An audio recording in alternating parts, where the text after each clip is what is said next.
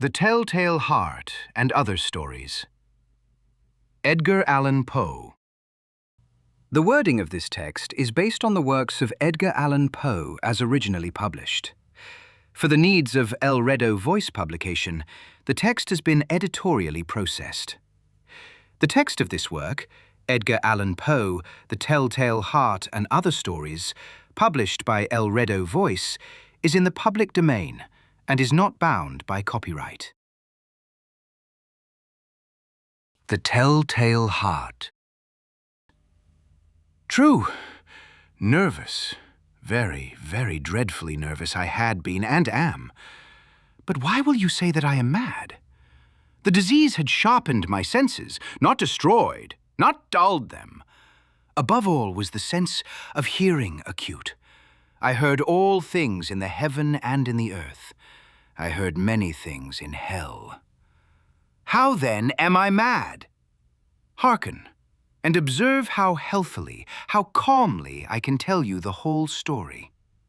It is impossible to say how first the idea entered my brain, but once conceived, it haunted me day and night. Object there was none, passion there was none. I loved the old man. He had never wronged me. He had never given me insult. For his gold I had no desire. I think it was his eye. Yes, it was this. He had the eye of a vulture, a pale blue eye with a film over it. Whenever it fell upon me, my blood ran cold. And so, by degrees, very gradually, I made up my mind to take the life of the old man, and thus rid myself of the eye forever. Now this is the point. You fancy me mad. Madmen know nothing. But you should have seen me. You should have seen how wisely I proceeded, with what caution, with what foresight, with what dissimulation I went to work. I was never kinder to the old man than during the whole week before I killed him. And every night, about midnight, I turned the latch of his door and opened it, oh, so gently.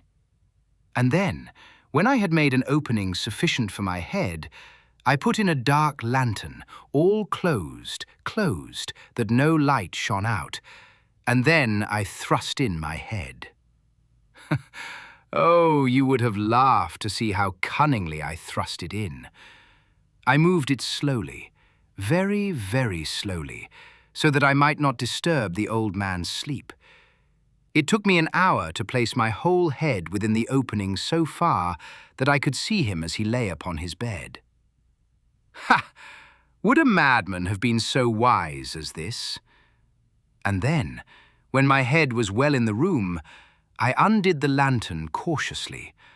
Oh, so cautiously, cautiously, for the hinges creaked. I undid it just so much that a single thin ray fell upon the vulture eye. And this I did for 7 long nights, every night just at midnight. But I found the eye always closed, and so it was impossible to do the work. For it was not the old man who vexed me, but his evil eye. And every morning, when the day broke, I went boldly into the chamber and spoke courageously to him, calling him by name in a hearty tone, and inquiring how he has passed the night. So you see he would have been a very profound old man indeed, to suspect that every night, just at 12, I looked in upon him while he slept. Upon the 8th night, I was more than usually cautious in opening the door. A watch's minute hand moves more quickly than did mine. Never before that night had I felt the extent of my own powers, of my sagacity. I could scarcely contain my feelings of triumph. To think that there I was, opening the door little by little, and he not even to dream of my secret deeds or thoughts. I fairly chuckled at the idea, and perhaps he heard me, for he moved on the bed suddenly, as if startled. Now, you may think that I drew back, But no. His room was as black as pitch with the thick darkness, for the shutters were close fastened through fear of robbers, and so I knew that he could not see the opening of the door, and I kept pushing it on steadily, steadily.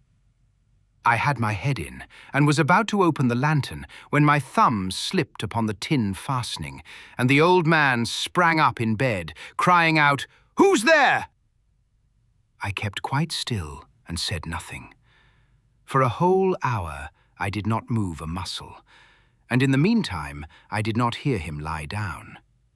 He was still sitting up in the bed listening, just as I have done, night after night, hearkening to the death watches in the wall.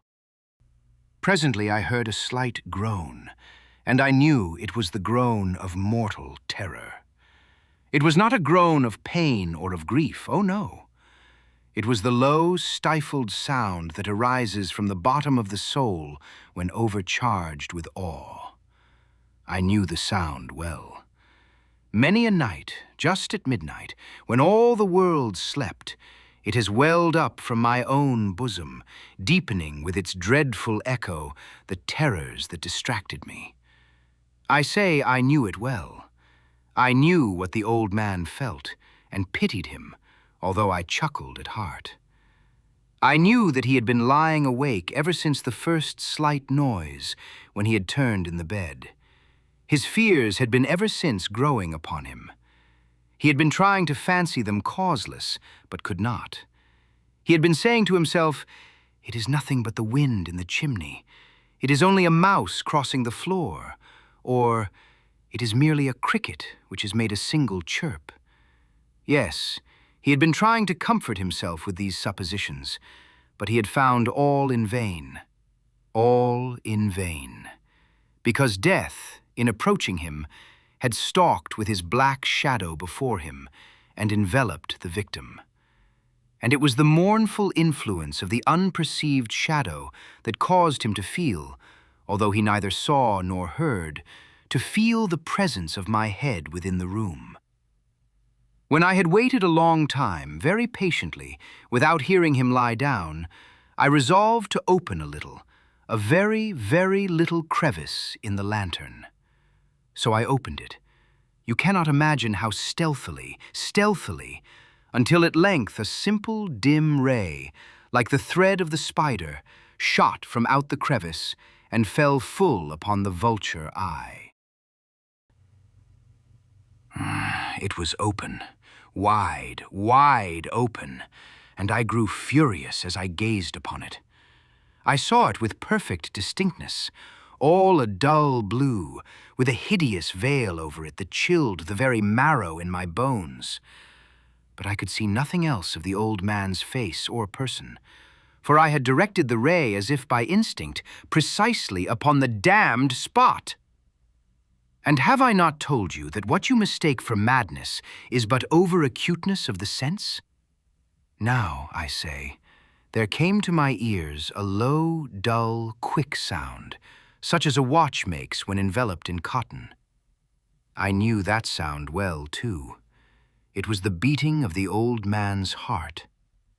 It increased my fury, as the beating of a drum stimulates the soldier into courage. But even yet I refrained and kept still. I scarcely breathed. I held the lantern motionless. I tried how steadily I could maintain the ray upon the eye. Meantime, the hellish tattoo of the heart increased. It grew quicker and quicker, and louder every instant. The old man's terror must have been extreme. It grew louder, I say, louder every moment. Do you mark me well? I have told you that I am nervous. So I am. And now, at the dead hour of the night, amid the dreadful silence of that old house, so strange a noise as this excited me to uncontrollable terror. Yet, for some minutes longer, I refrained and stood still. But the beating grew louder, louder. I thought the heart must burst. And now a new anxiety seized me. The sound would be heard by a neighbor. The old man's hour had come. With a loud yell, I threw open the lantern and leaped into the room. He shrieked once only. In an instant, I dragged him to the floor and pulled the heavy bed over him. I then smiled gaily to find the deed so far done. But for many minutes, the heart beat on with a muffled sound. This, however, did not vex me. It would not be heard through the wall. At length it ceased. The old man was dead. I removed the bed and examined the corpse.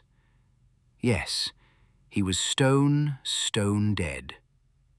I placed my hand upon the heart and held it there many minutes. There was no pulsation. He was stone dead. His eye would trouble me no more. If still you think me mad, you will think so no longer when I describe the wise precautions I took for the concealment of the body. The night waned, and I worked hastily, but in silence. First of all, I dismembered the corpse.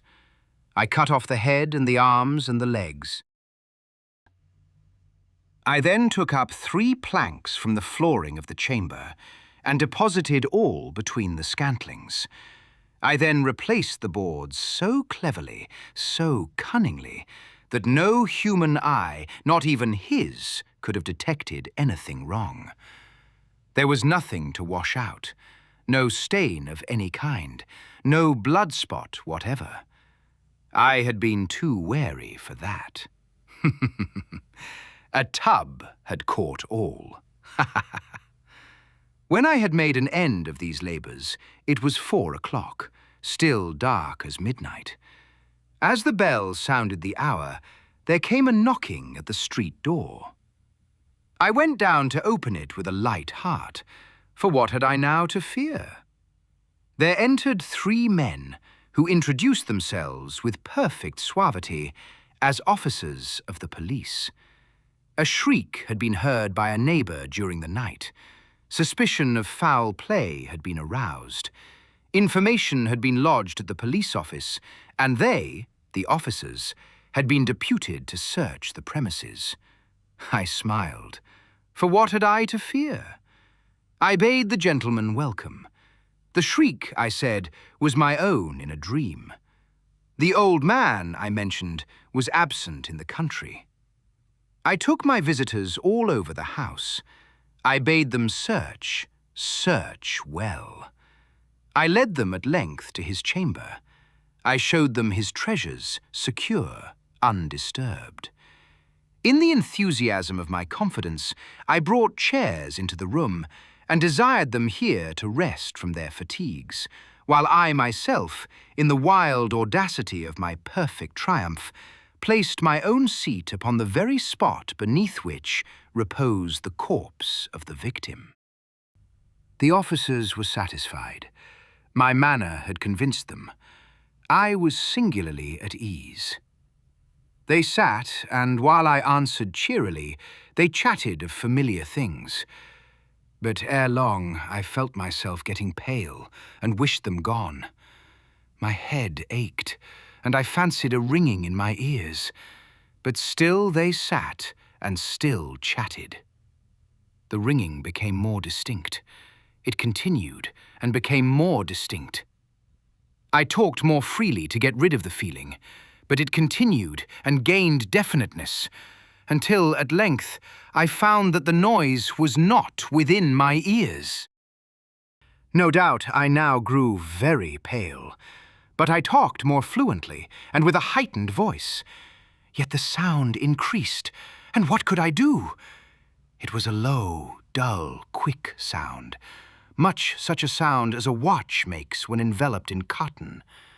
I gasped for breath, and yet the officers heard it not. I talked more quickly, more vehemently, but the noise steadily increased.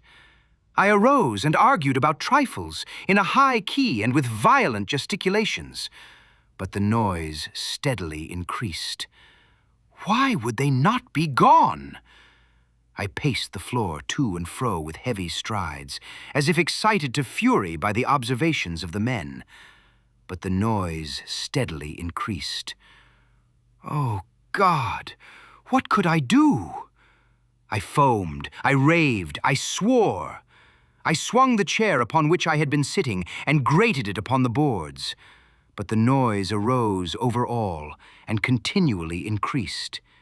It grew louder, louder, louder. And still the men chatted pleasantly and smiled. Was it possible they heard not? Almighty God! No, no! They heard, they suspected, they knew! They were making a mockery of my horror. This I thought, and this I think. But anything was better than this agony. Anything was more tolerable than this derision. I could bear those hypocritical smiles no longer. I felt that I must scream or die. And now, again, hark! Louder! Louder! Louder! Louder! Villains! I shrieked. Dissemble no more! I admit the deed! Tear up the planks! Here! Here! It is the beating of his hideous heart! The Purloined Letter. Nil sapientiae odiosius accumine nimio. Seneca. At Paris, just after dark, one gusty evening in the autumn of 18, I was enjoying the twofold luxury of meditation and a meerschaum, in company with my friend C. Auguste Dupin, in his little back library or book closet, au troisième, nombre 33, Rue Dunot, Faubourg Saint-Germain. For 1 hour at least we had maintained a profound silence, while each, to any casual observer, might have seemed intently and exclusively occupied with the curling eddies of smoke that oppressed the atmosphere of the chamber. For myself, however, I was mentally discussing certain topics which had formed matter for conversation between us at an earlier period of the evening. I mean the affair of the Rue Morgue and the mystery attending the murder of Marie Roget. I looked upon it, therefore, as something of a coincidence when the door of our apartment was thrown open and admitted our old acquaintance, Monsieur Jus, the prefect of the Parisian police. We gave him a hearty welcome, for there was nearly half as much of the entertaining as of the contemptible about the man, and we had not seen him for several years. We had been sitting in the dark, and Dupin now arose for the purpose of lighting a lamp, but sat down again, without doing so, upon G's saying that he had called to consult us, or rather to ask the opinion of my friend, about some official business which had occasioned a great deal of trouble. If it is any point requiring reflection, observed Dupin, as he forbore to enkindle the wick, we shall examine it to better purpose, in the dark. That is another of your odd notions, said the prefect, who had a fashion of calling everything odd that was beyond his comprehension, and thus lived amid an absolute legion of oddities. Very true, said Dupin, as he supplied his visitor with a pipe and rolled towards him a comfortable chair. And what is the difficulty now? I asked. Nothing more in the assassination way, I hope. Oh, no, nothing of that nature. The fact is, the business is very simple indeed, and I make no doubt that we can manage it sufficiently well ourselves. But then I thought Dupin would like to hear the details of it, because it is so excessively odd. Simple and odd, said Dupin. Why, yes, and not exactly that either. The fact is, we have all been a good deal puzzled because the affair is so simple, and yet baffles us altogether. Perhaps it is the very simplicity of the thing which puts you at fault, said my friend. What nonsense you do talk, replied the prefect, laughing heartily. Perhaps the mystery is a little too plain, said Dupin. Oh, good heavens, who ever heard of such an idea? A little too self-evident. Ha ha ha ha ha! Ho ho ho! Roared our visitor, profoundly amused. Oh, Dupin, you will be the death of me yet. And what, after all, is the matter on hand? I asked. Why, I will tell you, replied the prefect, as he gave a long, steady, and contemplative puff, and settled himself in his chair. I will tell you in a few words. But before I begin, let me caution you that this is an affair demanding the greatest secrecy, and that I should most probably lose the position I now hold were it known that I confided it to anyone." "Proceed," said I. "Or not," said Dupin. "Well then, I have received personal information from a very high quarter that a certain document of the last importance has been purloined from the royal apartments. The individual who purloined it is known. This beyond a doubt. He was seen to take it. It is known also that it still remains in his possession." "How is this known?" asked Dupin.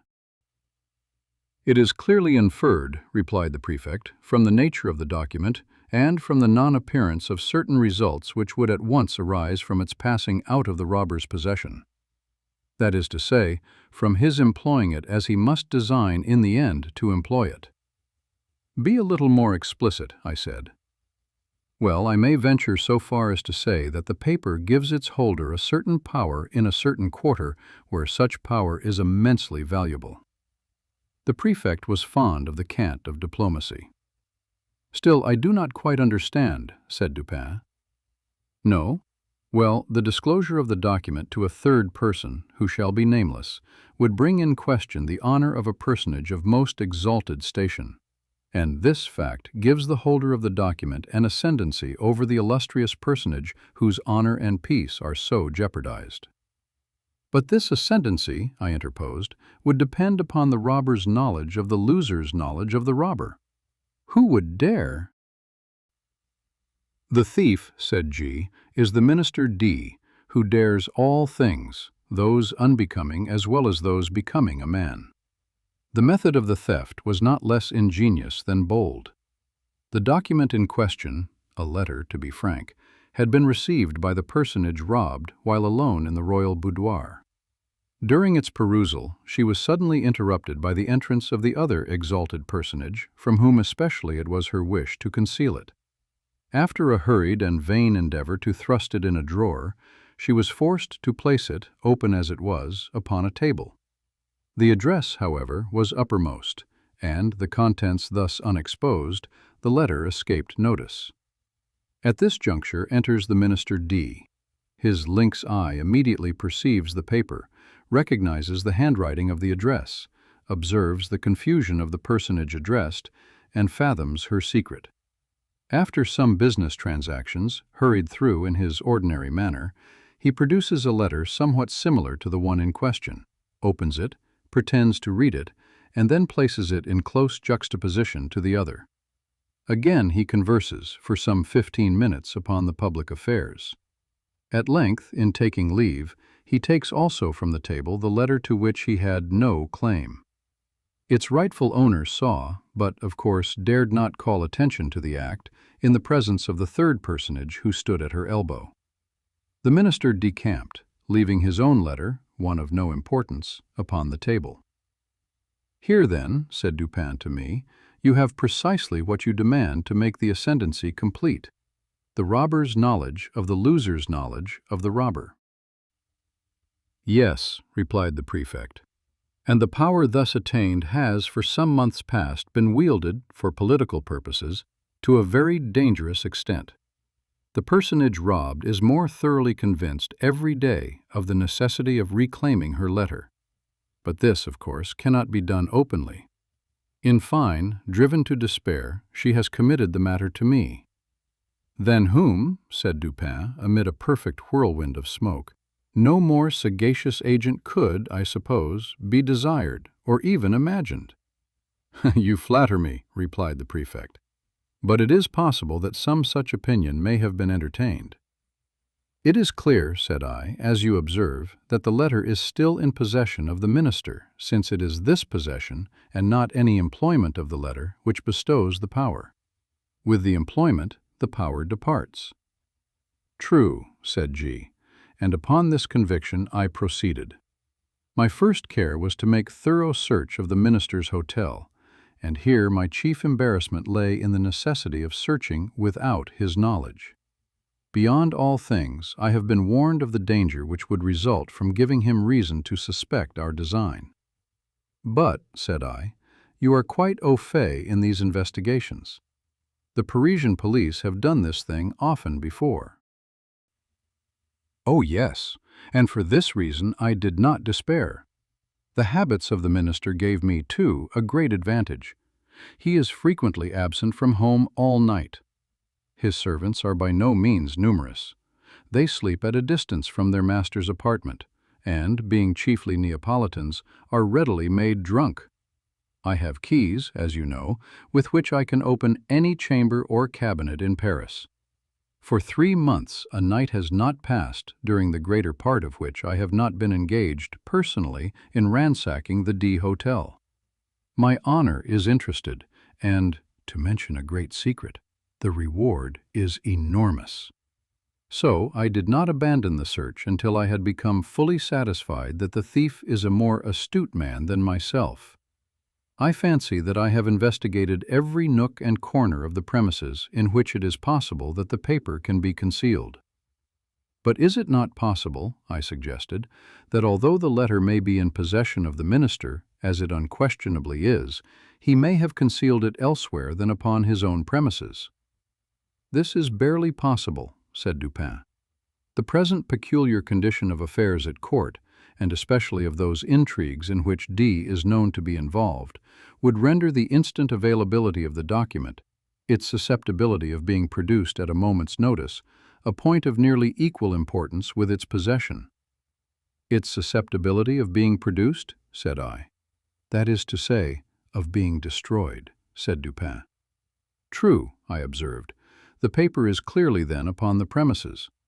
As for its being upon the person of the minister, we may consider that as out of the question. Entirely, said the prefect. He has been twice waylaid, as if by footpads, and his person rigorously searched under my own inspection. You might have spared yourself this trouble, said Dupin. D, I presume, is not altogether a fool, and if not, must have anticipated these waylayings as a matter of course.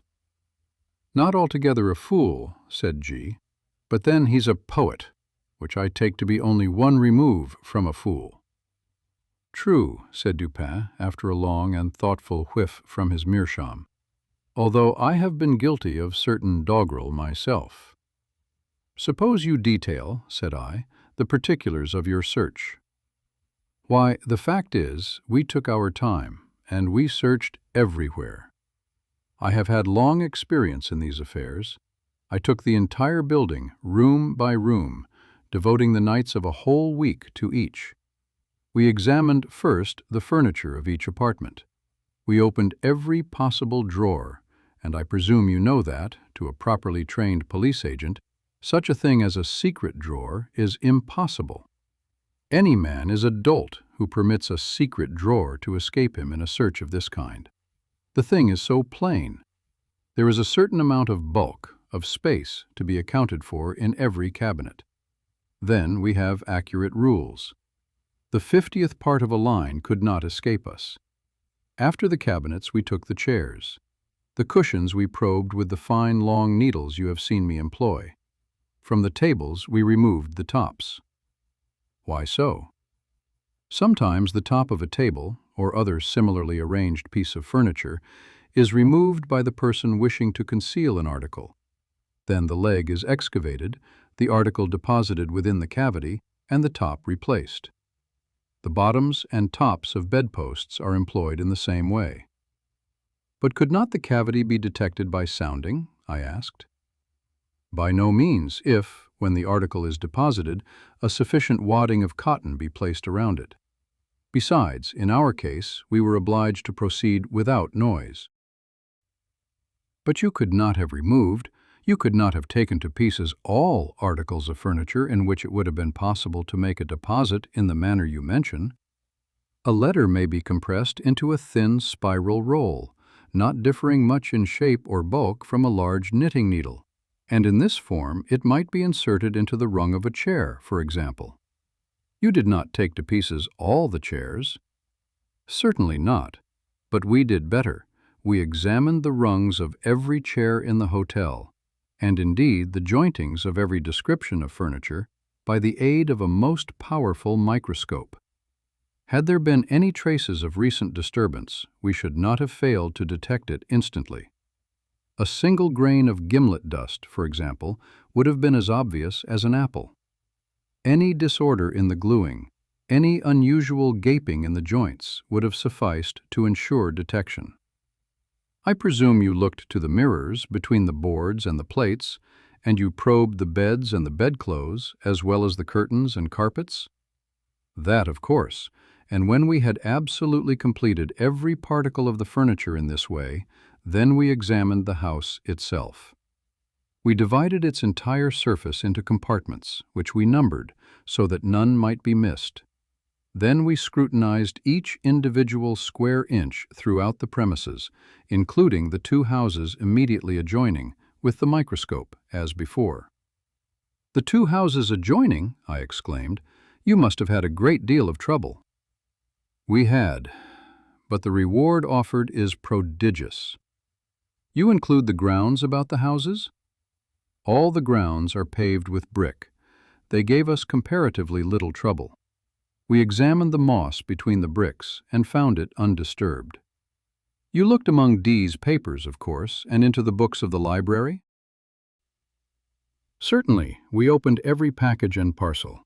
We not only opened every book, but we turned over every leaf in each volume, not contenting ourselves with a mere shake, according to the fashion of some of our police officers. We also measured the thickness of every book cover with the most accurate ad measurement, and applied to each the most jealous scrutiny of the microscope. Had any of the bindings been recently meddled with, it would have been utterly impossible that the fact should have escaped observation. Some 5 or 6 volumes, just from the hands of the binder, we carefully probed longitudinally with the needles. You explored the floors beneath the carpets? Beyond doubt, we removed every carpet and examined the boards with the microscope. And the paper on the walls? Yes. You looked into the cellars? We did. Then, I said, you have been making a miscalculation, and the letter is not upon the premises, as you suppose. I fear you are right there, said the prefect. And now, Dupin, what would you advise me to do? To make a thorough research of the premises. That is absolutely needless, replied G. I am not more sure that I breathe than I am that the letter is not at the hotel. I have no better advice to give you, said Dupin. You have, of course, an accurate description of the letter. Oh, yes. And here the prefect, producing a memorandum book, proceeded to read aloud a minute account of the internal and especially of the external appearance of the missing document. Soon after finishing the perusal of this description, he took his departure, more entirely depressed in spirits than I had ever known the good gentleman before. In about a month afterwards, he paid us another visit, and found us occupied very nearly as before. He took a pipe and a chair and entered into some ordinary conversation. At length I said, "Well, but G, what of the Purloined Letter? I presume you have at last made up your mind that there is no such thing as overreaching the minister." "Confound him, say I, yes. I made the re-examination, however, as Dupin suggested, but it was all labor lost, as I knew it would be." "How much was the reward offered, did you say?" asked Dupin. "Why, a very great deal. A very liberal reward. I don't like to say how much, precisely. But one thing I will say, that I wouldn't mind giving my individual check for 50,000 francs to anyone who could obtain me that letter. The fact is, it is becoming of more and more importance every day, and the reward has been lately doubled. If it were trebled, however, I could do no more than I have done." "Why, yes," said Dupin, drawlingly, between the whiffs of his meerschaum. "I really think, G, you have not exerted yourself to the utmost in this matter. You might do a little more, I think, eh? How? In what way?" "Why, you might employ counsel in the matter, eh? Do you remember the story they tell of Abernethy?"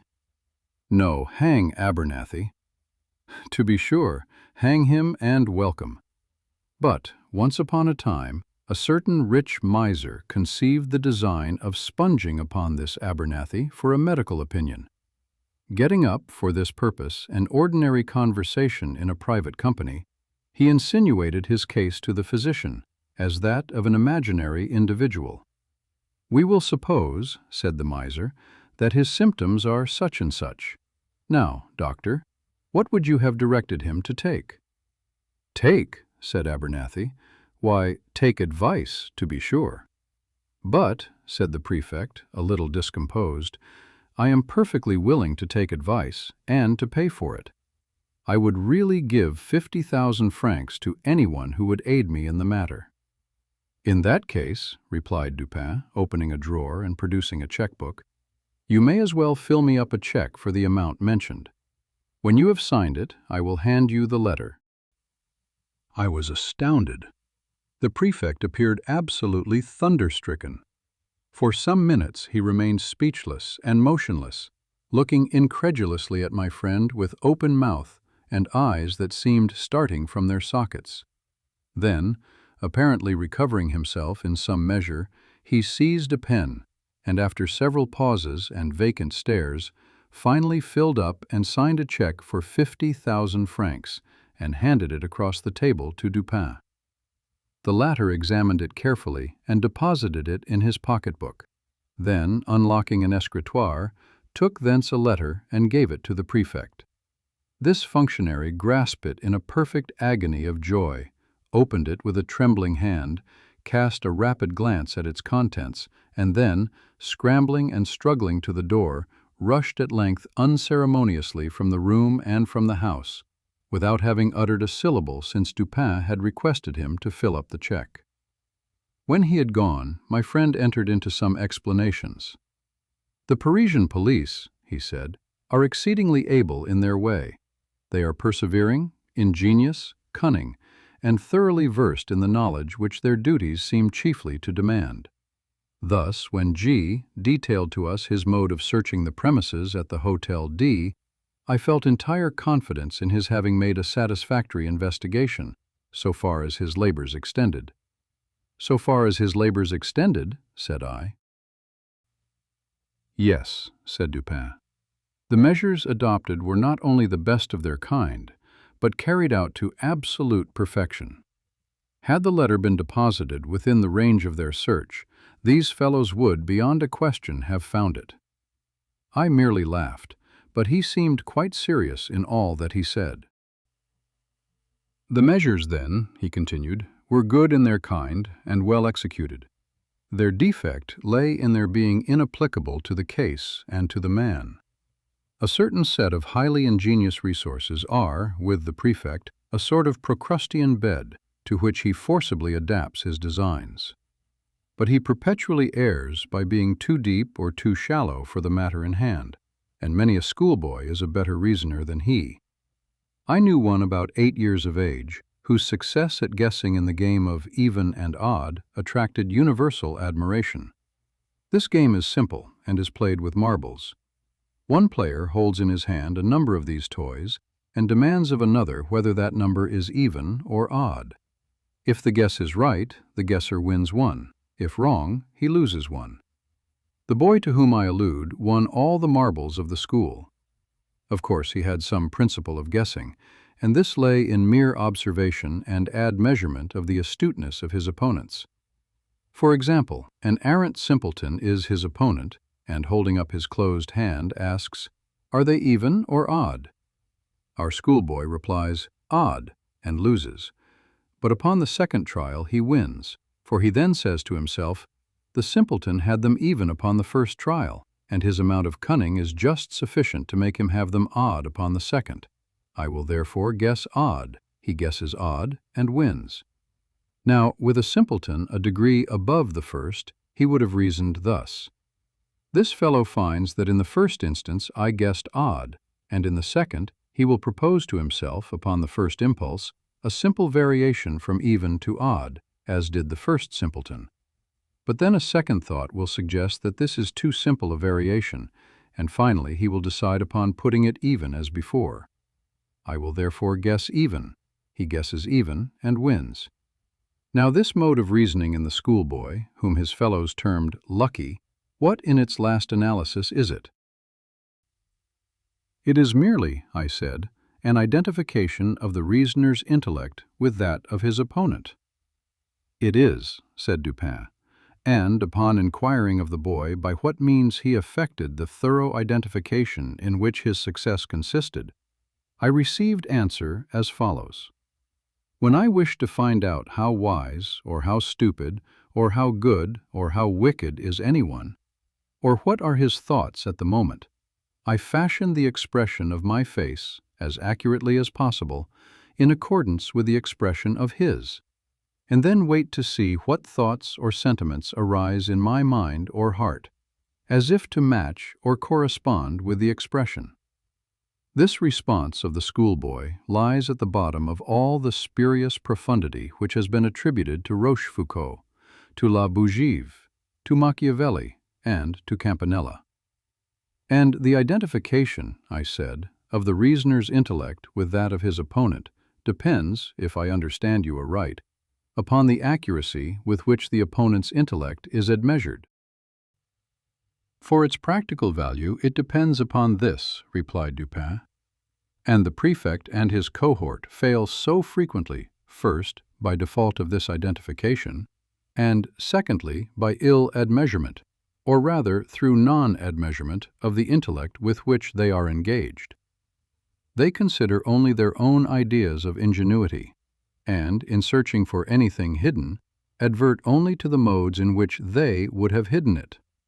They are right in this much, that their own ingenuity is a faithful representative of that of the mass. But when the cunning of the individual felon is diverse in character from their own, the felon foils them, of course. This always happens when it is above their own, and very usually when it is below. They have no variation of principle in their investigations. At best, when urged by some unusual emergency, by some extraordinary reward, they extend or exaggerate their old modes of practice without touching their principles. What, for example, in this case of D, has been done to vary the principle of action? What is all this boring and probing and sounding and scrutinizing with the microscope and dividing the surface of the building into registered square inches? What is it all but an exaggeration of the application of the one principle or set of principles of search, which are based upon the one set of notions regarding human ingenuity to which the prefect, in the long routine of his duty, has been accustomed? Do you not see he has taken it for granted that all men proceed to conceal a letter, not exactly in a gimlet hole bored in a chair leg, but at least in some out-of-the-way hole or corner suggested by the same tenor of thought which would urge a man to secrete a letter in a gimlet hole bored in a chair leg? And do you not see also that such recherches nooks for concealment are adapted only for ordinary occasions, and would be adopted only by ordinary intellects?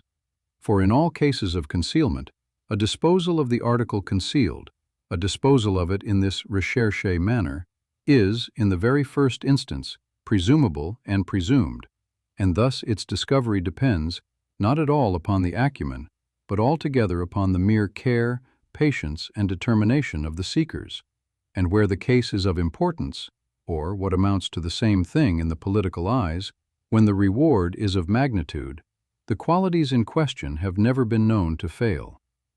You will now understand what I meant in suggesting that, had the Purloined Letter been hidden anywhere within the limits of the prefect's examination, in other words, had the principle of its concealment been comprehended within the principles of the prefect, its discovery would have been a matter altogether beyond question. This functionary, however, has been thoroughly mystified, and the remote source of his defeat lies in the supposition that the minister is a fool, because he has acquired renown as a poet. All fools are poets, this the prefect feels, and he is merely guilty of a non-distributio medii in thence inferring that all poets are fools. But is this really the poet? I asked. There are two brothers, I know, and both have attained reputation in letters. The minister, I believe, has written learnedly on the differential calculus. He is a mathematician and no poet. You are mistaken. I know him well. He is both. As poet and mathematician, he would reason well. As mere mathematician, he could not have reasoned at all, and thus would have been at the mercy of the prefect. "You surprise me," I said, "by these opinions, which have been contradicted by the voice of the world. You do not mean to set at naught the well-digested idea of centuries. The mathematical reason has long been regarded as the reason par excellence." "Il y a à parier," replied Dupin, quoting from Chamfort, "que toute idée publique, toute convention reçue est une sottise, car elle a convenu au plus grand nombre." The mathematicians, I grant you, have done their best to promulgate the popular error to which you allude, and which is nonetheless an error for its promulgation as truth. With an art worthy a better cause, for example, they have insinuated the term analysis into application to algebra. The French are the originators of this particular deception. But if a term is of any importance, if words derive any value from applicability, then analysis conveys algebra about as much as, in Latin, ambitus implies ambition, religio, religion, or homines honesti, a set of honorable men. "You have a quarrel on hand, I see," said I, "with some of the algebraists of Paris, but proceed." "I dispute the availability, and thus the value, of that reason which is cultivated in any especial form other than the abstractly logical. I dispute, in particular, the reason adduced by mathematical study. The mathematics are the science of form and quantity. Mathematical reasoning is merely logic applied to observation upon form and quantity. The great error lies in supposing that even the truths of what is called pure algebra are abstract or general truths. And this error is so egregious that I am confounded at the universality with which it has been received. Mathematical axioms are not axioms of general truth. What is true of relation, of form and quantity, is often grossly false in regard to morals, for example. In this latter science, it is very usually untrue that the aggregated parts are equal to the whole. In chemistry also, the axiom fails.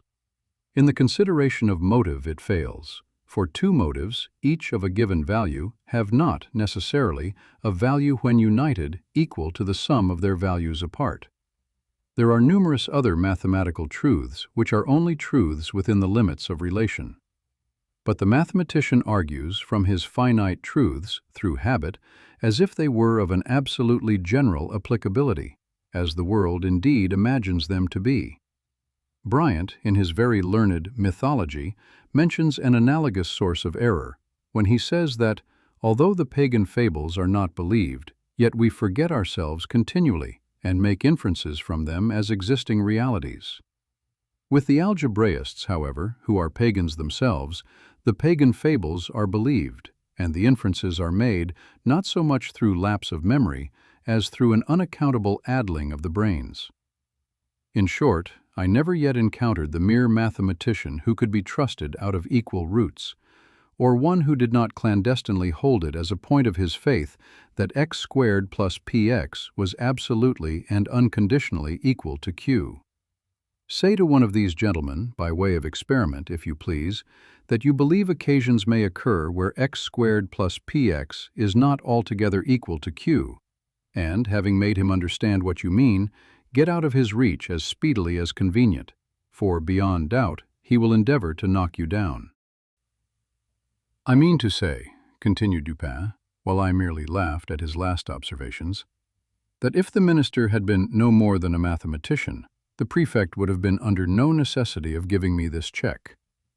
I know him, however, as both mathematician and poet, and my measures were adapted to his capacity, with reference to the circumstances by which he was surrounded.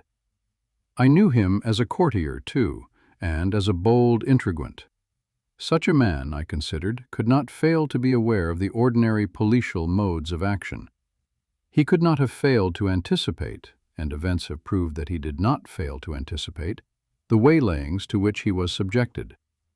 He must have foreseen, I reflected, the secret investigations of his premises.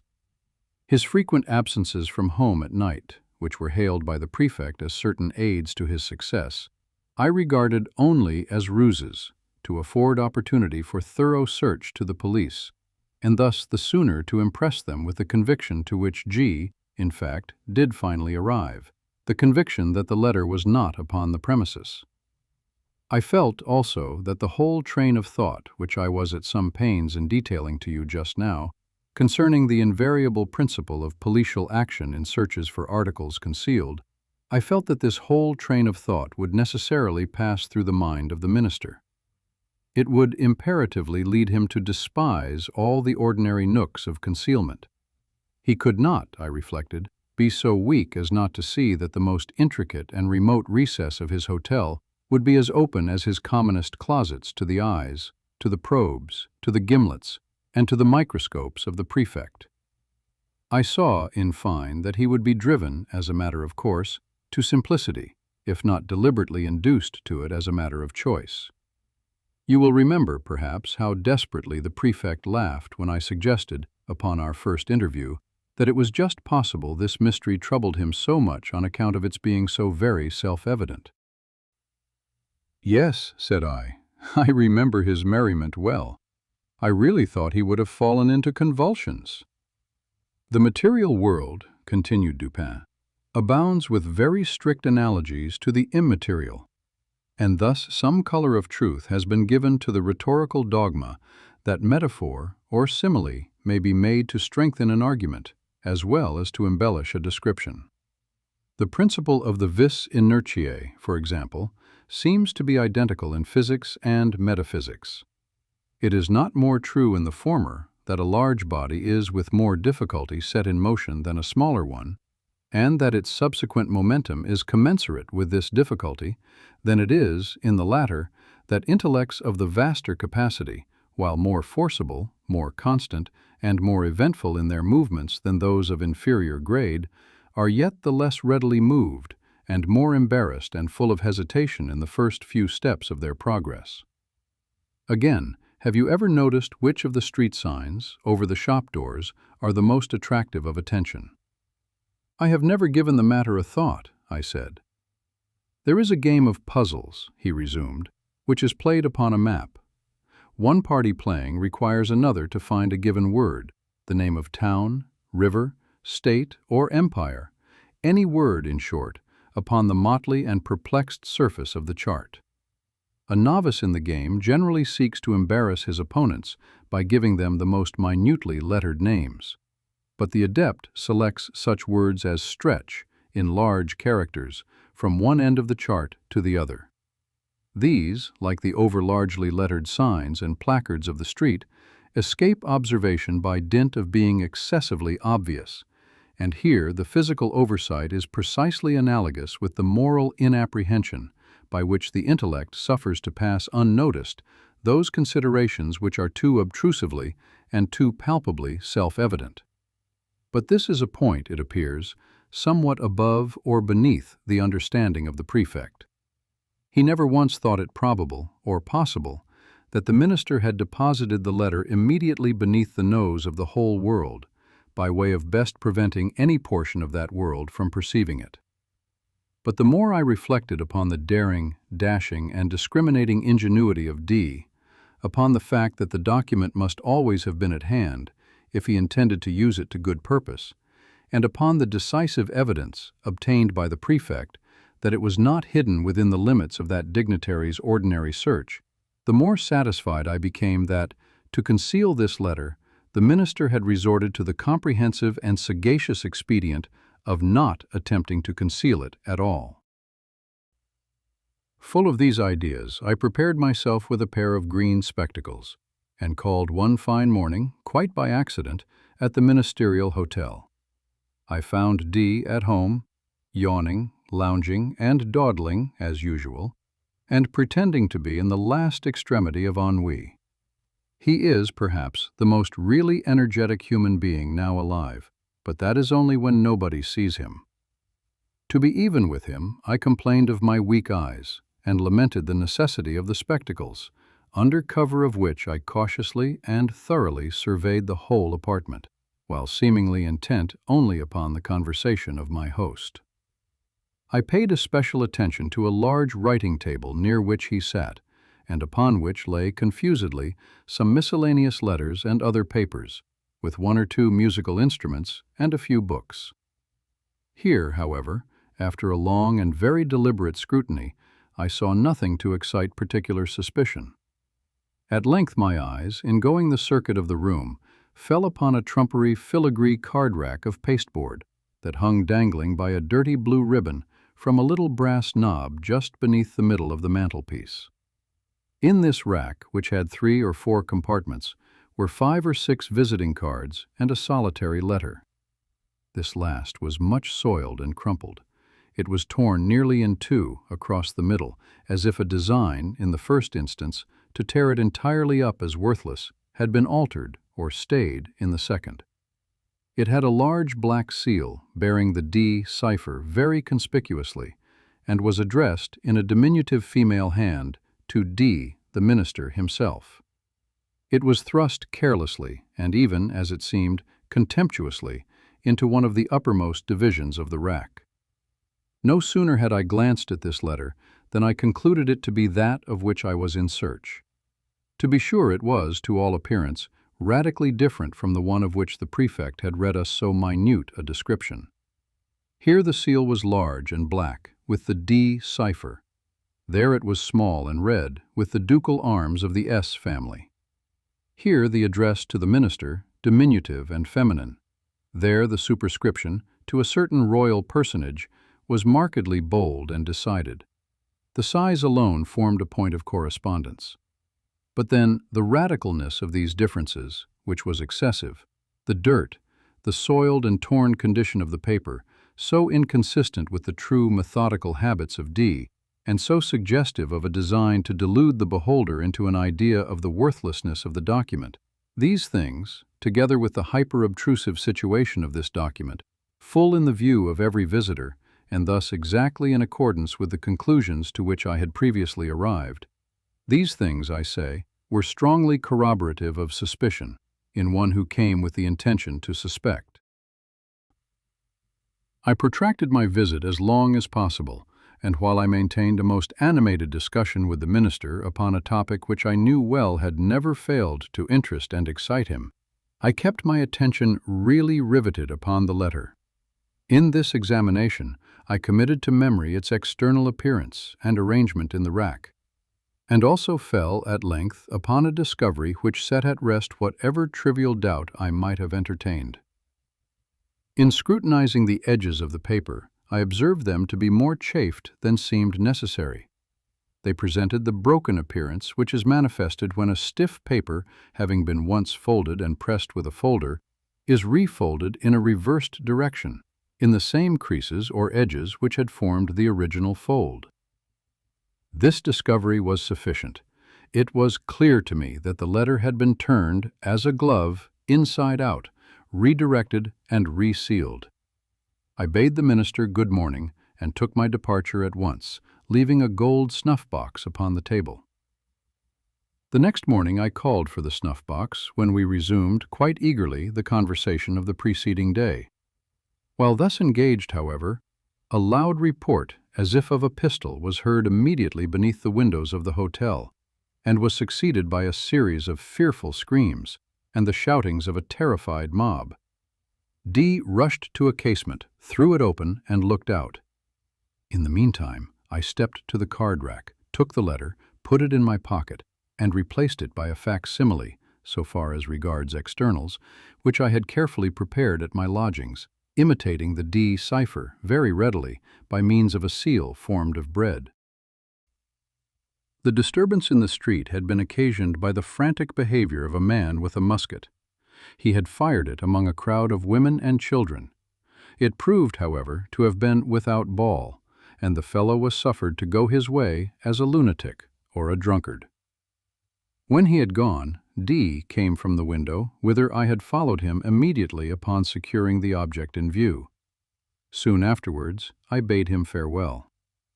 The pretended lunatic was a man in my own pay.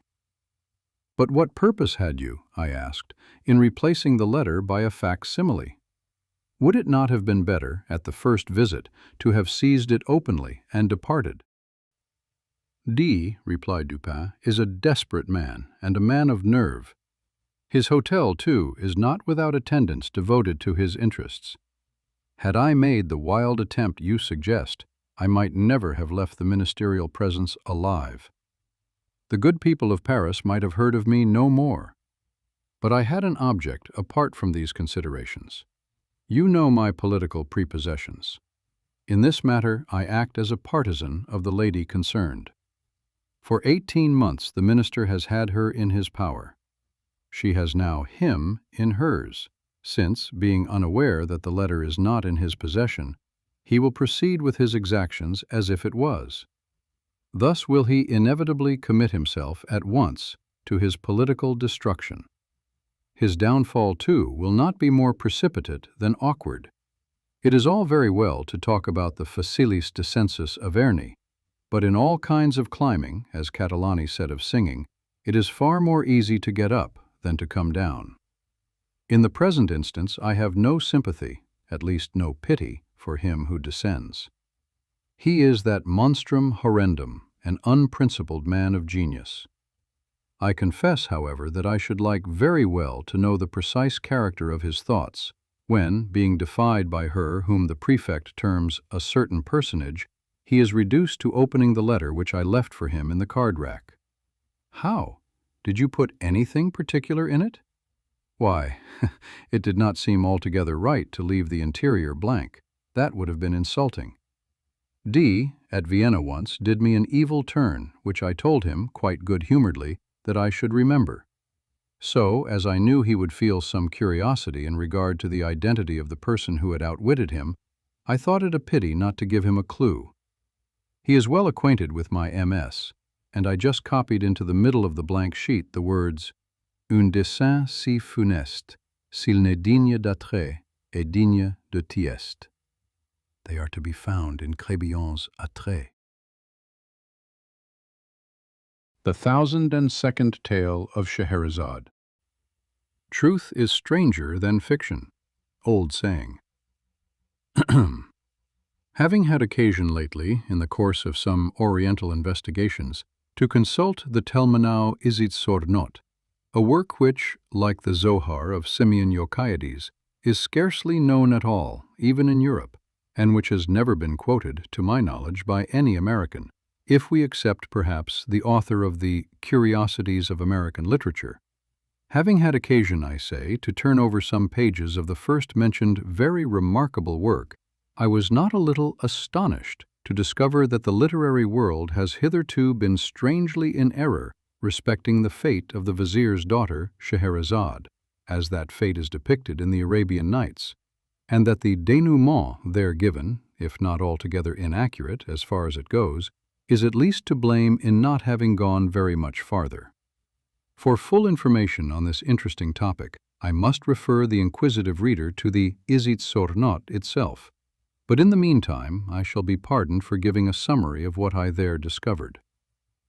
It will be remembered that in the usual version of the tales, a certain monarch, having good cause to be jealous of his queen, not only puts her to death, but makes a vow by his beard and the prophet to espouse each night the most beautiful maiden in his dominions, and the next morning to deliver her up to the executioner. Having fulfilled this vow for many years to the letter, and with a religious punctuality and method that conferred great credit upon him as a man of devout feeling and excellent sense, he was interrupted one afternoon, no doubt at his prayers, by a visit from his Grand Vizier, to whose daughter, it appears, there had occurred an idea.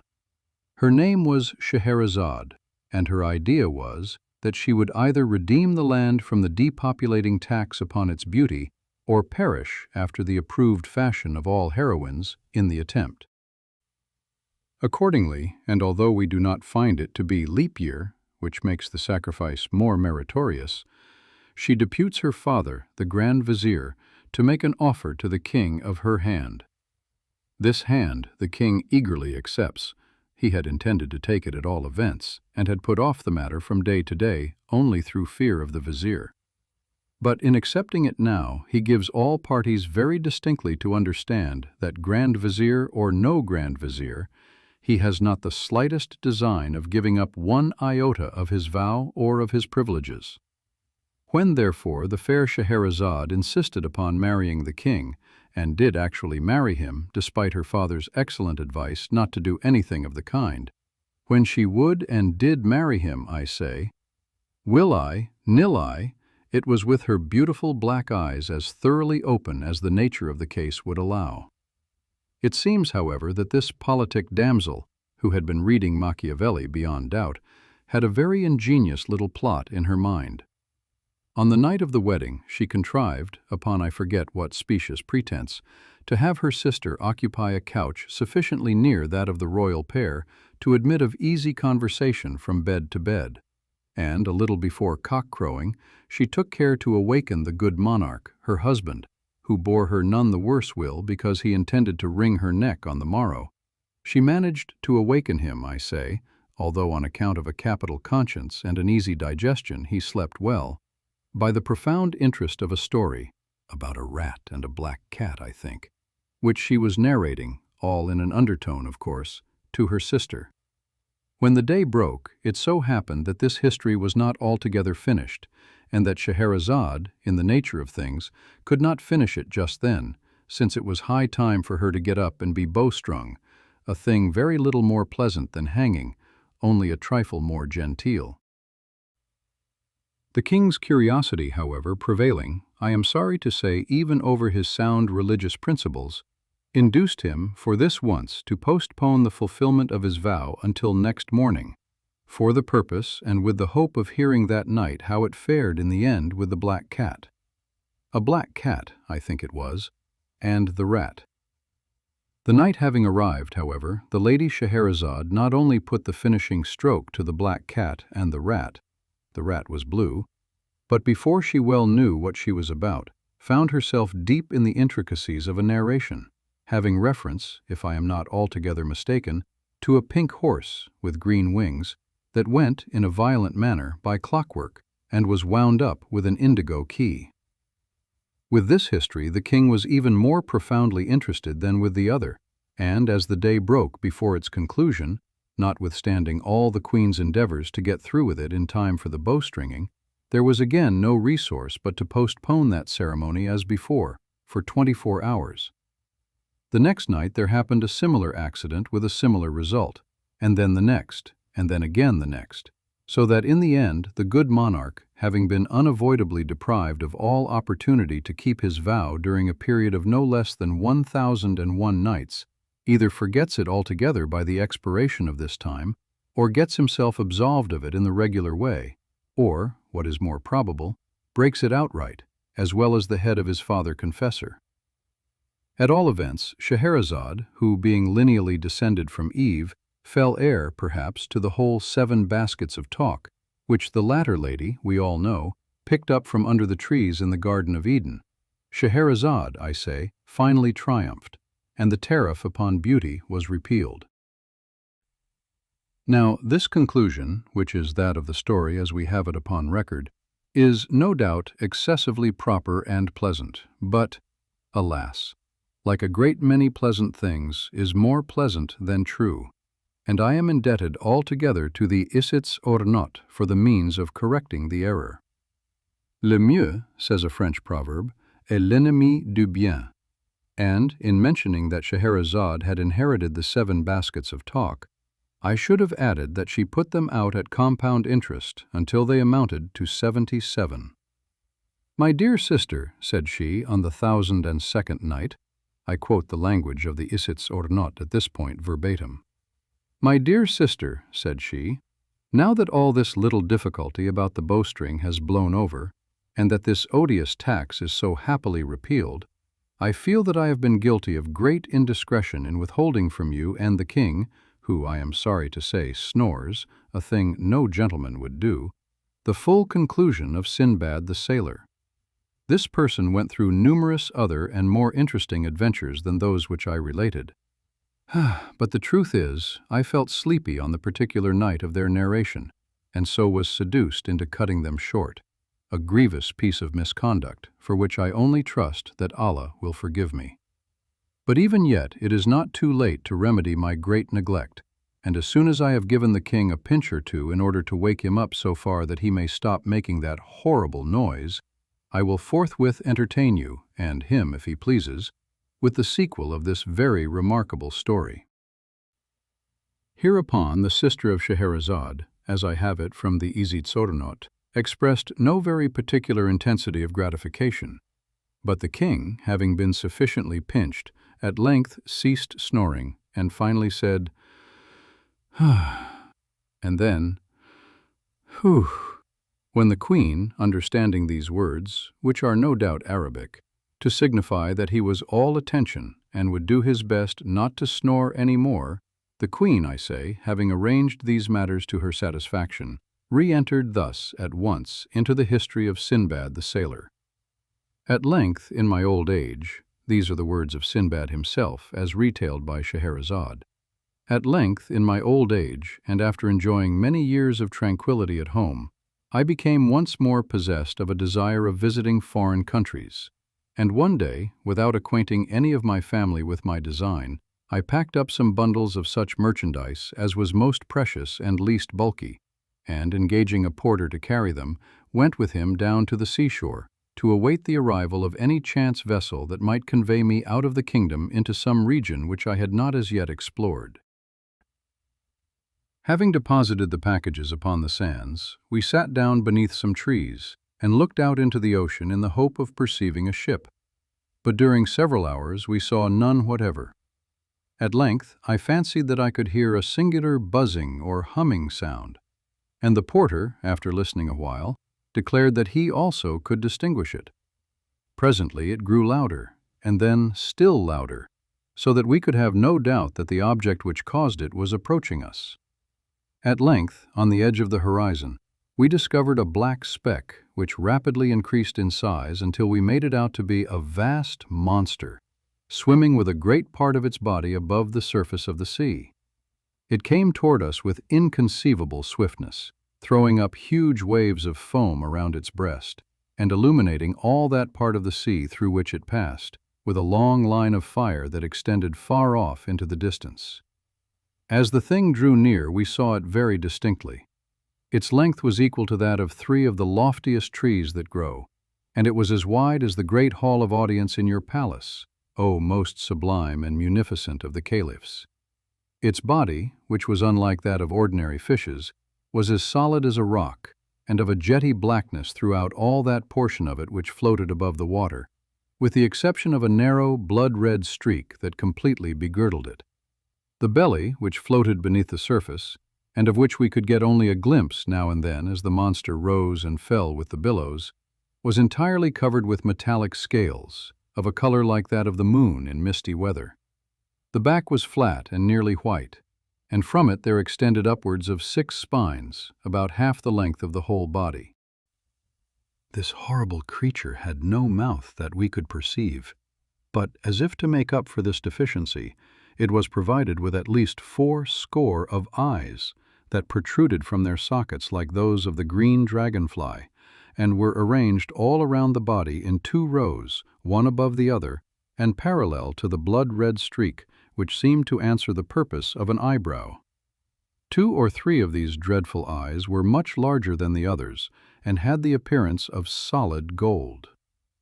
Although this beast approached us, as I have before said, with the greatest rapidity, it must have been moved altogether by necromancy, for it had neither fins like a fish, nor web feet like a duck, nor wings like the seashell which is blown along in the manner of a vessel, nor yet did it writhe itself forward as do the eels. Its head and its tail were shaped precisely alike, only not far from the latter were 2 small holes that served for nostrils, and through which the monster puffed out its thick breath with prodigious violence, and with a shrieking, disagreeable noise. Our terror at beholding this hideous thing was very great, but it was even surpassed by our astonishment when, upon getting a nearer look, we perceived upon the creature's back a vast number of animals about the size and shape of men, and altogether much resembling them, except that they wore no garments, as men do, being supplied, by nature no doubt, with an ugly, uncomfortable covering, a good deal like cloth, but fitting so tight to the skin as to render the poor wretches laughably awkward and put them apparently to severe pain. On the very tips of their heads were certain square-looking boxes, which, at first sight, I thought might have been intended to answer as turbans, but I soon discovered that they were excessively heavy and solid, and I therefore concluded they were contrivances designed, by their great weight, to keep the heads of the animals steady and safe upon their shoulders. Around the necks of the creatures were fastened black collars, badges of servitude, no doubt, such as we keep on our dogs, only much wider and infinitely stiffer, so that it was quite impossible for these poor victims to move their heads in any direction without moving the body at the same time. And thus they were doomed to perpetual contemplation of their noses, a view puggish and snubby in a wonderful, if not positively in an awful degree.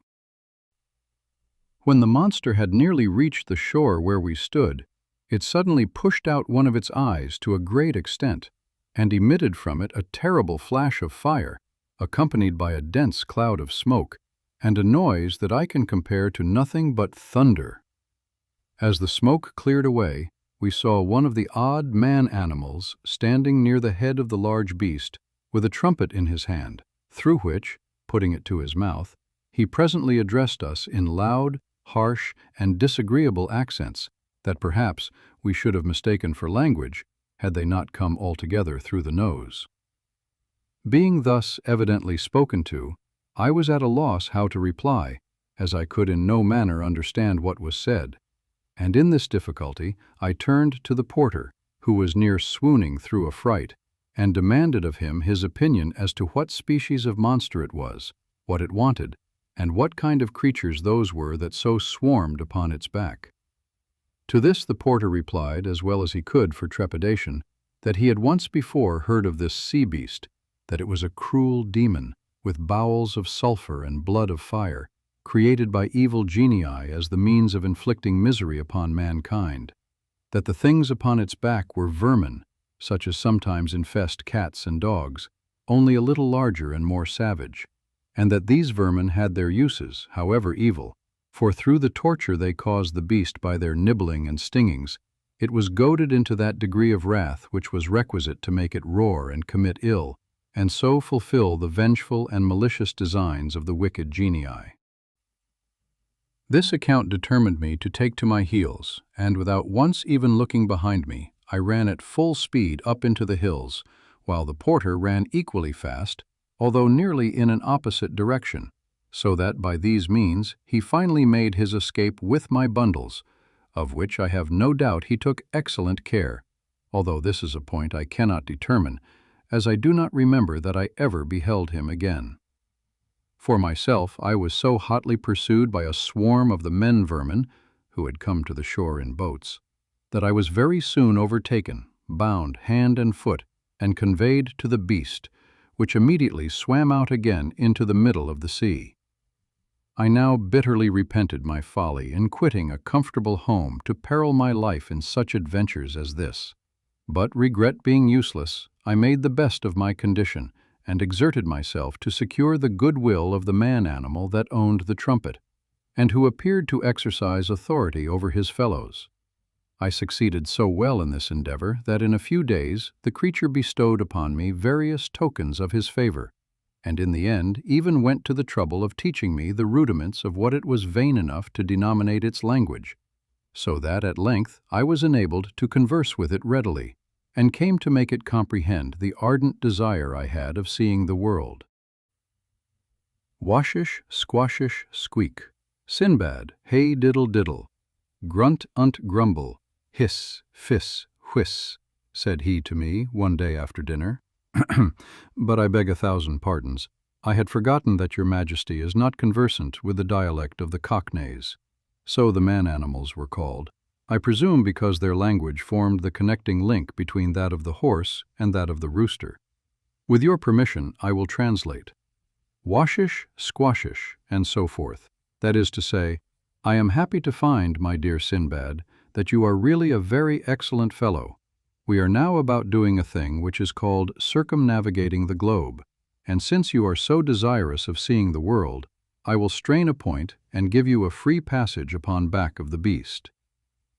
When the Lady Scheherazade had proceeded thus far, relates the Isitsöornot, the king turned over from his left side to his right and said, "It is, in fact, very surprising, my dear queen, that you omitted, hitherto, these latter adventures of Sinbad. Do you know, I think them exceedingly entertaining and strange." The king having thus expressed himself, we are told, the fair Scheherazade resumed her history in the following words.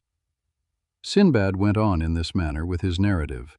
"I thanked the man-animal for its kindness, and soon found myself very much at home on the beast, which swam at a prodigious rate through the ocean, although the surface of the latter is, in that part of the world, by no means flat, but round like a pomegranate, so that we went, so to say, either uphill or downhill all the time." "That, I think, was very singular," interrupted the king.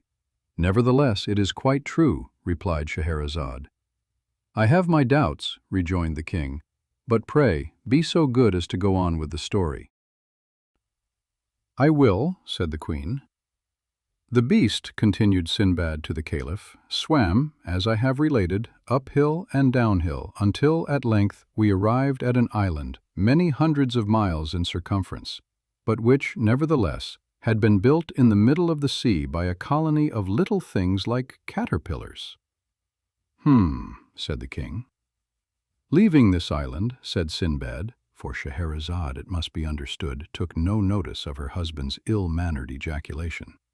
"Leaving this island, we came to another where the forests were of solid stone, and so hard that they shivered to pieces the finest tempered axes with which we endeavored to cut them down." Said the king again, but Scheherazade, paying him no attention, continued in the language of Sinbad. "Passing beyond this last island, we reached a country where there was a cave that ran to the distance of 30 or 40 miles within the bowels of the earth, and that contained a greater number of far more spacious and more magnificent palaces than are to be found in all Damascus and Baghdad. From the roofs of these palaces there hung myriads of gems, like diamonds, but larger than men, and in among the streets of towers and pyramids and temples there flowed immense rivers as black as ebony and swarming with fish that had no eyes." Said the king. "We then swam into a region of the sea where we found a lofty mountain, down whose sides there streamed torrents of melted metal, some of which were 12 miles wide and 60 miles long, while from an abyss on the summit issued so vast a quantity of ashes that the sun was entirely blotted out from the heavens, and it became darker than the darkest midnight, so that when we were even at the distance of 150 miles from the mountain, it was impossible to see the whitest object, however close we held it to our eyes." Said the king. "After quitting this coast, the beast continued his voyage until we met with a land in which the nature of things seemed reversed, for we here saw a great lake, at the bottom of which, more than 100 feet beneath the surface of the water, there flourished in full leaf a forest of tall and luxuriant trees." "Whew!" said the king. "Some 100 miles farther on brought us to a climate where the atmosphere was so dense as to sustain iron or steel, just as our own does feather." "Fiddle-de-dee," said the king. Proceeding still in the same direction, we presently arrived at the most magnificent region in the whole world. Through it there meandered a glorious river for several thousands of miles. This river was of unspeakable depth, and of a transparency richer than that of amber. It was from 3 to 6 miles in width, and its banks, which arose on either side to 1,200 feet in perpendicular height, were crowned with ever-blossoming trees and perpetual sweet-scented flowers that made the whole territory one gorgeous garden. But the name of this luxuriant land was the Kingdom of Horror, and to enter it was inevitable death." Said the king. "We left this kingdom in great haste, and after some days came to another, where we were astonished to perceive myriads of monstrous animals with horns resembling scythes upon their heads.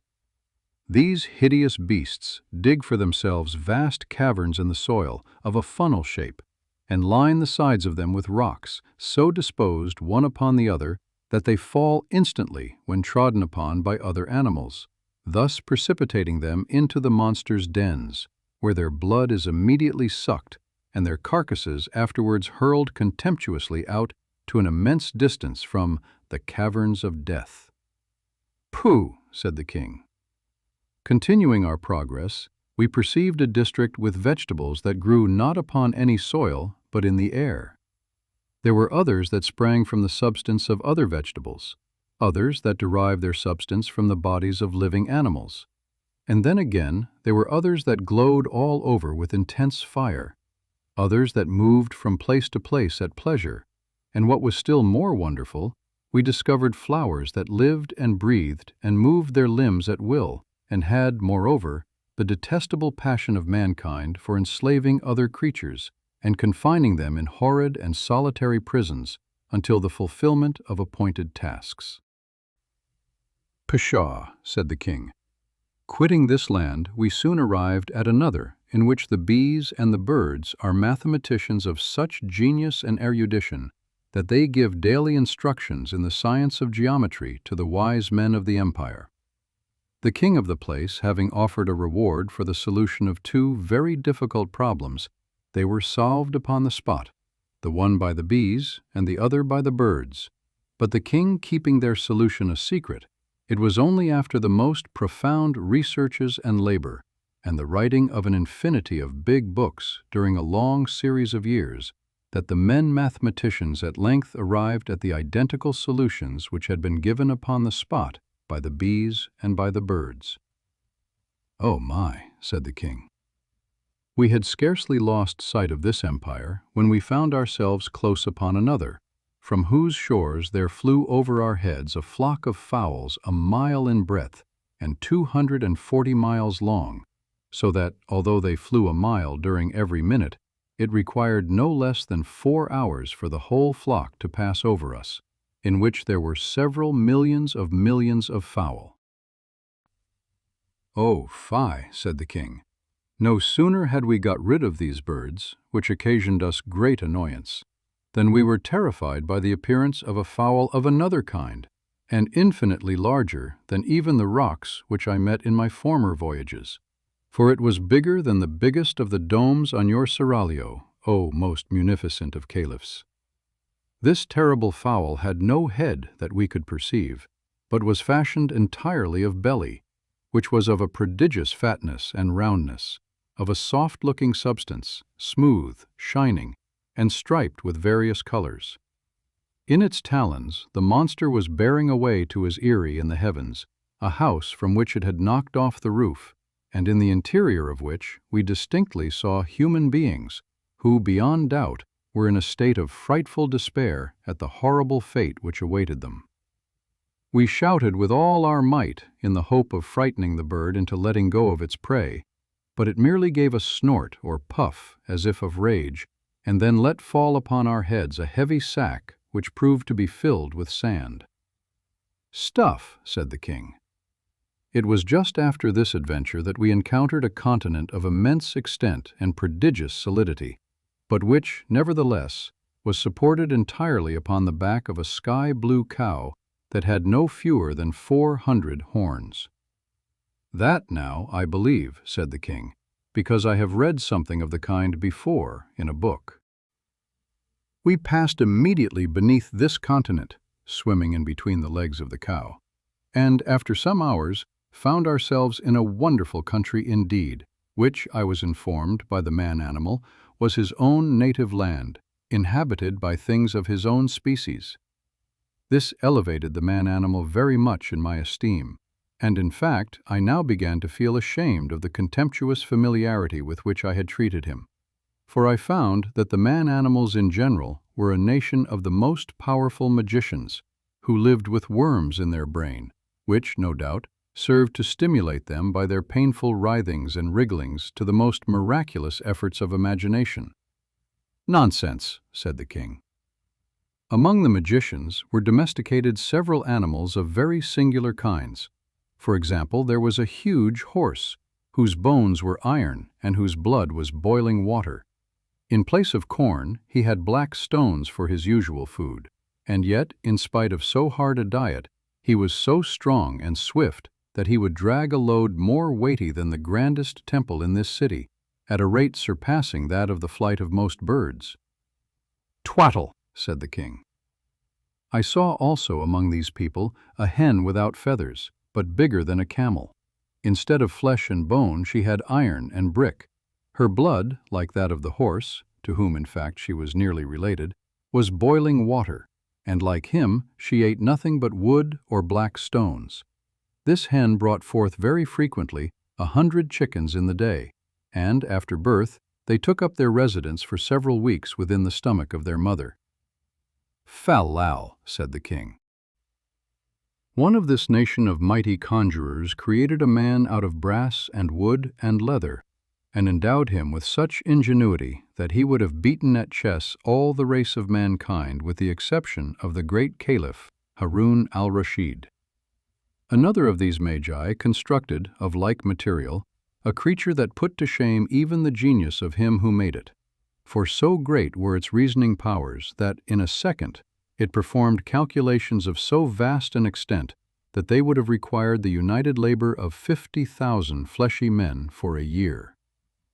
But a still more wonderful conjurer fashioned for himself a mighty thing that was neither man nor beast, but which had brains of lead, intermixed with a black matter like pitch, and fingers that it employed with such incredible speed and dexterity that it would have had no trouble in writing out 20,000 copies of the Koran in an hour, and this with so exquisite a precision that in all the copies there should not be found one to vary from another by the breadth of the finest hair.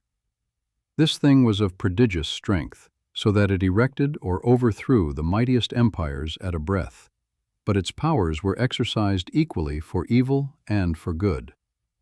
"Ridiculous," said the king. Among this nation of necromancers there was also one who had in his veins the blood of the salamanders, for he made no scruple of sitting down to smoke his chibuk in a red-hot oven until his dinner was thoroughly roasted upon its floor. Another had the faculty of converting the common metals into gold without even looking at them during the process. Another had such a delicacy of touch that he made a wire so fine as to be invisible.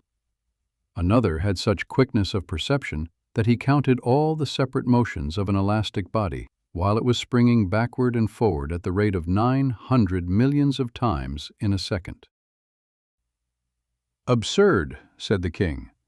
Another of these magicians, by means of a fluid that nobody ever yet saw, could make the corpses of his friends brandish their arms, kick out their legs, fight, or even get up and dance at his will.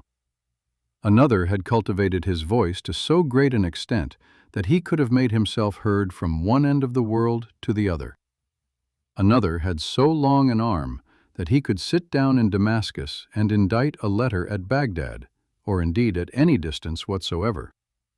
Another commanded the lightning to come down to him out of the heavens, and it came at his call, and served him for a plaything when it came. Another took two loud sounds, and out of them made a silence. Another constructed a deep darkness out of two brilliant lights. Another made ice in a red-hot furnace. Another directed the sun to paint his portrait, and the sun did. Another took this luminary with the moon and the planets, and having first weighed them with scrupulous accuracy, probed into their depths, and found out the solidity of the substance of which they were made. But the whole nation is, indeed, of so surprising a necromantic ability that not even their infants, nor their commonest cats and dogs, have any difficulty in seeing objects that do not exist at all, or that for 20 millions of years before the birth of the nation itself had been blotted out from the face of creation. "Preposterous," said the king.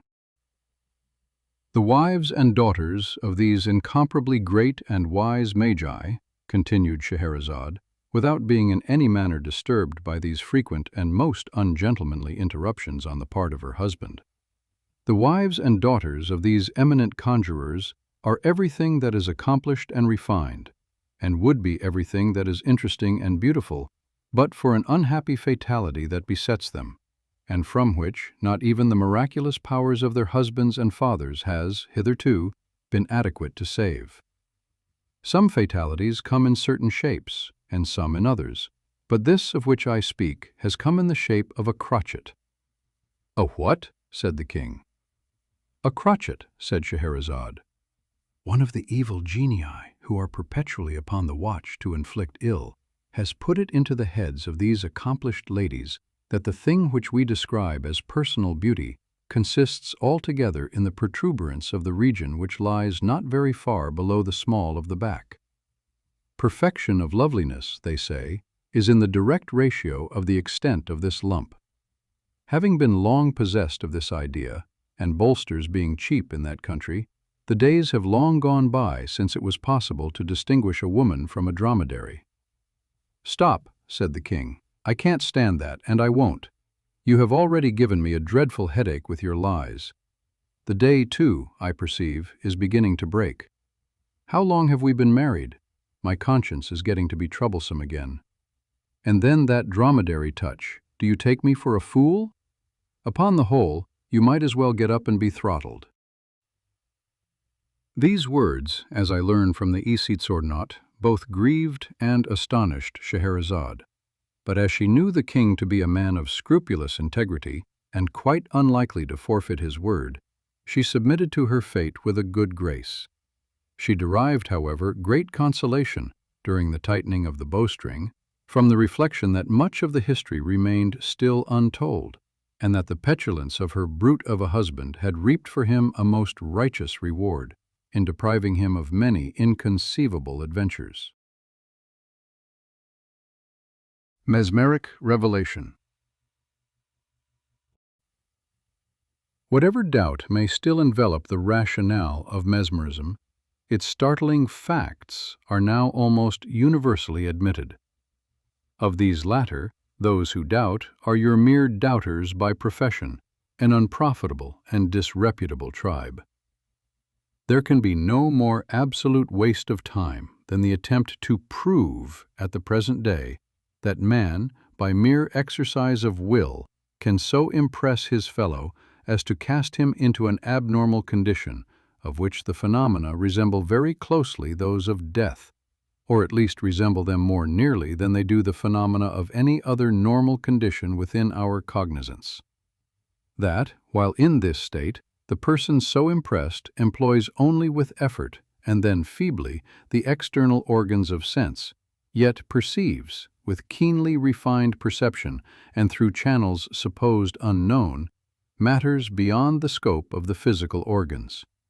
That, moreover, his intellectual faculties are wonderfully exalted and invigorated. That his sympathies with the person so impressing him are profound. And, finally, that his susceptibility to the impression increases with its frequency, while in the same proportion the peculiar phenomena elicited are more extended and more pronounced. I say that these, which are the laws of mesmerism in its general features, it would be supererogation to demonstrate, nor shall I inflict upon my readers so needless a demonstration today. My purpose at present is a very different one indeed. I am impelled, even in the teeth of a world of prejudice, to detail without comment the very remarkable substance of a colloquy occurring between a sleepwaker and myself. I had been long in the habit of mesmerizing the person in question, Mr. Van Kirk, and the usual acute susceptibility and exaltation of the mesmeric perception had supervened. For many months he had been laboring under confirmed phthisis, the more distressing effects of which had been relieved by my manipulations. And on the night of Wednesday, the 15th instant, I was summoned to his bedside. The invalid was suffering with acute pain in the region of the heart, and breathed with great difficulty, having all the ordinary symptoms of asthma. In spasms such as these, he had usually found relief from the application of mustard to the nervous centers, but tonight this had been attempted in vain. As I entered his room, he greeted me with a cheerful smile, and although evidently in much bodily pain, appeared to be, mentally, quite at ease. "I sent for you tonight," he said, "not so much to administer to my bodily ailment, as to satisfy me concerning certain psychical impressions which, of late, have occasioned me much anxiety and surprise. I need not tell you how skeptical I have hitherto been on the topic of the soul's immortality. I cannot deny that there has always existed, as if in that very soul which I have been denying, a vague half-sentiment of its own existence. But this half-sentiment at no time amounted to conviction. With it my reason had nothing to do. All attempts at logical inquiry resulted, indeed, in leaving me more skeptical than before. I had been advised to study Cousin. I studied him in his own works as well as in those of his European and American echoes. The Charles Elwood of Mr. Brownson, for example, was placed in my hands. I read it with profound attention. Throughout I found it logical, but the portions which were not merely logical were unhappily the initial arguments of the disbelieving hero of the book. In his summing up, it seemed evident to me that the reasoner had not even succeeded in convincing himself. His end had plainly forgotten his beginning, like the government of Trinculo. In short, I was not long in perceiving that if man is to be intellectually convinced of his own immortality, he will never be so convinced by the mere abstractions which have been so long the fashion of the moralists of England, of France, and of Germany. Abstractions may amuse and exercise, but take no hold on the mind. Here upon earth, at least, philosophy, I am persuaded, will always in vain call upon us to look upon qualities as things. The will may assent, the soul, the intellect, never. I repeat, then, that I only half felt and never intellectually believed. But latterly there has been a certain deepening of the feeling, until it has come so nearly to resemble the acquiescence of reason that I find it difficult to distinguish between the two. I am enabled, too, plainly to trace this effect to the mesmeric influence. I cannot better explain my meaning than by the hypothesis that the mesmeric exaltation enables me to perceive a train of ratiocination which, in my abnormal existence, convinces, but which, in full accordance with the mesmeric phenomena, does not extend, except through its effect, into my normal condition. In sleep-waking, the reasoning and its conclusion, the cause and its effect, are present together. In my natural state, the cause vanishing, the effect only, and perhaps only partially, remains. These considerations have led me to think that some good results might ensue from a series of well-directed questions propounded to me while mesmerized. You have often observed the profound self-cognizance evinced by the sleep-waker, the extensive knowledge he displays upon all points relating to the mesmeric condition itself. And from this self-cognizance may be deduced hints for the proper conduct of a catechism.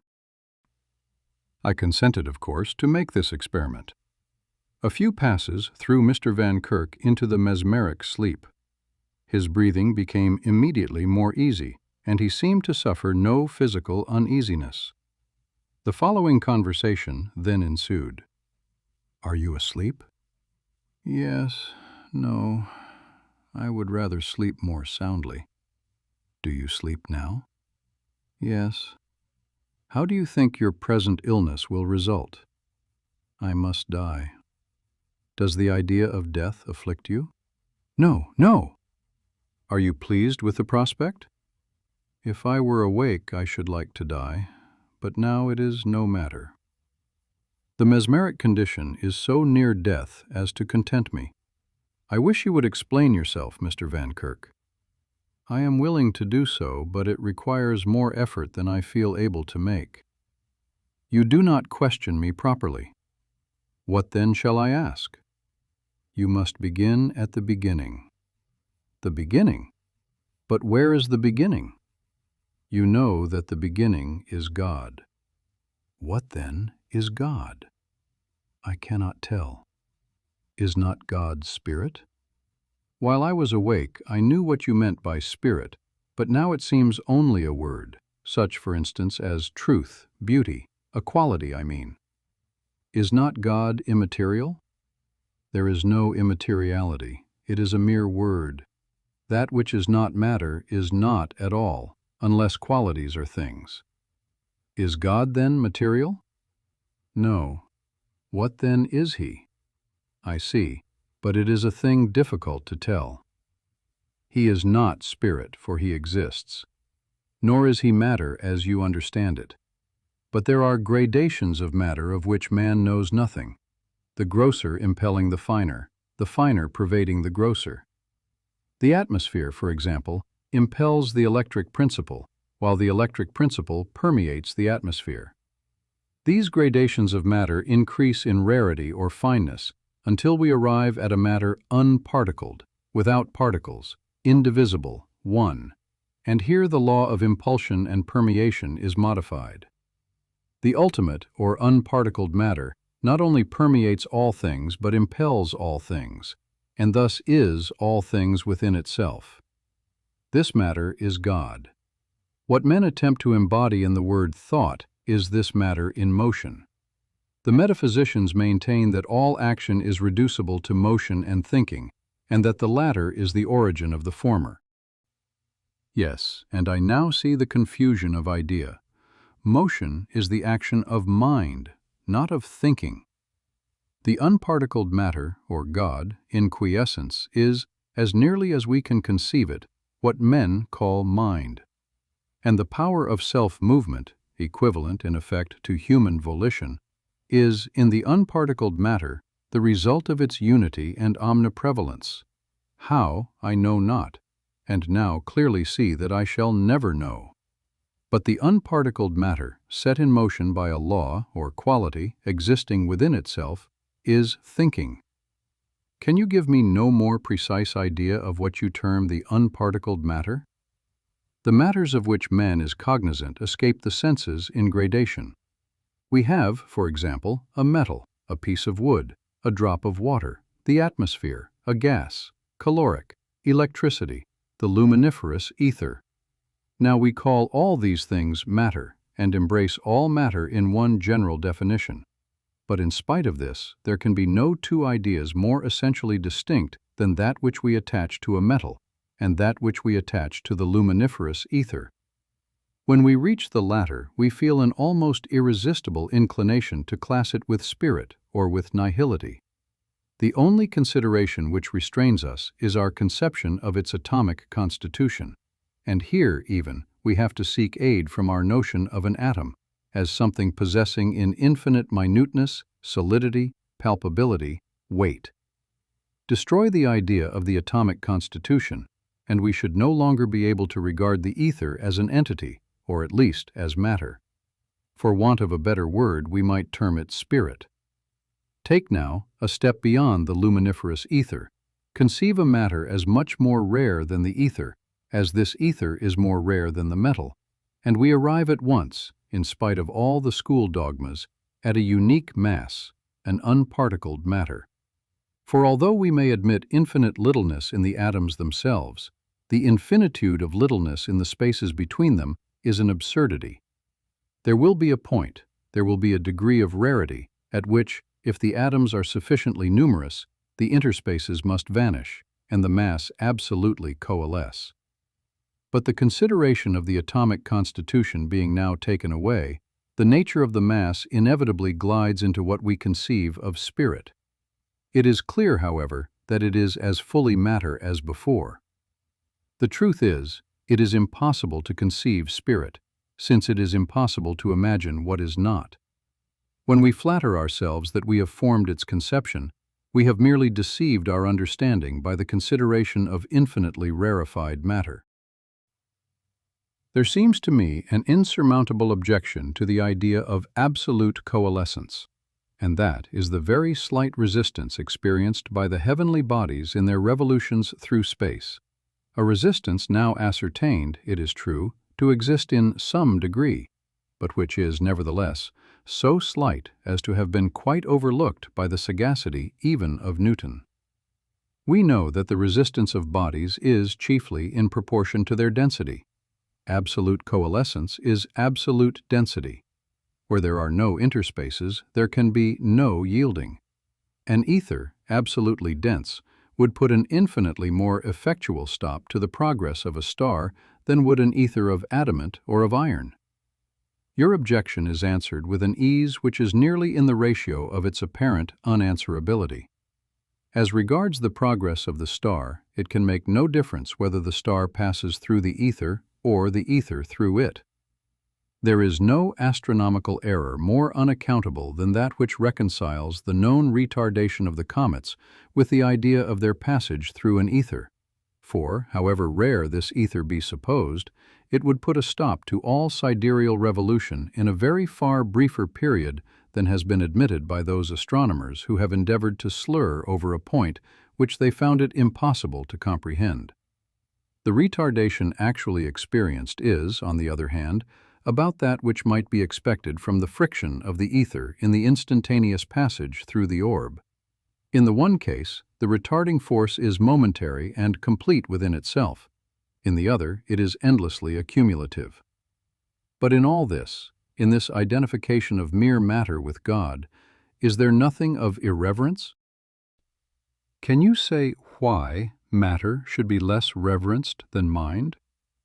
But you forget that the matter of which I speak is, in all respects, the very mind or spirit of the schools, so far as regards its high capacities, and is, moreover, the matter of these schools at the same time.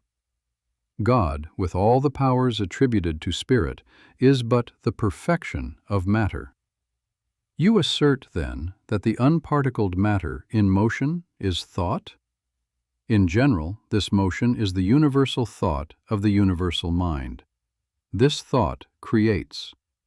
All created things are but the thoughts of God. You say, in general. Yes, the universal mind is God. For new individualities, matter is necessary. But you now speak of mind and matter, as do the metaphysicians? Yes, to avoid confusion. When I say mind, I mean the unparticled or ultimate matter. By matter, I intend all else. You were saying that for new individualities, matter is necessary. Yes, for mind, existing unincorporate, is merely God. To create individual, thinking beings, it was necessary to incarnate portions of the divine mind. Thus, man is individualized. Divested of corporate investiture, he were God. Now, the particular motion of the incarnated portions of the unparticled matter is the thought of man, as the motion of the whole is that of God. You say that, divested of the body, man will be God? I could not have said this. It is an absurdity. You did say that, divested of corporate investiture, man were God. And this is true. Man, thus divested, would be God, would be unindividualized. But he can never be thus divested, at least never will be, else we must imagine an action of God returning upon itself, a purposeless and futile action. Man is a creature. Creatures are thoughts of God. It is the nature of thought to be irrevocable.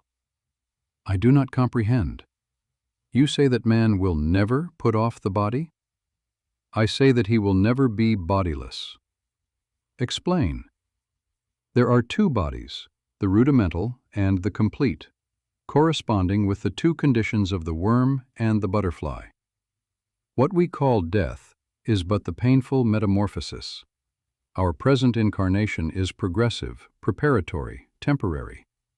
Our future is perfected, ultimate, immortal. The ultimate life is the full design. But of the worm's metamorphosis we are palpably cognizant. We, certainly, but not the worm. The matter of which our rudimental body is composed is within the ken of the organs of that body, or, more distinctly, our rudimental organs are adapted to the matter of which is formed the rudimental body, but not to that of which the ultimate is composed.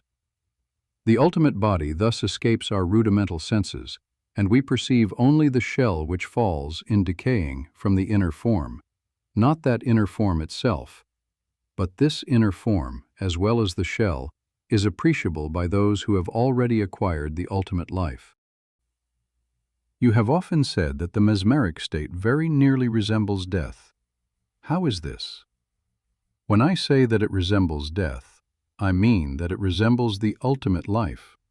For when I am entranced, the senses of my rudimental life are in abeyance, and I perceive external things directly, without organs, through a medium which I shall employ in the ultimate, unorganized life. Unorganized? Yes, organs are contrivances by which the individual is brought into sensible relation with particular classes and forms of matter, to the exclusion of other classes and forms. The organs of man are adapted to his rudimental condition, and to that only. His ultimate condition, being unorganized, is of unlimited comprehension in all points but one, the nature of the volition of God, that is to say, the motion of the unparticled matter. You will have a distinct idea of the ultimate body by conceiving it to be entire brain.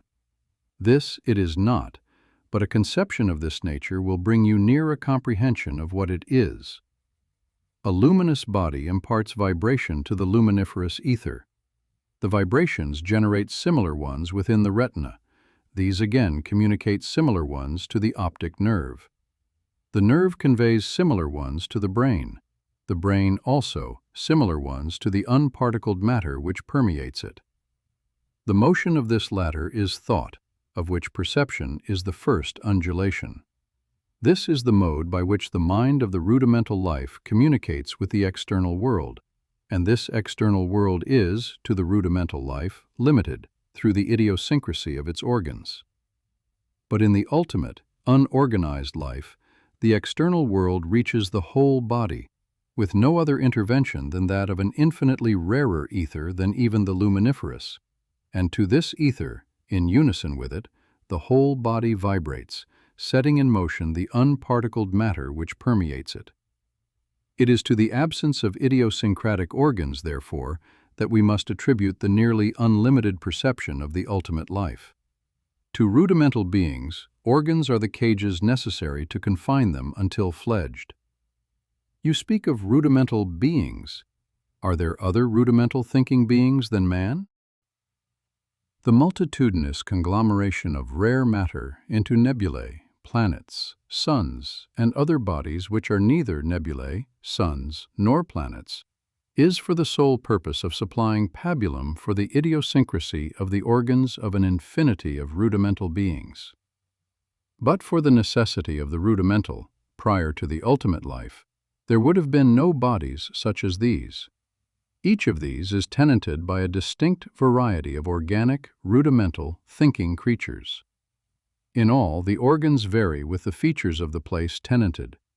At death or metamorphosis, these creatures, enjoying the ultimate life, immortality, and cognizant of all secrets but the one, act all things and pass everywhere by mere volition, indwelling not the stars, which to us seem the sole palpabilities, and for the accommodation of which we blindly deem space created, but that space itself, that infinity of which the truly substantive vastness swallows up the star shadows, blotting them out as non-entities from the perception of the angels.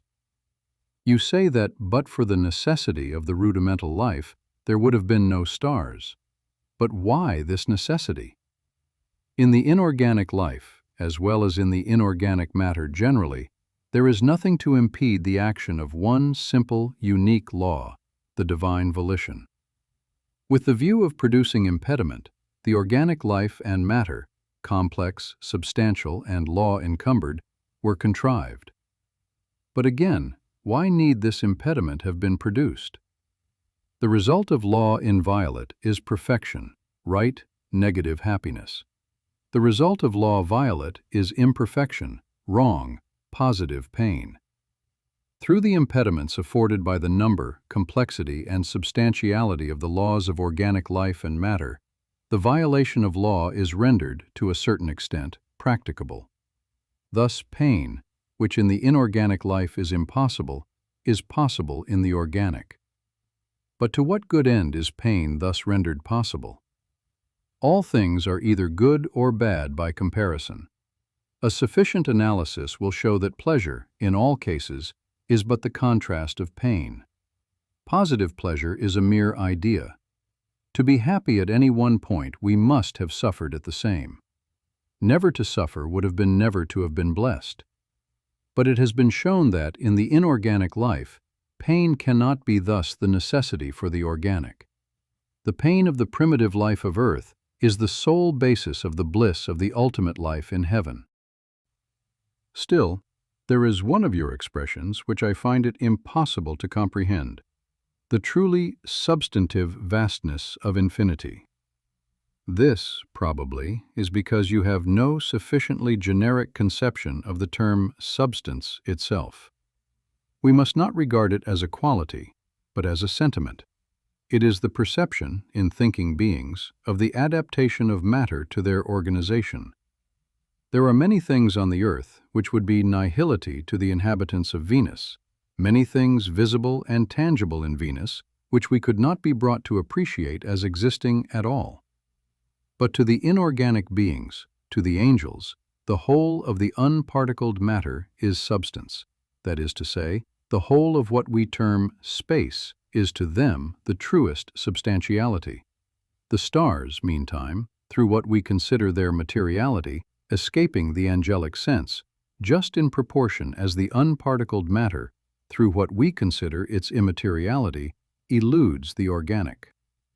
As the sleepwaker pronounced these latter words, in a feeble tone, I observed on his countenance a singular expression, which somewhat alarmed me, and induced me to awake him at once. No sooner had I done this, than, with a bright smile irradiating all his features, he fell back upon his pillow and expired.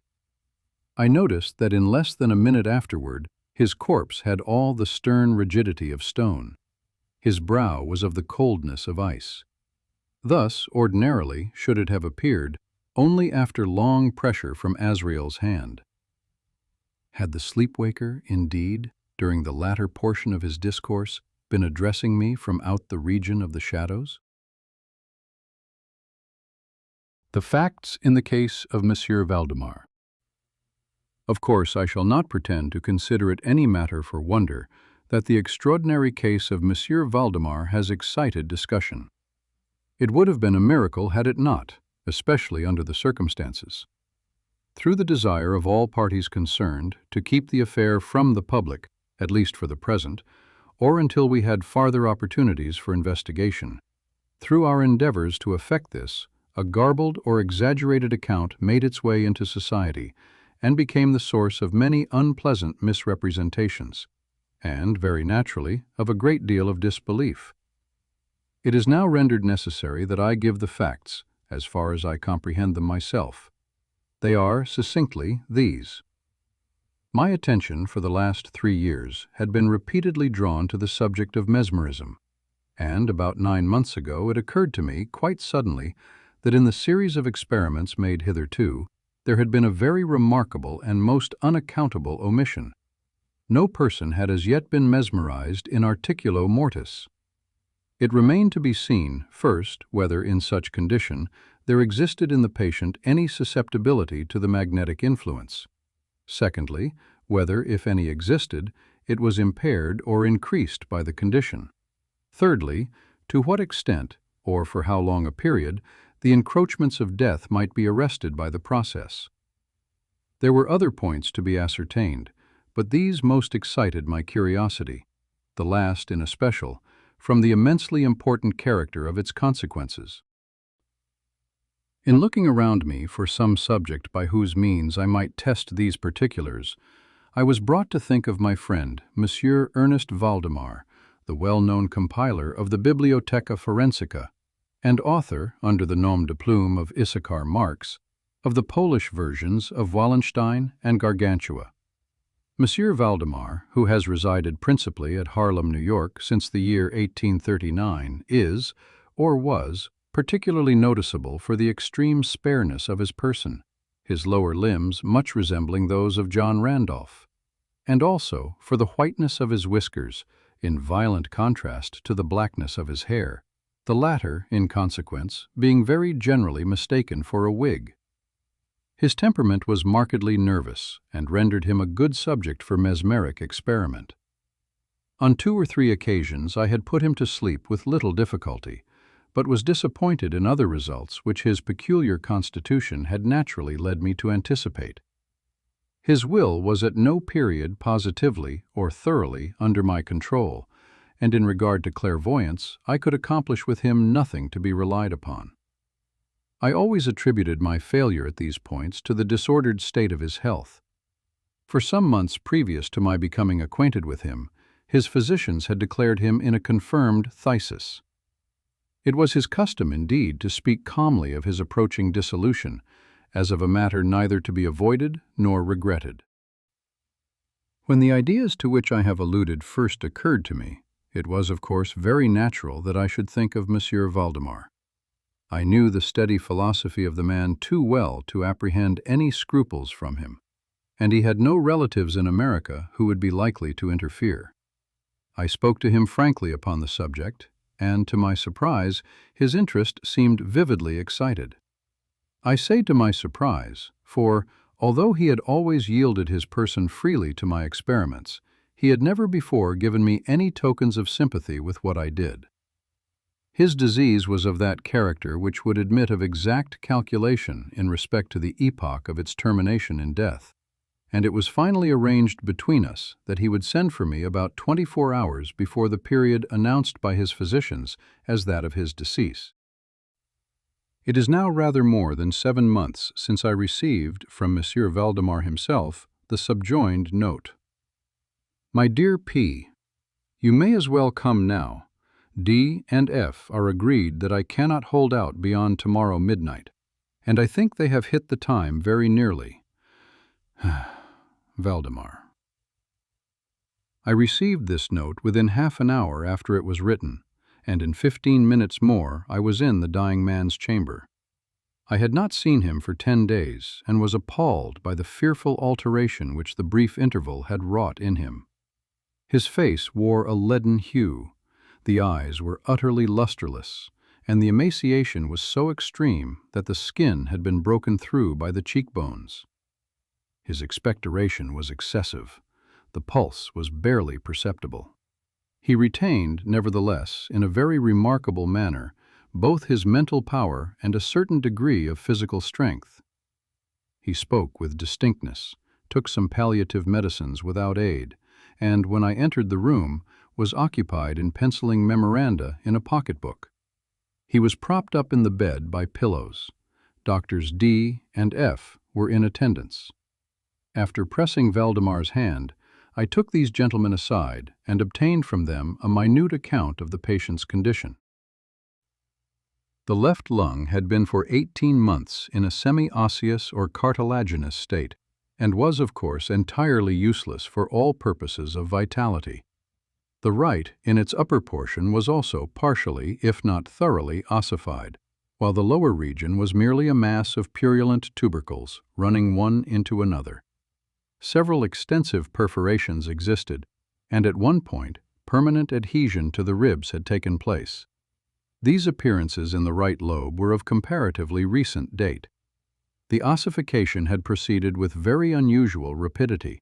No sign of it had been discovered a month before, and the adhesion had only been observed during the 3 previous days. Independently of the phthisis, the patient was suspected of aneurysm of the aorta, but on this point the osseous symptoms rendered an exact diagnosis impossible. It was the opinion of both physicians that Monsieur Valdemar would die about midnight on the morrow, Sunday. It was then 7 o'clock on Saturday evening. On quitting the invalid's bedside to hold conversation with myself, Doctors D and F had bidden him a final farewell. It had not been their intention to return, but at my request they agreed to look in upon the patient about 10 the next night. When they had gone, I spoke freely with Monsieur Valdemar on the subject of his approaching dissolution, as well as, more particularly, of the experiment proposed.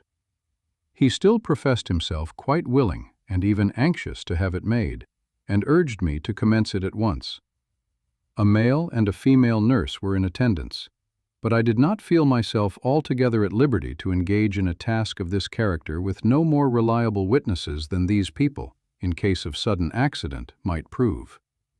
I therefore postponed operations until about 8 the next night, when the arrival of a medical student with whom I had some acquaintance, Mr. Theodore L., relieved me from farther embarrassment.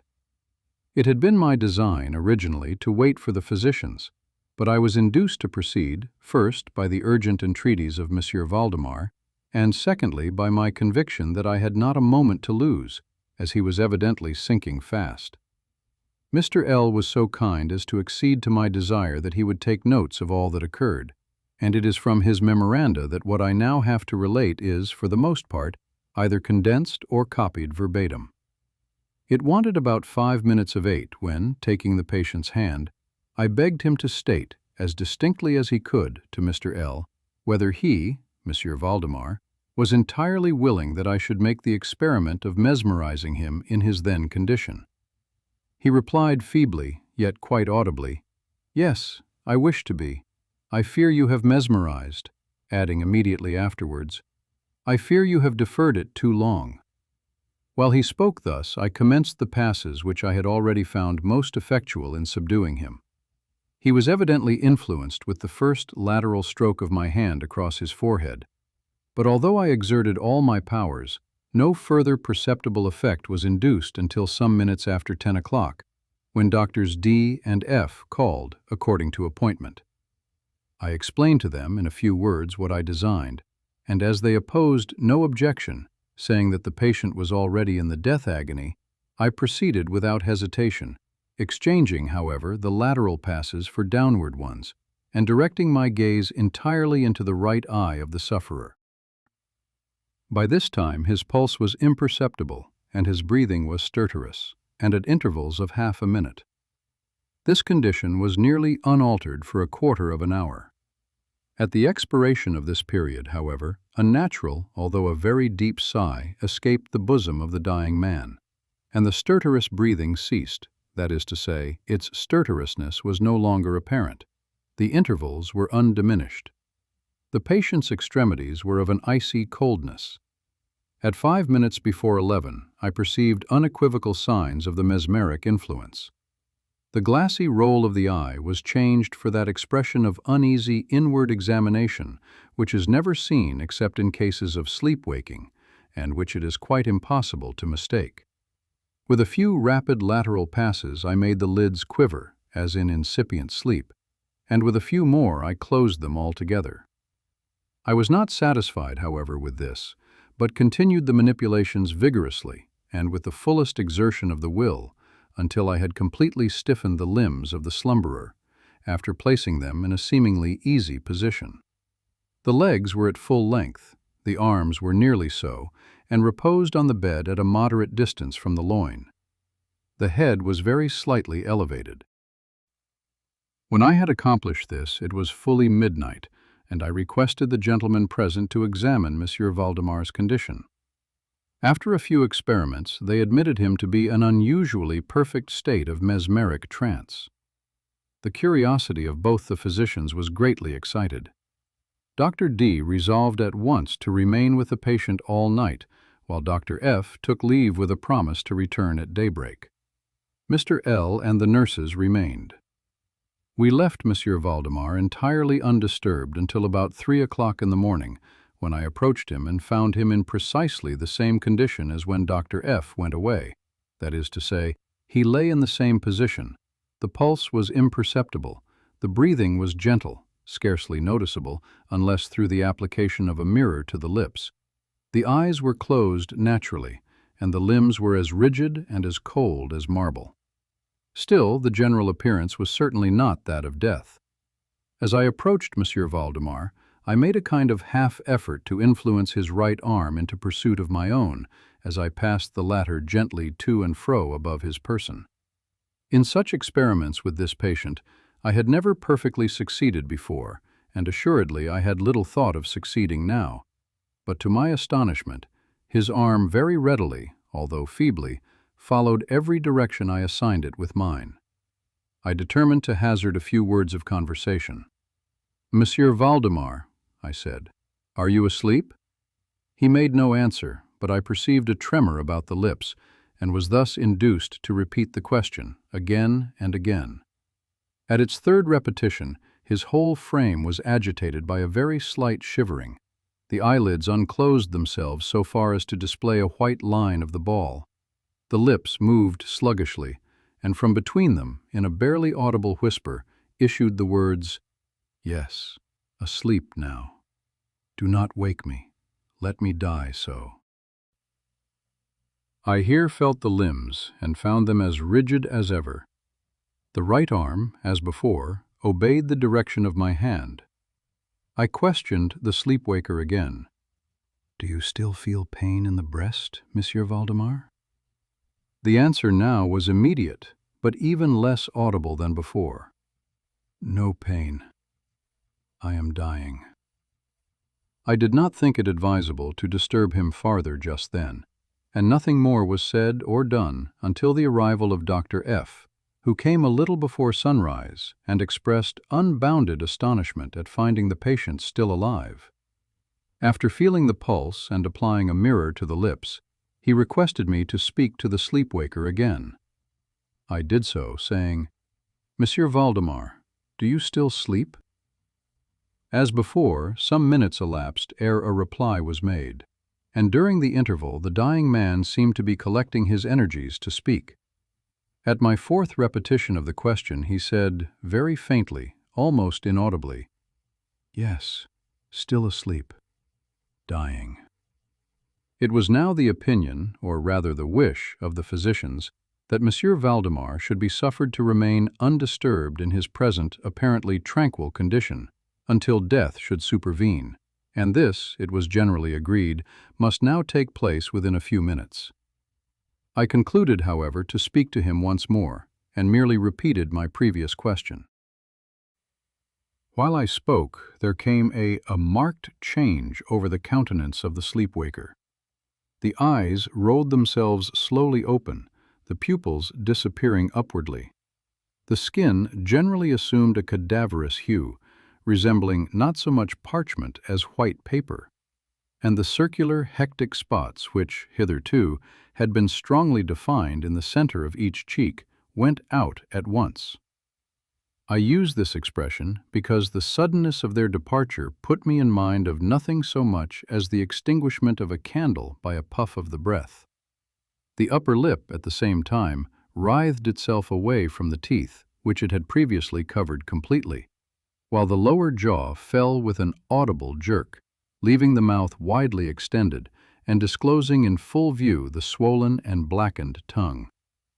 I presume that no member of the party then present had been unaccustomed to deathbed horrors, but so hideous beyond conception was the appearance of Monsieur Valdemar at this moment that there was a general shrinking back from the region of the bed. I now feel that I have reached a point of this narrative at which every reader will be startled into positive disbelief. It is my business, however, simply to proceed. There was no longer the faintest sign of vitality in Monsieur Valdemar, and concluding him to be dead, we were consigning him to the charge of the nurses, when a strong, vibratory motion was observable in the tongue. This continued for perhaps a minute. At the expiration of this period, there issued from the distended and motionless jaws a voice, such as it would be madness in me to attempt describing. There are indeed 2 or 3 epithets which might be considered as applicable to it in part. I might say, for example, that the sound was harsh and broken and hollow, but the hideous whole is indescribable, for the simple reason that no similar sounds have ever jarred upon the ear of humanity. There were 2 particulars, nevertheless, which I thought then, and still think, might fairly be stated as characteristic of the intonation, as well adapted to convey some idea of its unearthly peculiarity. In the first place, the voice seemed to reach our ears, at least mine, from a vast distance, or from some deep cavern within the earth. In the second place, it impressed me, I fear indeed that it will be impossible to make myself comprehended, as gelatinous or glutinous matters impress the sense of touch. I have spoken both of sound and of voice. I mean to say that the sound was one of distinct, of even wonderfully, thrillingly distinct syllabification. Monsieur Valdemar spoke, obviously in reply to the question I had propounded to him a few minutes before. I had asked him, it will be remembered, if he still slept. He now said, "Yes, no, I have been sleeping, and now I am dead." No person present even affected to deny, or attempted to repress, the unutterable, shuddering horror which these few words, thus uttered, were so well calculated to convey. Mr. L., the student, swooned. The nurses immediately left the chamber, and could not be induced to return. My own impressions I would not pretend to render intelligible to the reader. For nearly an hour we busied ourselves, silently, without the utterance of a word, in endeavors to revive Mr. L. When he came to himself, we addressed ourselves again to an investigation of Monsieur Valdemar's condition. It remained in all respects as I have last described it, with the exception that the mirror no longer afforded evidence of respiration. An attempt to draw blood from the arm failed. I should mention, too, that this limb was no farther subject to my will. I endeavored in vain to make it follow the direction of my hand. The only real indication, indeed, of the mesmeric influence was now found in the vibratory movement of the tongue whenever I addressed Monsieur Valdemar a question. He seemed to be making an effort to reply, but had no longer sufficient volition. To queries put to him by any other person than myself, he seemed utterly insensible, although I endeavored to place each member of the company in mesmeric rapport with him. I believe that I have now related all that is necessary to an understanding of the sleepwaker's state at this epoch. Other nurses were procured, and at 10 o'clock I left the house in company with the 2 physicians and Mr. L. In the afternoon we all called again to see the patient. His condition remained precisely the same. We had now some discussion as to the propriety and feasibility of awakening him, but we had little difficulty in agreeing that no good purpose would be served by so doing. It was evident that, so far, death, or what is usually termed death, had been arrested by the mesmeric process. It seemed clear to us all that to awaken Monsieur Valdemar would be merely to ensure his instant, or at least his speedy, dissolution. From this period until the close of last week, an interval of nearly 7 months, we continued to make daily calls at Monsieur Valdemar's house, accompanied, now and then, by medical and other friends. All this time the sleeper-waker remained exactly as I have last described him. The nurses' attentions were continual. It was on Friday last that we finally resolved to make the experiment of awakening, or attempting to awaken him. And it is the, perhaps, unfortunate result of this latter experiment which has given rise to so much discussion in private circles, to so much of what I cannot help thinking unwarranted popular feeling. For the purpose of relieving Monsieur Valdemar from the mesmeric trance, I made use of the customary passes. These, for a time, were unsuccessful. The first indication of revival was afforded by a partial descent of the iris. It was observed, as especially remarkable, that this lowering of the pupil was accompanied by the profuse outflowing of a yellowish ichor, from beneath the lids, of a pungent and highly offensive odor. It was now suggested that I should attempt to influence the patient's arm as heretofore. I made the attempt and failed. Dr. F. then intimated a desire to have me put a question. I did so as follows. Monsieur Valdemar, can you explain to us what are your feelings or wishes now? There was an instant return of the hectic circles on the cheeks. The tongue quivered, or rather rolled violently in the mouth, although the jaws and lips remained rigid as before. And at length the same hideous voice which I have already described broke forth. For God's sake, quick, quick, put me to sleep, or quick, waken me, quick! I say to you that I am dead. I was thoroughly unnerved, and for an instant remained undecided what to do. At first I made an endeavor to recompose the patient, but, failing in this, through total abeyance of the will, I retraced my steps and as earnestly struggled to awaken him. In this attempt, I soon saw that I should be successful, or at least I soon fancied that my success would be complete, and I am sure that all in the room were prepared to see the patient awaken. For what really occurred, however, it is quite impossible that any human being could have been prepared. As I rapidly made the mesmeric passes, amid ejaculations of "dead, dead," absolutely bursting from the tongue and not from the lips of the sufferer, his whole frame at once, within the space of a single minute or even less, shrunk, crumbled, absolutely rotted away beneath my hands. Upon the bed, before that whole company, there lay a nearly liquid mass of loathsome, of detestable putrescence. The Black Cat. For the most wild, yet most homely narrative which I am about to pen, I neither expect nor solicit belief. Mad indeed would I be to expect it, in a case where my very senses reject their own evidence. Yet mad am I not, and very surely do I not dream. But tomorrow I die, and today I would unburthen my soul. My immediate purpose is to place before the world, plainly, succinctly, and without comment, a series of mere household events. In their consequences, these events have terrified, have tortured, have destroyed me. Yet I will not attempt to expound them. To me, they have presented little but horror. To many, they will seem less terrible than baroques. Hereafter, perhaps, some intellect may be found which will reduce my phantasm to the commonplace. Some intellect more calm, more logical, and far less excitable than my own, which will perceive, in the circumstances I detail with awe, nothing more than an ordinary succession of very natural causes and effects. From my infancy, I was noted for the docility and humanity of my disposition. My tenderness of heart was even so conspicuous as to make me the jest of my companions.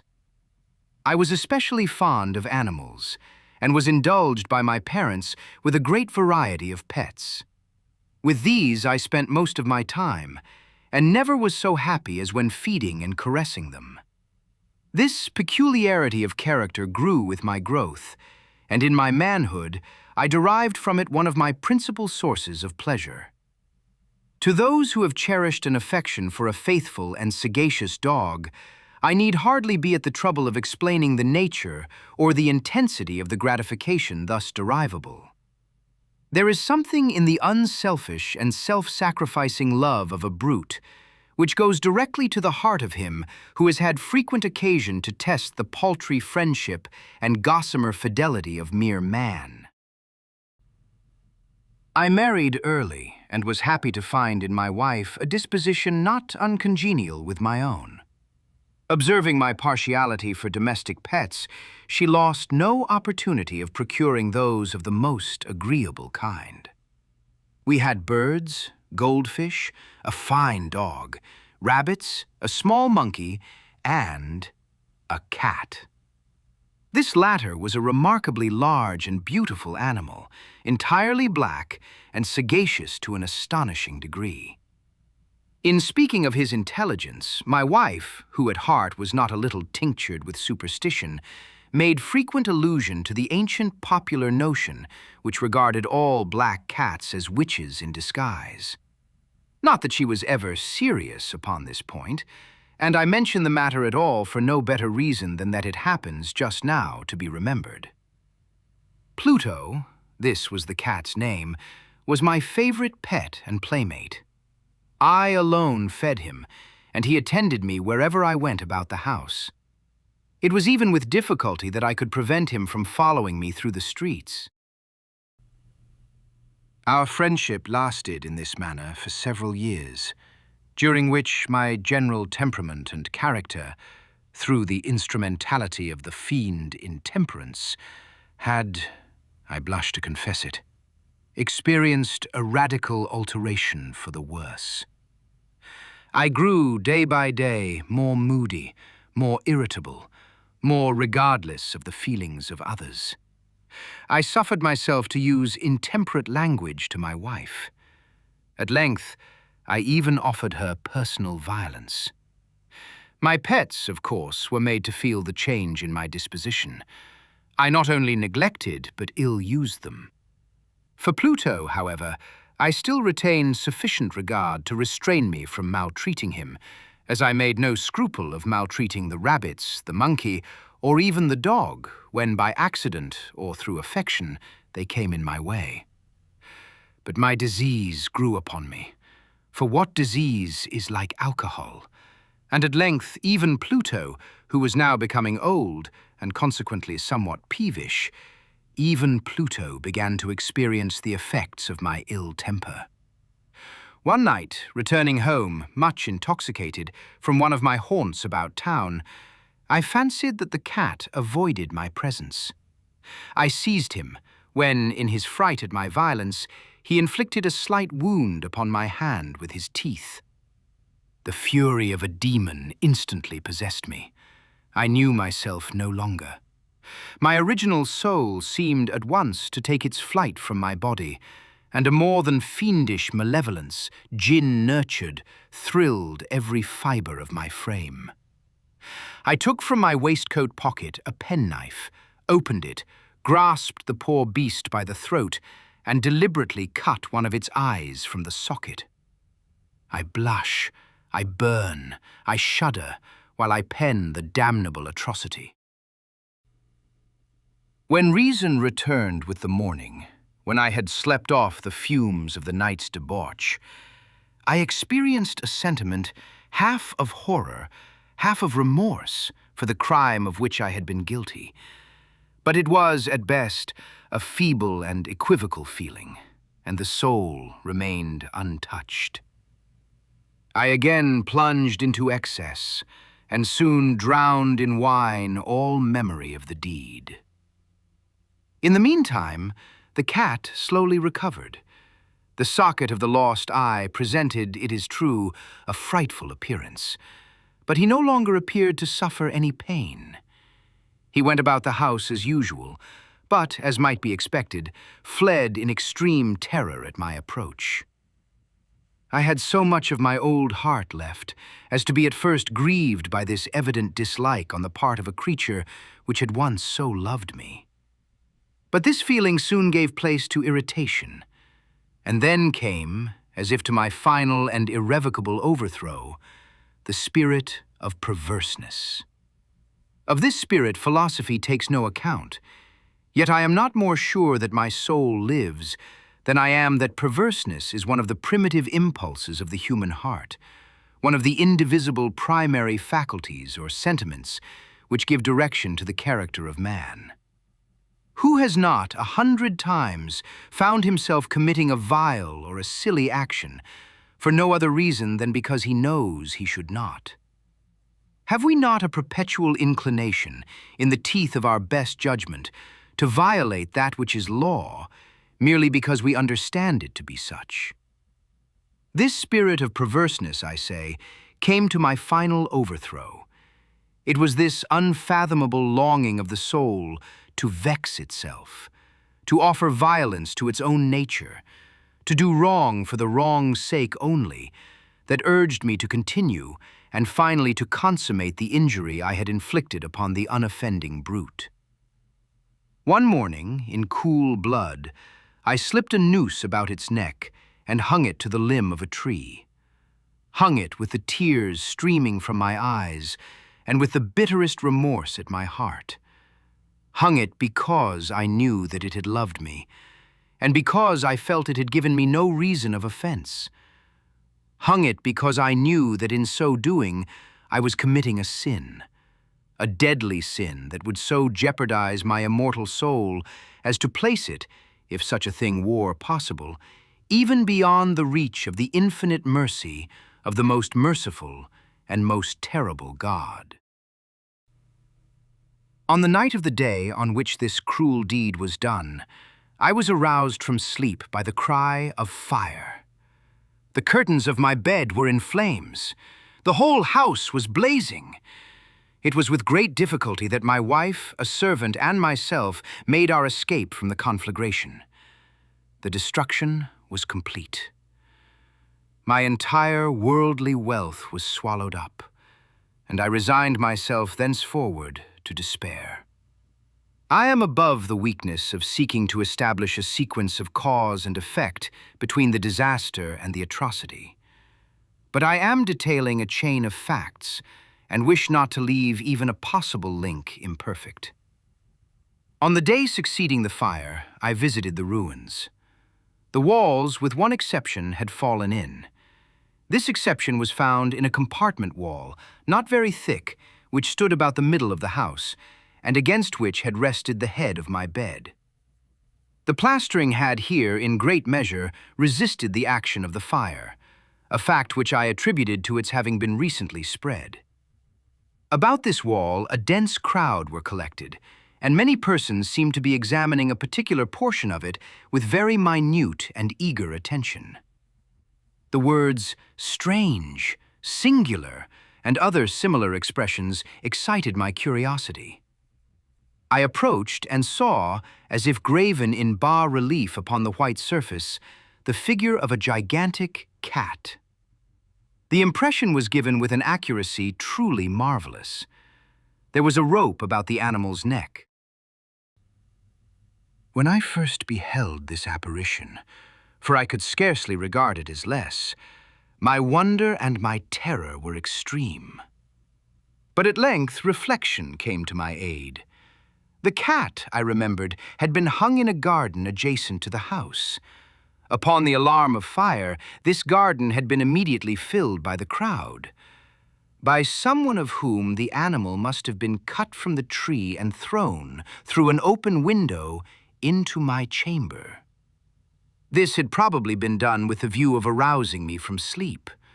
The falling of other walls had compressed the victim of my cruelty into the substance of the freshly spread plaster, the lime of which, with the flames, and the ammonia from the carcass, had then accomplished the portraiture as I saw it. Although I thus readily accounted to my reason, if not altogether to my conscience, for the startling fact just detailed, it did not the less fail to make a deep impression upon my fancy.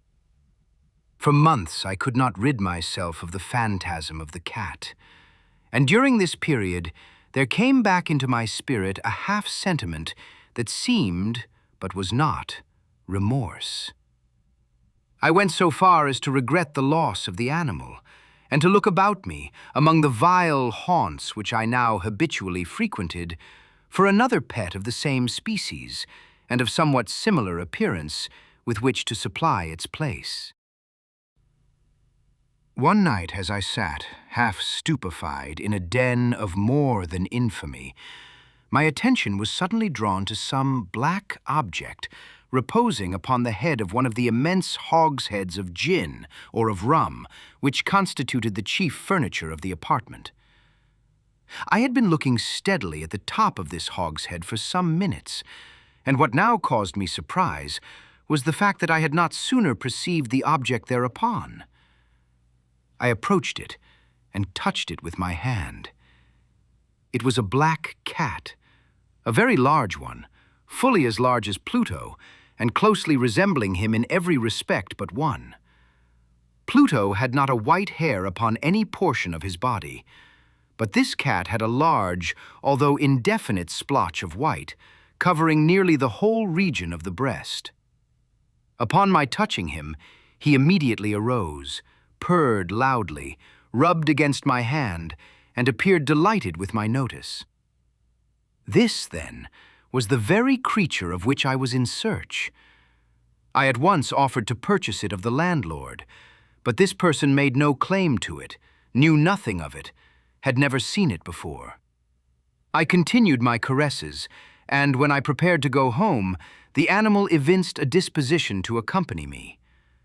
I permitted it to do so, occasionally stooping and patting it as I proceeded. When it reached the house, it domesticated itself at once, and became immediately a great favorite with my wife. For my own part, I soon found a dislike to it arising within me. This was just the reverse of what I had anticipated, but I know not how or why it was. Its evident fondness for myself rather disgusted and annoyed. By slow degrees, these feelings of disgust and annoyance rose into the bitterness of hatred. I avoided the creature. A certain sense of shame and the remembrance of my former deed of cruelty preventing me from physically abusing it. I did not, for some weeks, strike or otherwise violently ill-use it, but gradually, very gradually, I came to look upon it with unutterable loathing, and to flee silently from its odious presence, as from the breath of a pestilence. What added, no doubt, to my hatred of the beast was the discovery, on the morning after I brought it home, that, like Pluto, it also had been deprived of one of its eyes. This circumstance, however, only endeared it to my wife, who, as I have already said, possessed in a high degree that humanity of feeling which had once been my distinguishing trait, and the source of many of my simplest and purest pleasures. With my aversion to this cat, however, its partiality for myself seemed to increase. It followed my footsteps with a pertinacity which it would be difficult to make the reader comprehend. Whenever I sat, it would crouch beneath my chair or spring upon my knees, covering me with its loathsome caresses. If I arose to walk, it would get between my feet and thus nearly throw me down, or, fastening its long and sharp claws in my dress, clamber in this manner to my breast. At such times, although I longed to destroy it with a blow, I was yet withheld from so doing, partly by a memory of my former crime, but chiefly, let me confess it at once, by absolute dread of the beast. This dread was not exactly a dread of physical evil, and yet I should be at a loss how otherwise to define it. I am almost ashamed to own, yes, even in this felon's cell, I am almost ashamed to own, that the terror and horror with which the animal inspired me had been heightened by one of the merest chimeras it would be possible to conceive. My wife had called my attention more than once to the character of the mark of white hair of which I have spoken, and which constituted the sole visible difference between the strange beast and the one I had destroyed. The reader will remember that this mark, although large, had been originally very indefinite, but by slow degrees nearly imperceptible, and which for a long time my reason struggled to reject as fanciful, it had, at length, assumed a rigorous distinctness of outline. It was now the representation of an object that I shudder to name, and for this, above all, I loathed and dreaded, and would have rid myself of the monster had I dared. It was now, I say, the image of a hideous, of a ghastly thing, of the gallows.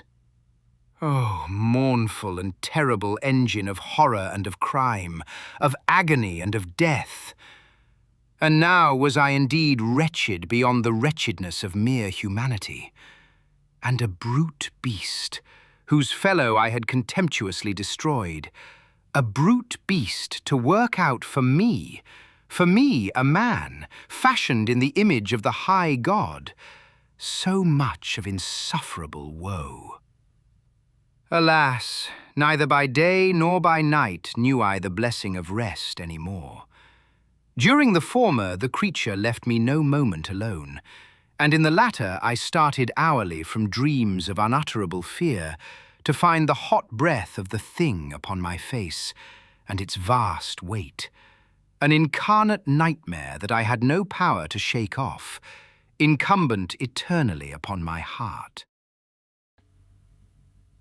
Beneath the pressure of torments such as these, the feeble remnant of the good within me succumbed. Evil thoughts became my sole intimates, the darkest and most evil of thoughts. The moodiness of my usual temper increased to hatred of all things and of all mankind, while from the sudden, frequent, and ungovernable outbursts of a fury to which I now blindly abandoned myself, my uncomplaining wife, alas, was the most usual and the most patient of sufferers. One day she accompanied me, upon some household errand, into the cellar of the old building which our poverty compelled us to inhabit. The cat followed me down the steep stairs and, nearly throwing me headlong, exasperated me to madness. Uplifting an axe and forgetting in my wrath the childish dread which had hitherto stayed my hand, I aimed a blow at the animal which, of course, would have proved instantly fatal had it descended as I wished. But this blow was arrested by the hand of my wife. Goaded by the interference into a rage more than demoniacal, I withdrew my arm from her grasp and buried the axe in her brain. She fell dead upon the spot without a groan. This hideous murder accomplished, I set myself forthwith and with entire deliberation to the task of concealing the body. I knew that I could not remove it from the house, either by day or by night, without the risk of being observed by the neighbors. Many projects entered my mind. At one period, I thought of cutting the corpse into minute fragments and destroying them by fire. At another, I resolved to dig a grave for it in the floor of the cellar. Again, I deliberated about casting it in the well in the yard, about packing it in a box, as if merchandise, with the usual arrangements, and so getting a porter to take it from the house. Finally, I hit upon what I considered a far better expedient than either of these. I determined to wall it up in the cellar, as the monks of the Middle Ages are recorded to have walled up their victims.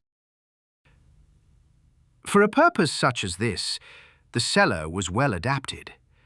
Its walls were loosely constructed, and had lately been plastered throughout with a rough plaster, which the dampness of the atmosphere had prevented from hardening. Moreover, in one of the walls was a projection, caused by a false chimney or fireplace that had been filled up and made to resemble the red of the cellar. I made no doubt that I could readily displace the bricks at this point, insert the corpse, and wall the whole up as before, so that no eye could detect anything suspicious. And in this calculation, I was not deceived.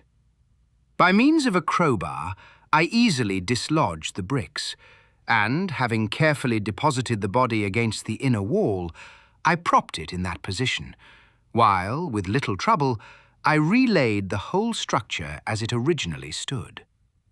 Having procured mortar, sand, and hair, with every possible precaution, I prepared a plaster which could not be distinguished from the old, and with this I very carefully went over the new brickwork. When I had finished, I felt satisfied that all was right. The wall did not present the slightest appearance of having been disturbed. The rubbish on the floor was picked up with the minutest care. I looked around triumphantly and said to myself, "Here at least, then, my labor has not been in vain." My next step was to look for the beast which had been the cause of so much wretchedness, for I had, at length, firmly resolved to put it to death. Had I been able to meet with it at the moment, there could have been no doubt of its fate. But it appeared that the crafty animal had been alarmed at the violence of my previous anger, and forbore to present itself in my present mood. It is impossible to describe or to imagine the deep, the blissful sense of relief which the absence of the detested creature occasioned in my bosom.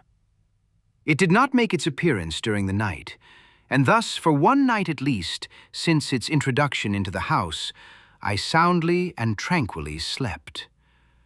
I slept even with the burden of murder upon my soul. The second and the third day passed, and still my tormentor came not. Once again I breathed as a free man. The monster, in terror, had fled the premises forever. I should behold it no more. My happiness was supreme. The guilt of my dark deed disturbed me but little. Some few inquiries had been made, but these had been readily answered. Even a search had been instituted, but of course nothing was to be discovered. I looked upon my future felicity as secured. Upon the 4th day of the assassination, a party of the police came very unexpectedly into the house and proceeded again to make rigorous investigation of the premises.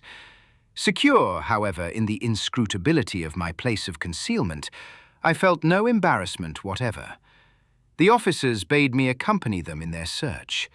They left no nook or corner unexplored. At length, for the 3rd or 4th time, they descended into the cellar. I quivered not in a muscle. My heart beat calmly as that of one who slumbers in innocence. I walked the cellar from end to end. I folded my arms upon my bosom and roamed easily to and fro.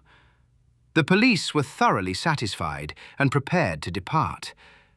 The glee at my heart was too strong to be restrained. I burned to say if but one word by way of triumph, and to render doubly sure their assurance of my guiltlessness. "Gentlemen," I said at last, as the party ascended the steps, "I delight to have allayed your suspicions. I wish you all health and a little more courtesy. By the by, gentlemen, this is a very well-constructed house." In the rabid desire to say something easily, I scarcely knew what I uttered at all. I may say an excellently well-constructed house. These walls— Are you going, gentlemen? These walls are solidly put together. And here, through the mere frenzy of bravado, I rapped heavily, with a cane which I held in my hand, upon that very portion of the brickwork behind which stood the corpse of the wife of my bosom.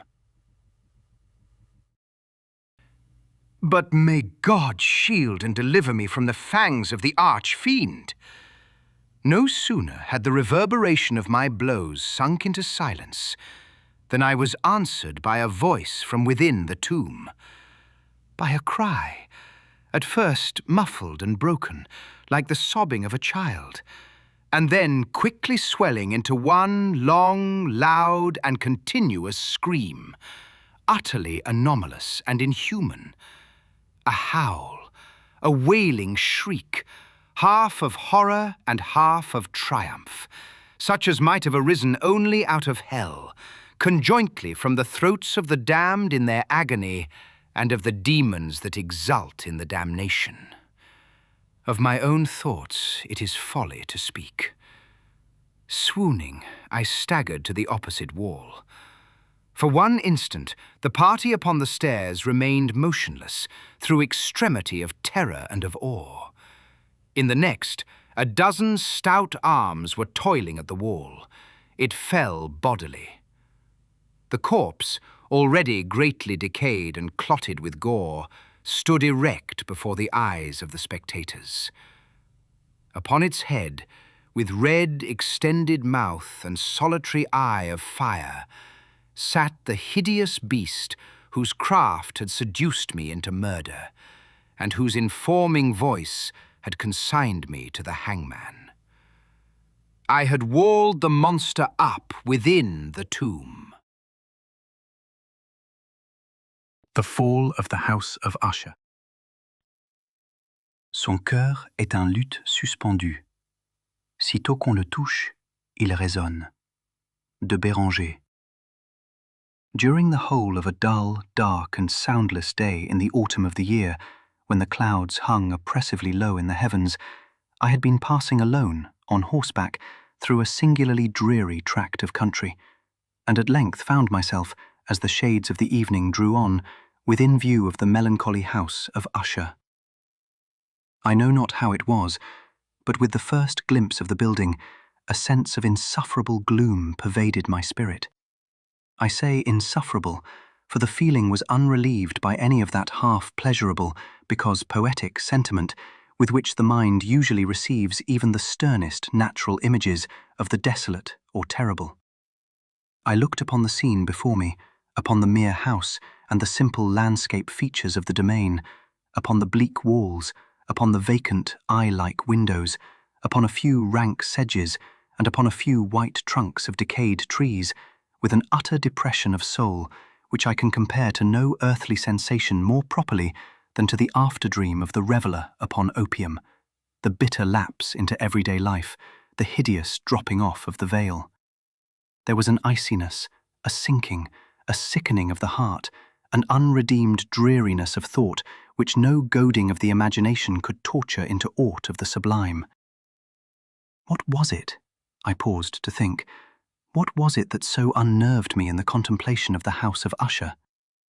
It was a mystery all insoluble, nor could I grapple with the shadowy fancies that crowded upon me as I pondered. I was forced to fall back upon the unsatisfactory conclusion that while, beyond doubt, there are combinations of very simple natural objects which have the power of thus affecting us, still the analysis of this power lies among considerations beyond our depth.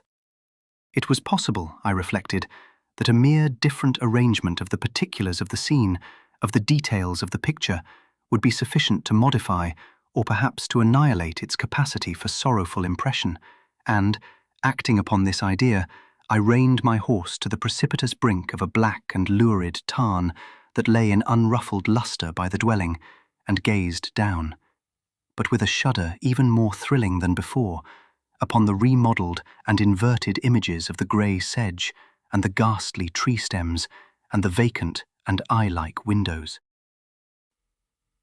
Nevertheless, in this mansion of gloom, I now proposed to myself a sojourn of some weeks. Its proprietor, Roderick Usher, had been one of my boon companions in boyhood, but many years had elapsed since our last meeting. A letter, however, had lately reached me in a distant part of the country, a letter from him, which, in its wildly importunate nature, had admitted of no other than a personal reply. The miss gave evidence of nervous agitation. The writer spoke of acute bodily illness, of a mental disorder which oppressed him, and of an earnest desire to see me as his best, and indeed his only personal friend, with a view of attempting, by the cheerfulness of my society, some alleviation of his malady. It was the manner in which all this, and much more, was said. It was the apparent heart that went with his request, which allowed me no room for hesitation, and I accordingly obeyed forthwith what I still considered a very singular summons. Although, as boys, we had been even intimate associates, yet I really knew little of my friend. His reserve had been always excessive and habitual.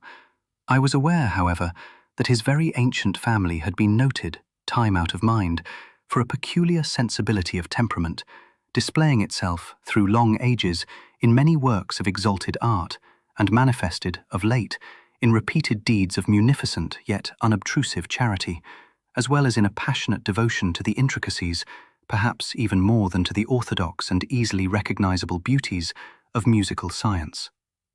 I had learned, too, the very remarkable fact that the stem of the Usher race, all time-honoured as it was, had put forth, at no period, any enduring branch. In other words, that the entire family lay in the direct line of descent, and had always, with very trifling and very temporary variation, so lain. It was this deficiency, I considered, while running over in thought the perfect keeping of the character of the premises with the accredited character of the people, and while speculating upon the possible influence which the one, in the long lapse of centuries, might have exercised upon the other.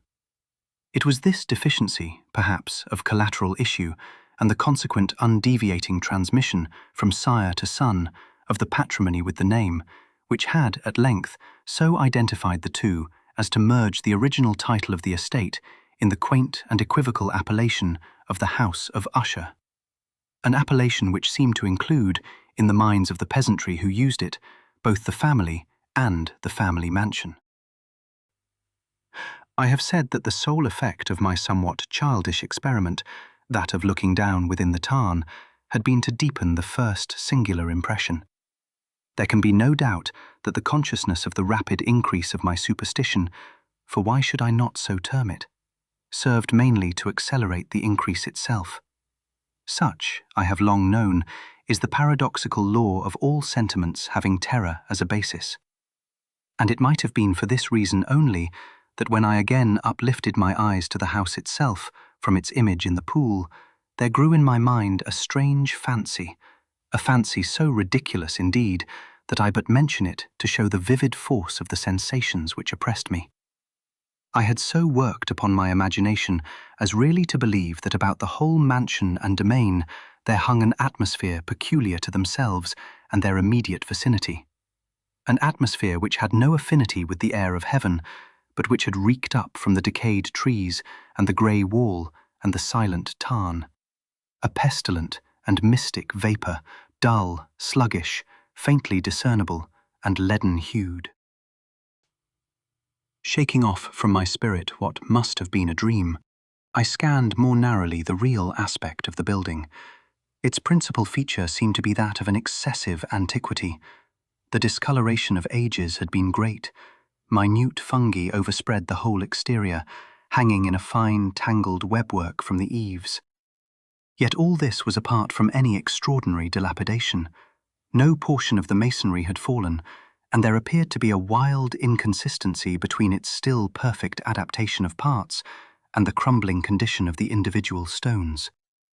In this, there was much that reminded me of the specious totality of old woodwork, which has rotted for long years in some neglected vault, with no disturbance from the breath of the external air. Beyond this indication of extensive decay, however, the fabric gave little token of instability. Perhaps the eye of a scrutinizing observer might have discovered a barely perceptible fissure, which, extending from the roof of the building in front, made its way down the wall in a zigzag direction until it became lost in the sullen waters of the tarn. Noticing these things, I rode over a short causeway to the house. A servant in waiting took my horse, and I entered the Gothic archway of the hall. A valet, of stealthy step, thence conducted me, in silence, through many dark and intricate passages in my progress to the studio of his master. Much that I encountered on the way contributed, I know not how, to heighten the vague sentiments of which I have already spoken. While the objects around me, while the carvings of the ceilings, the sombre tapestries of the walls, the ebon blackness of the floors, and the phantasmagoric armorial trophies which rattled as I strode, were but matters to which, or to such as which, I had been accustomed from my infancy. While I hesitated not to acknowledge how familiar was all this, I still wondered to find how unfamiliar were the fancies which ordinary images were stirring up. On one of the staircases, I met the physician of the family. His countenance, I thought, wore a mingled expression of low cunning and perplexity. He accosted me with trepidation and passed on. The valet now threw open a door and ushered me into the presence of his master. The room in which I found myself was very large and lofty. The windows were long, narrow, and pointed, and at so vast a distance from the black oaken floor as to be altogether inaccessible from within. Feeble gleams of encrimsoned light made their way through the trellised panes and served to render sufficiently distinct the more prominent objects around. The eye, however, struggled in vain to reach the remoter angles of the chamber or the recesses of the vaulted and fretted ceiling. Dark draperies hung upon the walls. The general furniture was profuse, comfortless, antique, and tattered. Many books and musical instruments lay scattered about, but failed to give any vitality to the scene. I felt that I breathed an atmosphere of sorrow. An air of stern, deep, and irredeemable gloom hung over and pervaded all.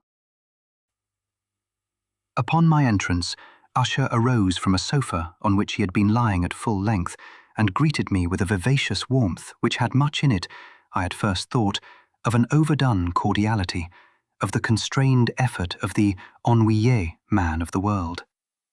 A glance, however, at his countenance convinced me of his perfect sincerity. We sat down, and for some moments, while he spoke not, I gazed upon him with a feeling half of pity, half of awe. Surely man had never before so terribly altered in so brief a period as had Roderick Usher. It was with difficulty that I could bring myself to admit the identity of the wan being before me with the companion of my early boyhood. Yet the character of his face had been at all times remarkable. A cadaverousness of complexion, an eye large, liquid, and luminous beyond comparison, lips somewhat thin and very pallid, but of a surpassingly beautiful curve, a nose of a delicate Hebrew model, but with a breadth of nostril unusual in similar formations, a finely moulded chin, speaking, in its want of prominence, of a want of moral energy. Hair of a more than web-like softness and tenuity, these features, with an inordinate expansion above the regions of the temple, made up altogether a countenance not easily to be forgotten. And now, in the mere exaggeration of the prevailing character of these features, and of the expression they were wont to convey, lay so much of change that I doubted to whom I spoke. The now ghastly pallor of the skin, and the now miraculous lustre of the eye, above all things startled and even awed me. The silken hair, too, had been suffered to grow all unheeded, and as in its wild gossamer texture it floated rather than fell about the face, I could not, even with effort, connect its arabesque expression with any idea of simple humanity. In the manner of my friend, I was at once struck with an incoherence, an inconsistency, and I soon found this to arise from a series of feeble and futile struggles to overcome an habitual trepidancy, an excessive nervous agitation. For something of this nature I had indeed been prepared, no less by his letter than by reminiscences of certain boyish traits, and by conclusions deduced from his peculiar physical conformation and temperament. His action was alternately vivacious and sullen. His voice varied rapidly from a tremulous indecision, when the animal spirits seemed utterly in abeyance, to that species of energetic concision, that abrupt, weighty, unhurried, and hollow-sounding enunciation, that leaden, self-balanced, and perfectly modulated guttural utterance, which may be observed in the lost drunkard, or the irreclaimable eater of opium, during the periods of his most intense excitement.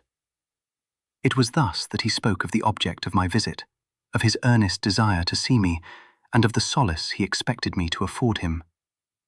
He entered, at some length, into what he conceived to be the nature of his malady. It was, he said, a constitutional and a family evil, and one for which he despaired to find a remedy.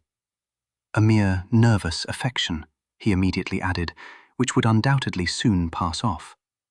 It displayed itself in a host of unnatural sensations. Some of these, as he detailed them, interested and bewildered me, although, perhaps, the terms and the general manner of the narration had their weight. He suffered much from a morbid acuteness of the senses. The most insipid food was alone endurable. He could wear only garments of certain texture.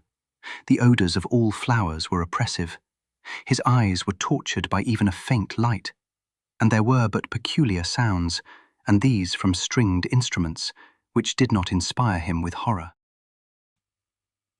To an anomalous species of terror, I found him a bounden slave. "I shall perish," said he. "I must perish in this deplorable folly. Thus, and not otherwise shall I be lost. I dread the events of the future, not in themselves, but in their results. I shudder at the thought of any, even the most trivial incident, which may operate upon this intolerable agitation of soul. I have, indeed, no abhorrence of danger, except in its absolute effect, in terror. In this unnerved, in this pitiable condition, I feel that the period will sooner or later arrive when I must abandon life and reason together in some struggle with the grim phantasm, fear." I learned, moreover, at intervals, and through broken and equivocal hints, another singular feature of his mental condition. He was enchained by certain superstitious impressions in regard to the dwelling which he tenanted, and whence, for many years, he had never ventured forth. in regard to an influence whose supposititious force was conveyed in terms too shadowy here to be restated, an influence which some peculiarities in the mere form and substance of his family mansion had, by dint of long sufferance, he said, obtained over his spirit, an effect which the physique of the grey walls and turrets and of the dim tarn into which they all looked down had at length brought about upon the morale of his existence. He admitted, however, although with hesitation, that much of the peculiar gloom which thus afflicted him could be traced to a more natural and far more palpable origin, to the severe and long-continued illness, indeed to the evidently approaching dissolution, of a tenderly beloved sister, his sole companion for long years, his last and only relative on earth. Her decease, he said, with a bitterness which I can never forget, would leave him the hopeless and the frail, the last of the ancient race of the Ushers. While he spoke, the Lady Madeline, for so was she called, passed slowly through a remote portion of the apartment, and, without having noticed my presence, disappeared.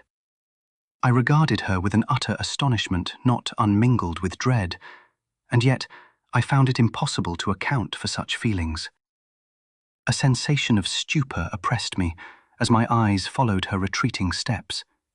When a door at length closed upon her, my glance sought instinctively and eagerly the countenance of the brother, but he had buried his face in his hands, and I could only perceive that a far more than ordinary wanness had overspread the emaciated fingers through which trickled many passionate tears. The disease of the Lady Madeline had long baffled the skill of her physicians.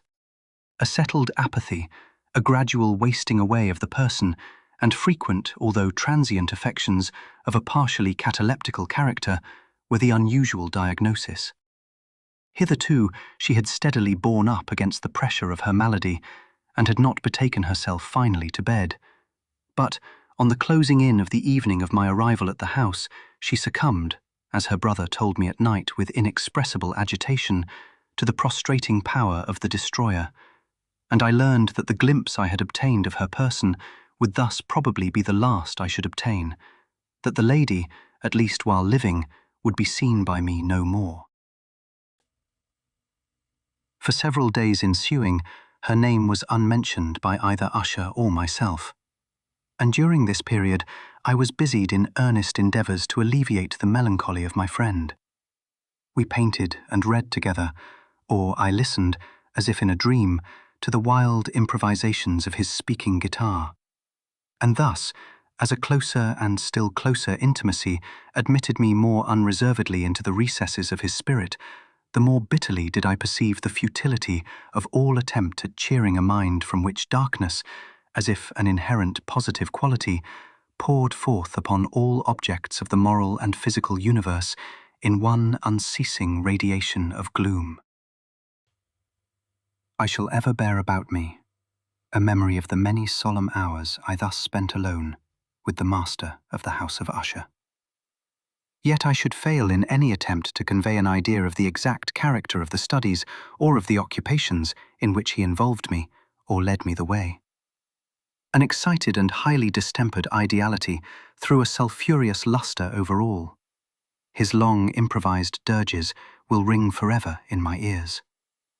Among other things, I hold painfully in mind a certain singular perversion and amplification of the wild air of the last waltz of von Weber.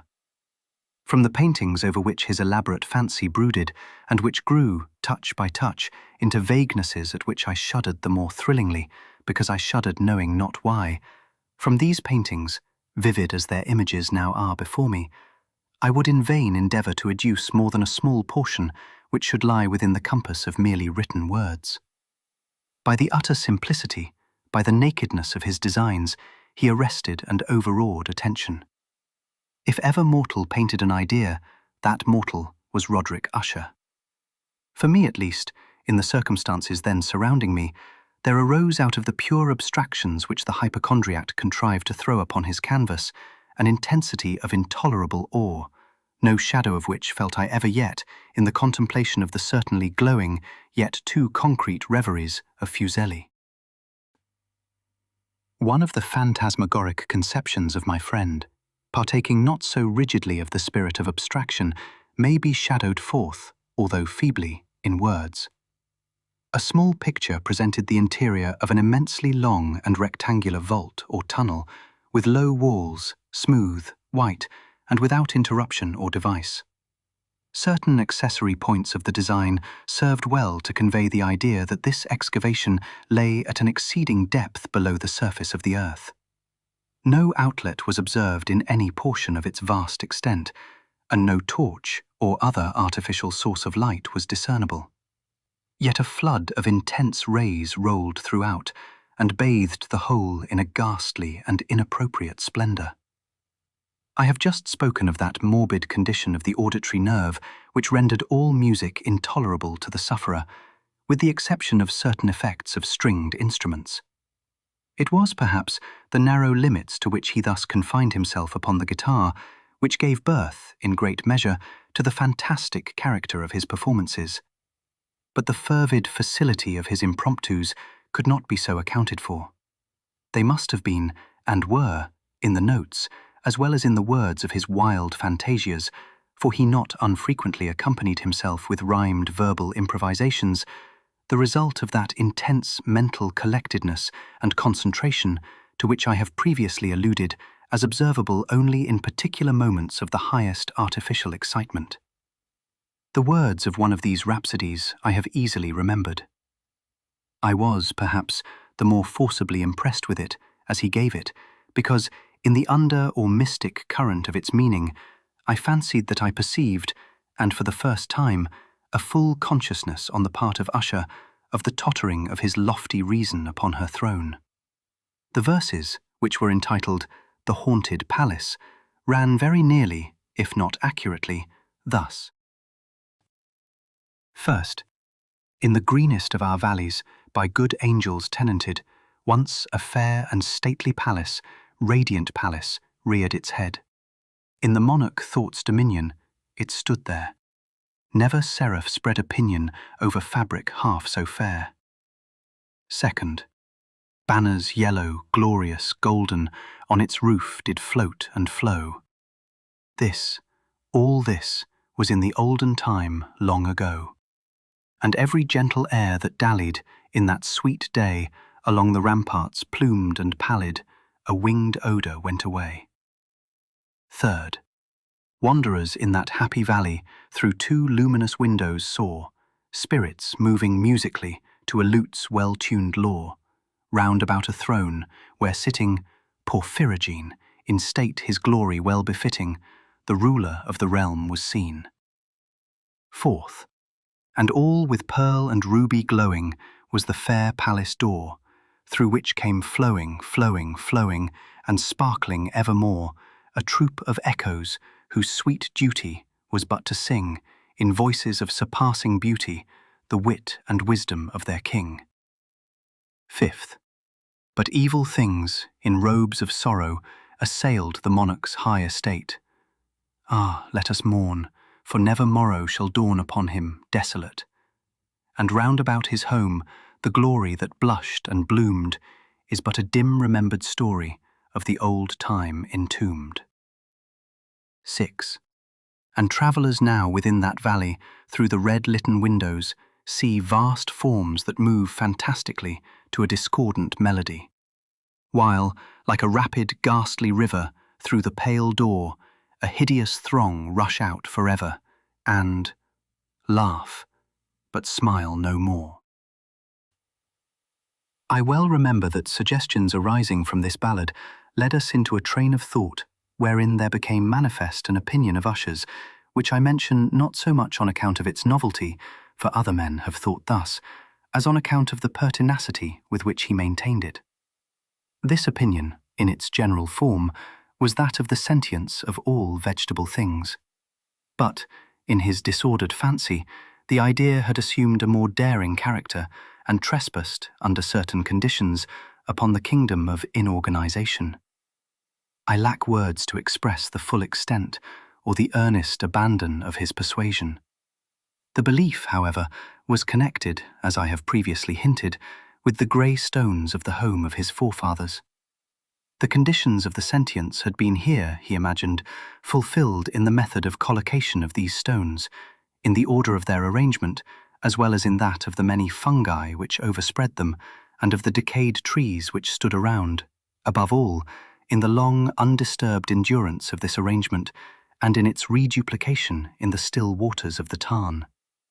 Its evidence, the evidence of the sentience, was to be seen, he said, and I here started as he spoke, in the gradual yet certain condensation of an atmosphere of their own about the waters and the walls.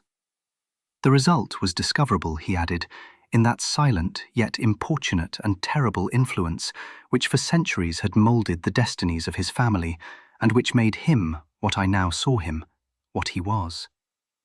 Such opinions need no comment, and I will make none. Our books, the books which, for years, had formed no small portion of the mental existence of the invalid, were, as might be supposed, in strict keeping with this character of phantasm. We pored together over such works as the Ververs et Chartreuse of Clécet, the Belphegor of Machiavelli, the Heaven and Hell of Swedenborg, the Subterranean Voyage of Nicholas Klim by Holberg, the Chiromancy of Robert Flood, of Jean d'Indaginé, and of de la Chambre, the Journey into the Blue Distance of Tieck, and the City of the Sun of Campanella. One favourite volume was a small octavo edition of the Directorium Inquisitorium by the Dominican Emeric de Gironne, and there were passages in Pomponius Mela about the old African satyrs and ujipans, over which Usher would sit dreaming for hours. His chief delight, however, was found in the perusal of an exceedingly rare and curious book in quarto Gothic, the Manual of a Forgotten Church, the Vigiliae Mortuorum Secundum Chorum Ecclesiae Maguntinae. I could not help thinking of the wild ritual of this work, and of its probable influence upon the hypochondriac, when, one evening, having informed me abruptly that the Lady Madeline was no more, he stated his intention of preserving her corpse for a fortnight, previously to its final interment, in one of the numerous vaults within the main walls of the building. The worldly reason, however, assigned for this singular proceeding was one which I did not feel at liberty to dispute. The brother had been led to his resolution, so he told me, by consideration of the unusual character of the malady of the deceased, of certain obtrusive and eager inquiries on the part of her medical men, and of the remote and exposed situation of the burial ground of the family. I will not deny that when I called to mind the sinister countenance of the person whom I met upon the staircase on the day of my arrival at the house, I had no desire to oppose what I regarded as at best but a harmless and by no means an unnatural precaution. At the request of Usher, I personally aided him in the arrangements for the temporary entombment. The body having been encoffined, we two alone bore it to its rest. The vault in which we placed it, and which had been so long unopened that our torches, half smothered in its oppressive atmosphere, gave us little opportunity for investigation, was small, damp, and entirely without means of admission for light. Lying at great depth, immediately beneath that portion of the building in which was my own sleeping apartment. It had been used, apparently, in remote feudal times for the worst purposes of a donjon keep, and, in later days, as a place of deposit for powder or some other highly combustible substance, as a portion of its floor and the whole interior of a long archway through which we reached it were carefully sheathed with copper. The door, of massive iron, had been also similarly protected. Its immense weight caused an unusually sharp grating sound as it moved upon its hinges. Having deposited our mournful burden upon trestles within this region of horror, we partially turned aside the yet unscrewed lid of the coffin and looked upon the face of the tenant. A striking similitude between the brother and sister now first arrested my attention, and Usher, divining perhaps my thoughts, murmured out some few words from which I learned that the deceased and himself had been twins, and that sympathies of a scarcely intelligible nature had always existed between them. Our glances, however, rested not long upon the dead, for we could not regard her unawed.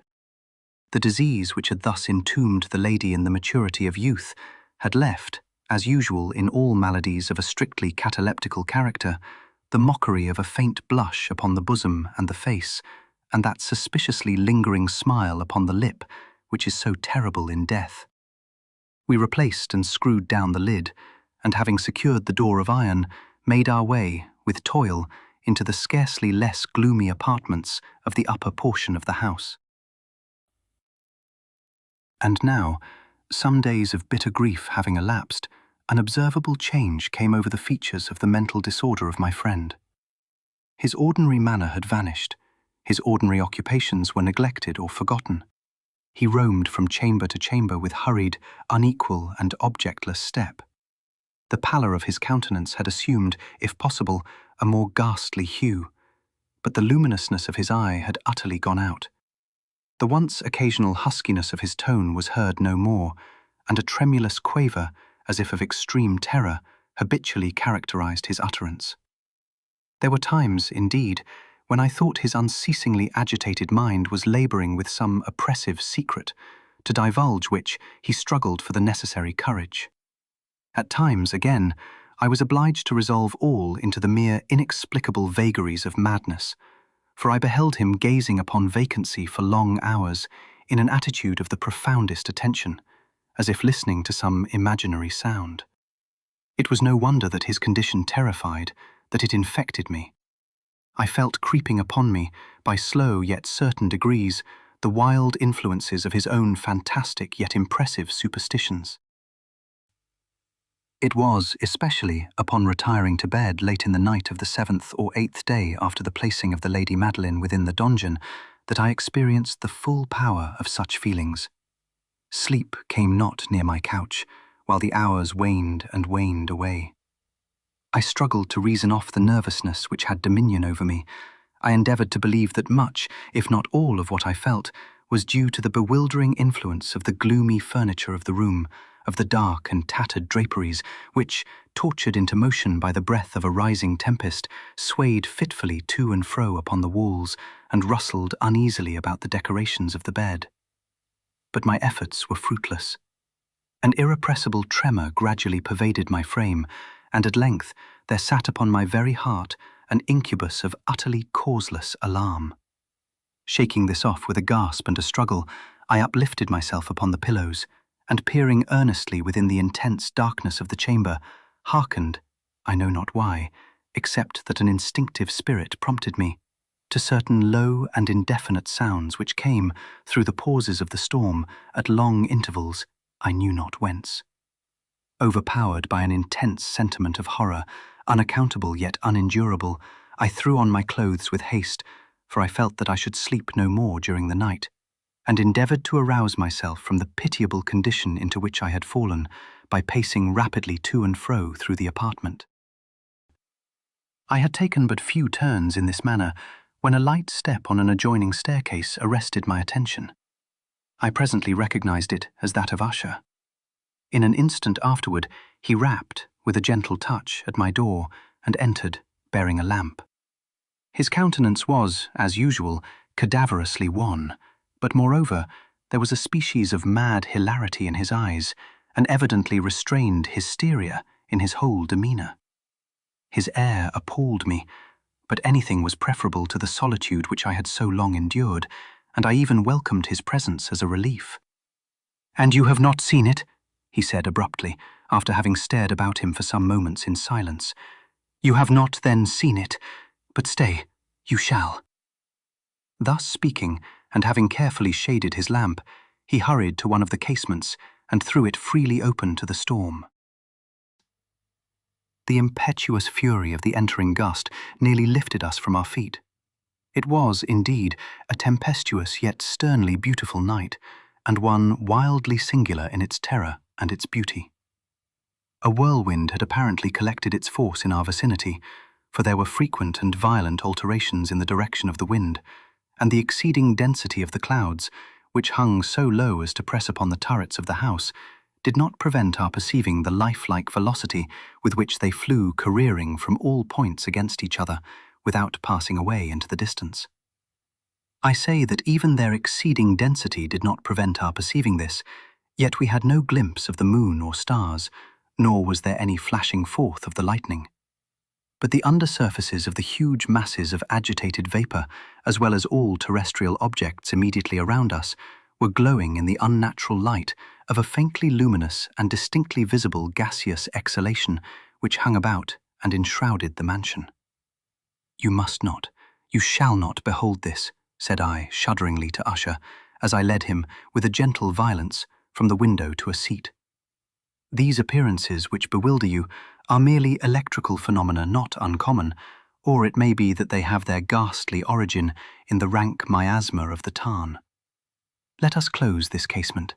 The air is chilling and dangerous to your frame. Here is one of your favourite romances. I will read, and you shall listen, and so we will pass away this terrible night together." The antique volume which I had taken up was the Mad Tryst of Sir Launcelot Canning, but I had called it a favourite of Usher's more in sad jest than in earnest, for, in truth, there is little in its uncouth and unimaginative prolixity which could have had interest for the lofty and spiritual ideality of my friend. It was, however, the only book immediately at hand, and I indulged a vague hope that the excitement which now agitated the hypochondriac might find relief, for the history of mental disorder is full of similar anomalies, even in the extremeness of the folly which I should read. Could I have judged, indeed, by the wild, overstrained air of vivacity with which he hearkened, or apparently hearkened, to the words of the tale, I might well have congratulated myself upon the success of my design. I had arrived at that well-known portion of the story where Ethelred, the hero of the tryst, having sought in vain for peaceable admission into the dwelling of the hermit, proceeds to make good an entrance by force. Here, it will be remembered, the words of the narrative run thus: "And Ethelred, who was by nature of a doughty heart, and who was now mighty withal on account of the powerfulness of the wine which he had drunken, waited no longer to hold parley with the hermit, who, in sooth, was of an obstinate and maliceful turn, but, feeling the rain upon his shoulders, and fearing the rising of the tempest, uplifted his mace outright, and with blows made quickly room in the plankings of the door for his gauntleted hand. And now, pulling therewith sturdily, he so cracked and ripped and tore all asunder that the noise of the dry and hollow-sounding wood alarumed and reverberated throughout the forest." At the termination of this sentence, I started, and for a moment paused. For it appeared to me, although I at once concluded that my excited fancy had deceived me, it appeared to me that, from some very remote portion of the mansion, there came, indistinctly to my ears, what might have been, in its exact similarity of character, the echo, but a stifled and dull one certainly, of the very cracking and ripping sound which Sir Launcelot had so particularly described. It was, beyond doubt, the coincidence alone which had arrested my attention, for, amid the rattling of the sashes of the casements and the ordinary commingled noises of the still increasing storm, the sound in itself had nothing, surely, which should have interested or disturbed me. I continued the story. But the good champion Ethelred, now entering within the door, was sore enraged and amazed to perceive no signal of the maliceful hermit, but, in the stead thereof, a dragon of a scaly and prodigious demeanour, and of a fiery tongue, which sate in guard before a palace of gold, with a floor of silver, and upon the wall there hung a shield of shining brass, with this legend enwritten: "Who entereth herein, a conqueror hath been, who slayeth the dragon, the shield he shall win." And Ethelred uplifted his mace, and struck upon the head of the dragon, which fell before him, and gave up his pesty breath, with a shriek so horrid and harsh, and withal so piercing, that Ethelred had fain to close his ears with his hands against the dreadful noise of it, the like whereof was never before heard. Here again I paused abruptly, and now with a feeling of wild amazement. For there could be no doubt whatever that, in this instance, I did actually hear, although from what direction it proceeded I found it impossible to say, a low and apparently distant, but harsh, protracted, and most unusual screaming or grating sound, the exact counterpart of what my fancy had already conjured up for the dragon's unnatural shriek as described by the romancer. Oppressed, as I certainly was, upon the occurrence of this second and most extraordinary coincidence, by 1,000 conflicting sensations, in which wonder and extreme terror were predominant, I still retained sufficient presence of mind to avoid exciting, by any observation, the sensitive nervousness of my companion. I was by no means certain that he had noticed the sounds in question, although, assuredly, a strange alteration had, during the last few minutes, taken place in his demeanour. From a position fronting my own, he had gradually brought round his chair so as to sit with his face to the door of the chamber, and thus I could but partially perceive his features, although I saw that his lips trembled as if he were murmuring inaudibly. His head had dropped upon his breast, yet I knew that he was not asleep, from the wide and rigid opening of the eye as I caught a glance of it in profile. The motion of his body, too, was at variance with this idea, for he rocked from side to side with a gentle yet constant and uniform sway. Having rapidly taken notice of all this, I resumed the narrative of Sir Launcelot, which thus proceeded. And now, the champion, having escaped from the terrible fury of the dragon, bethinking himself of the brazen shield and of the breaking up of the enchantment which was upon it, removed the carcass from out of the way before him, and approached valorously over the silver pavement of the castle to where the shield was upon the wall, which in sooth tarried not for his full coming, but fell down at his feet upon the silver floor, with a mighty great and terrible ringing sound. No sooner had these syllables passed my lips than, as if a shield of brass had indeed, at the moment, fallen heavily upon a floor of silver, I became aware of a distinct, hollow, metallic, and clangorous, yet apparently muffled reverberation. Completely unnerved, I leaped to my feet, but the measured rocking movement of Usher was undisturbed. I rushed to the chair in which he sat. His eyes were bent fixedly before him, and throughout his whole countenance there reigned a stony rigidity. But, as I placed my hand upon his shoulder, there came a strong shudder over his whole person. A sickly smile quivered about his lips, and I saw that he spoke in a low, hurried, and gibbering murmur, as if unconscious of my presence.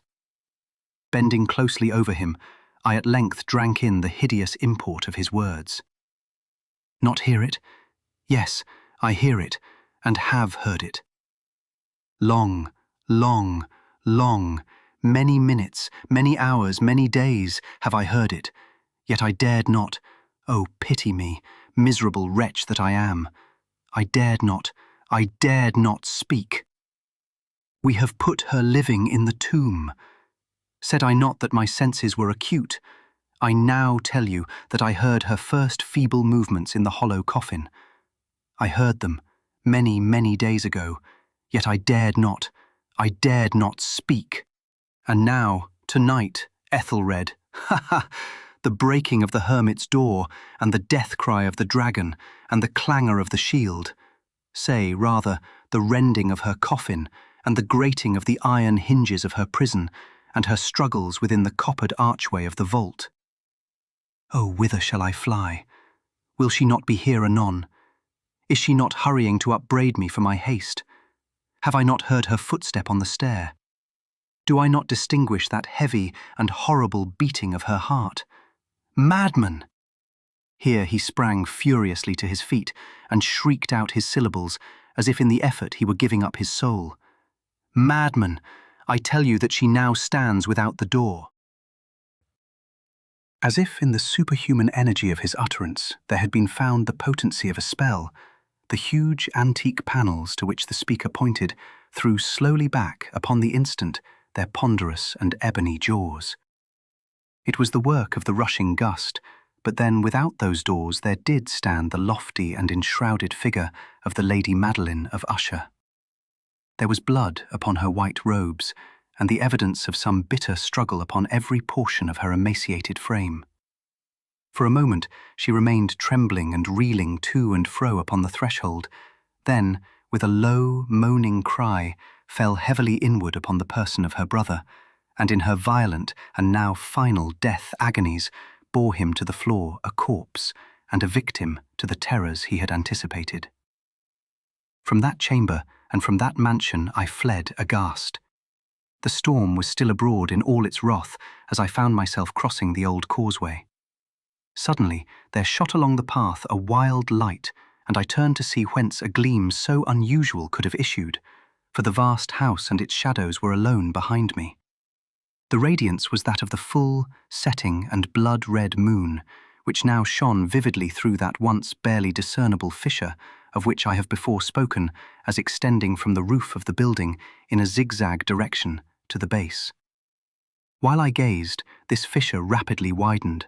There came a fierce breath of the whirlwind. The entire orb of the satellite burst at once upon my sight. My brain reeled as I saw the mighty walls rushing asunder. There was a long, tumultuous shouting sound, like the voice of 1,000 waters, and the deep and dank tarn at my feet closed sullenly and silently over the fragments of the house of Usher. The Cask of Amontillado. The 1,000 injuries of Fortunato I had borne as I best could, but when he ventured upon insult, I vowed revenge. You, who so well know the nature of my soul, will not suppose, however, that I gave utterance to a threat. At length I would be avenged. This was a point definitively settled, but the very definitiveness with which it was resolved precluded the idea of risk. I must not only punish, but punish with impunity. A wrong is unredressed when retribution overtakes its redresser. It is equally unredressed when the avenger fails to make himself felt as such to him who has done the wrong. It must be understood that neither by word nor deed had I given Fortunato cause to doubt my goodwill. I continued, as was my wont, to smile in his face, and he did not perceive that my smile now was at the thought of his immolation. He had a weak point, this Fortunato, although in other regards he was a man to be respected and even feared. He prided himself on his connoisseurship in wine. Few Italians have the true virtuoso spirit. For the most part, their enthusiasm is adopted to suit the time and opportunity, to practice imposture upon the British and Austrian millionaires. In painting and gemmery, Fortunato, like his countrymen, was a quack. But in the matter of old wines, he was sincere. In this respect, I did not differ from him materially. I was skillful in the Italian vintages myself, and bought largely whenever I could. It was about dusk, one evening during the supreme madness of the carnival season, that I encountered my friend. He accosted me with excessive warmth, for he had been drinking much. The man wore motley. He had on a tight-fitting, party-striped dress, and his head was surmounted by the conical cap and bells. I was so pleased to see him that I thought I should never have done wringing his hand. I said to him, "My dear Fortunato, you are luckily met. How remarkably well you are looking today. But I have received a pipe of what passes for Amontillado, and I have my doubts." "How?" said he. "Amontillado? A pipe? Impossible! And in the middle of the carnival?" I replied, "And I was silly enough to pay the full Amontillado price without consulting you in the matter. You were not to be found, and I was fearful of losing a bargain." "Amontillado? I have my doubts." "Amontillado! And I must satisfy them." "Amontillado! As you are engaged, I am on my way to Lucchese. If anyone has a critical turn, it is he. He will tell me, Lucchese cannot tell Amontillado from sherry. And yet some fools will have it that his taste is a match for your own. Come, let us go." "Whither?" "To your vaults." My friend, no. I will not impose upon your good nature. I perceive you have an engagement. Lucchese, I have no engagement. Come. My friend, no. It is not the engagement, but the severe cold with which I perceive you are afflicted. The vaults are insufferably damp. They are encrusted with nitre. Let us go, nevertheless. The cold is merely nothing. Amontillado! You have been imposed upon. And as for Lucchese, he cannot distinguish sherry from Amontillado. Thus speaking, Fortunato possessed himself of my arm. Putting on a mask of black silk and drawing a roquelaire closely about my person, I suffered him to hurry me to my palazzo. There were no attendants at home. They had absconded to make merry in honor of the time. I had told them that I should not return until the morning, and had given them explicit orders not to stir from the house. These orders were sufficient, I well knew, to ensure their immediate disappearance, one and all, as soon as my back was turned. I took from their sconces 2 flambeaux, and, giving one to Fortunato, bowed him through several suites of rooms to the archway that led into the vaults. I passed down a long and winding staircase, requesting him to be cautious as he followed. We came at length to the foot of the descent, and stood together on the damp ground of the catacombs of the Montresors. The gait of my friend was unsteady, and the bells upon his cap jingled as he strode. "The pipe," said he. "It is farther on," said I, "but observe the white webwork which gleams from these cavern walls." He turned towards me, and looked into my eyes with 2 filmy orbs that distilled the rheum of intoxication. "Nitre?" he asked at length. "Nitre," I replied.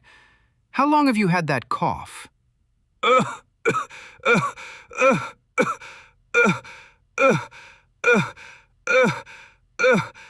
My poor friend found it impossible to reply for many minutes.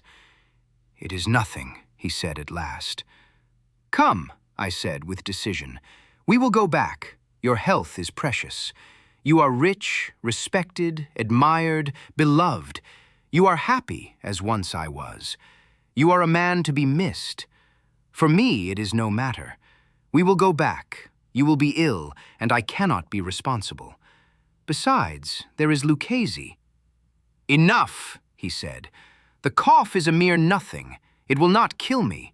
I shall not die of a cough." "True, true," I replied. "And indeed I had no intention of alarming you unnecessarily, but you should use all proper caution. A draught of this Medoc will defend us from the damps." Here I knocked off the neck of a bottle, which I drew from a long row of its fellows that lay upon the mould. "Drink," I said, presenting him the wine. He raised it to his lips with a leer. He paused and nodded to me familiarly, while his bells jingled. "I drink," he said, "to the buried that repose around us, and I to your long life." He again took my arm, and we proceeded. "These vaults," he said, "are extensive." "The Montresors," I replied, "were a great and numerous family." "I forget your arms." "A huge human foot door in a field azure. The foot crushes a serpent rampant, whose fangs are embedded in the heel." "And the motto?" "Nemo me impune lacessit." "Good," he said. The wine sparkled in his eyes, and the bells jingled. My own fancy grew warm with the Medoc. We had passed through walls of piled bones, with casks and puncheons intermingling, into the inmost recesses of the catacombs. I paused again, and this time I made bold to seize Fortunato by an arm above the elbow. "The nitre," I said. "See, it increases. It hangs like moss upon the vaults. We are below the river's bed. The drops of moisture trickle among the bones. Come, we will go back ere it is too late. Your cough..." "It is nothing," he said. "Let us go on. But first, another draught of the Medoc." I broke and reached him a flagon of de Grave. He emptied it at a breath. His eyes flashed with a fierce light. He laughed and threw the bottle upwards with a gesticulation I did not understand. I looked at him in surprise. He repeated the movement, a grotesque one. "You do not comprehend?" he said.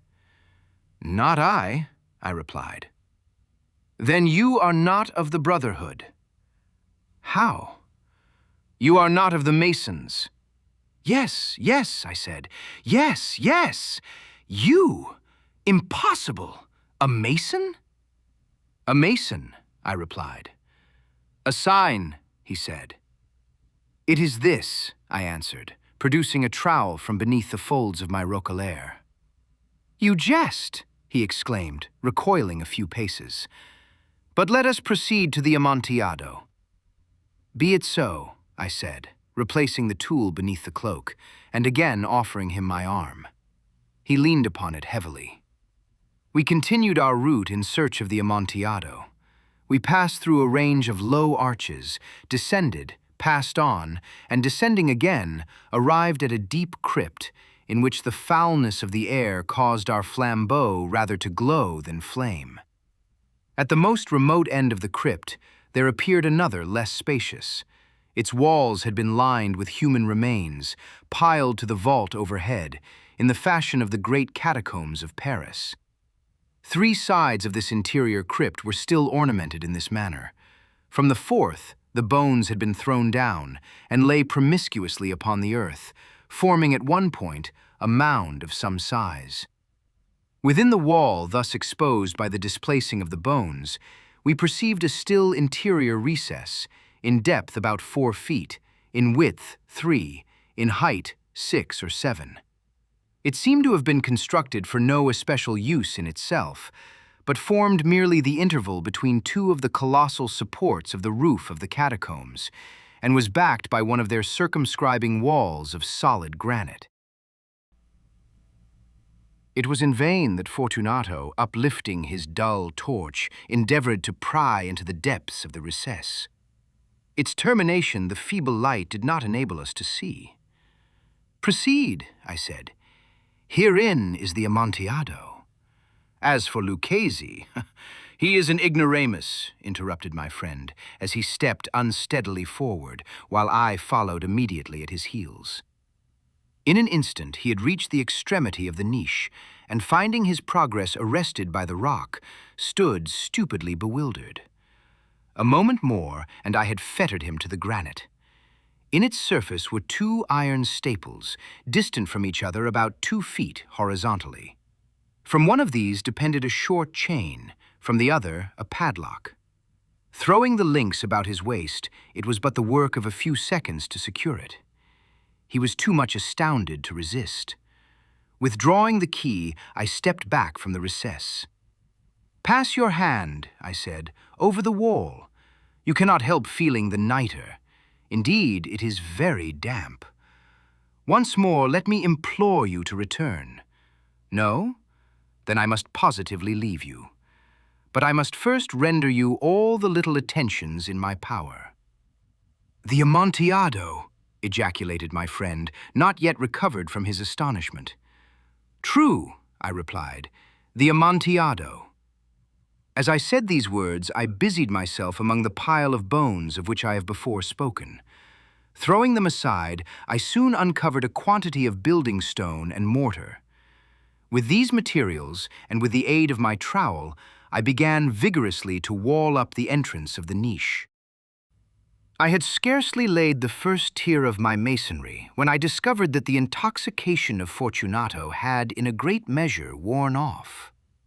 The earliest indication I had of this was a low, moaning cry from the depth of the recess. It was not the cry of a drunken man. There was then a long and obstinate silence. I laid the 2nd tier, and the 3rd, and the 4th. And then I heard the furious vibrations of the chain.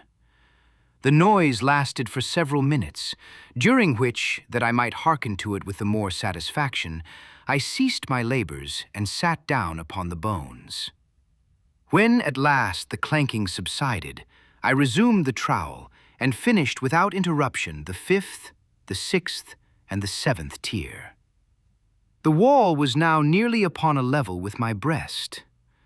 I again paused, and holding the flambeau over the mason work, threw a few feeble rays upon the figure within. A succession of loud and shrill screams, bursting suddenly from the throat of the chained form, seemed to thrust me violently back. For a brief moment I hesitated. I trembled.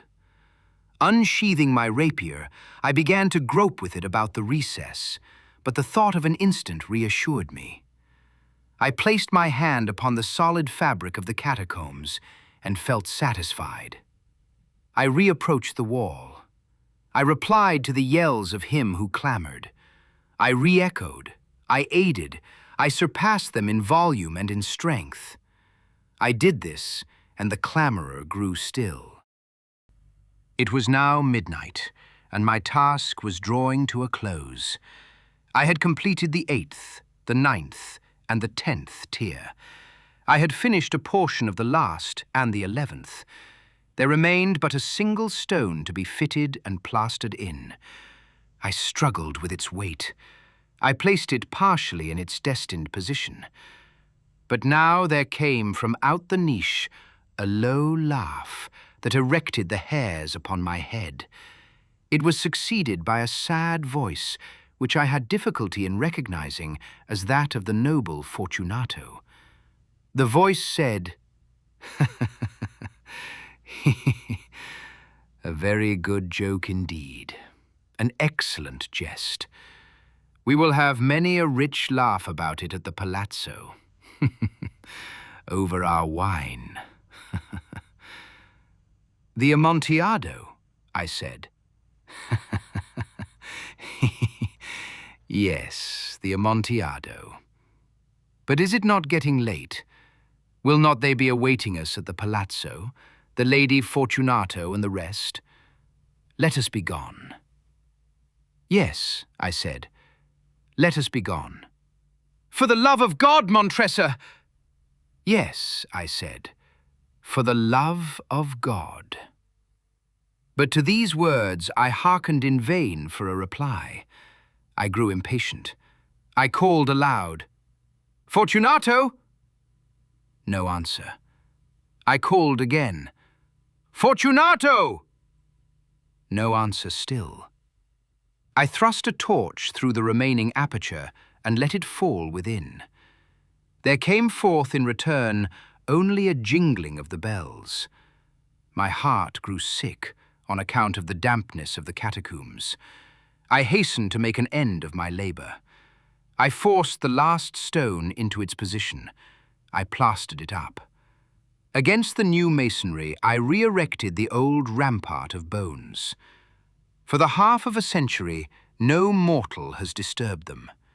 In pace requiescat. The Imp of the Perverse. In the consideration of the faculties and impulses, of the prima mobilia of the human soul, the phrenologists have failed to make room for a propensity which, although obviously existing as a radical, primitive, irreducible sentiment, has been equally overlooked by all the moralists who have preceded them. In the pure arrogance of the reason, we have all overlooked it. We have suffered its existence to escape our senses solely through want of belief, of faith, whether it be faith in revelation or faith in the Kabbalah. The idea of it has never occurred to us, simply because of its supererogation. We saw no need of the impulse, for the propensity. We could not perceive its necessity. We could not understand, that is to say, we could not have understood, had the notion of this primum mobile ever obtruded itself. We could not have understood in what manner it might be made to further the objects of humanity, either temporal or eternal. It cannot be denied that phrenology, and in great measure all metaphysicianism, have been concocted a priori. The intellectual or logical man, rather than the understanding or observant man, set himself to imagine designs, to dictate purposes to God. Having thus fathomed, to his satisfaction, the intentions of Jehovah, out of these intentions he built his innumerable systems of mind. In the matter of phrenology, for example, we first determined, naturally enough, that it was the design of the deity that man should eat. We then assigned to man an organ of alimentiveness, and this organ is the scourge with which the deity compels man, will I, nil I, into eating. Secondly, having settled it to be God's will that man should continue his species, we discovered an organ of amativeness forthwith.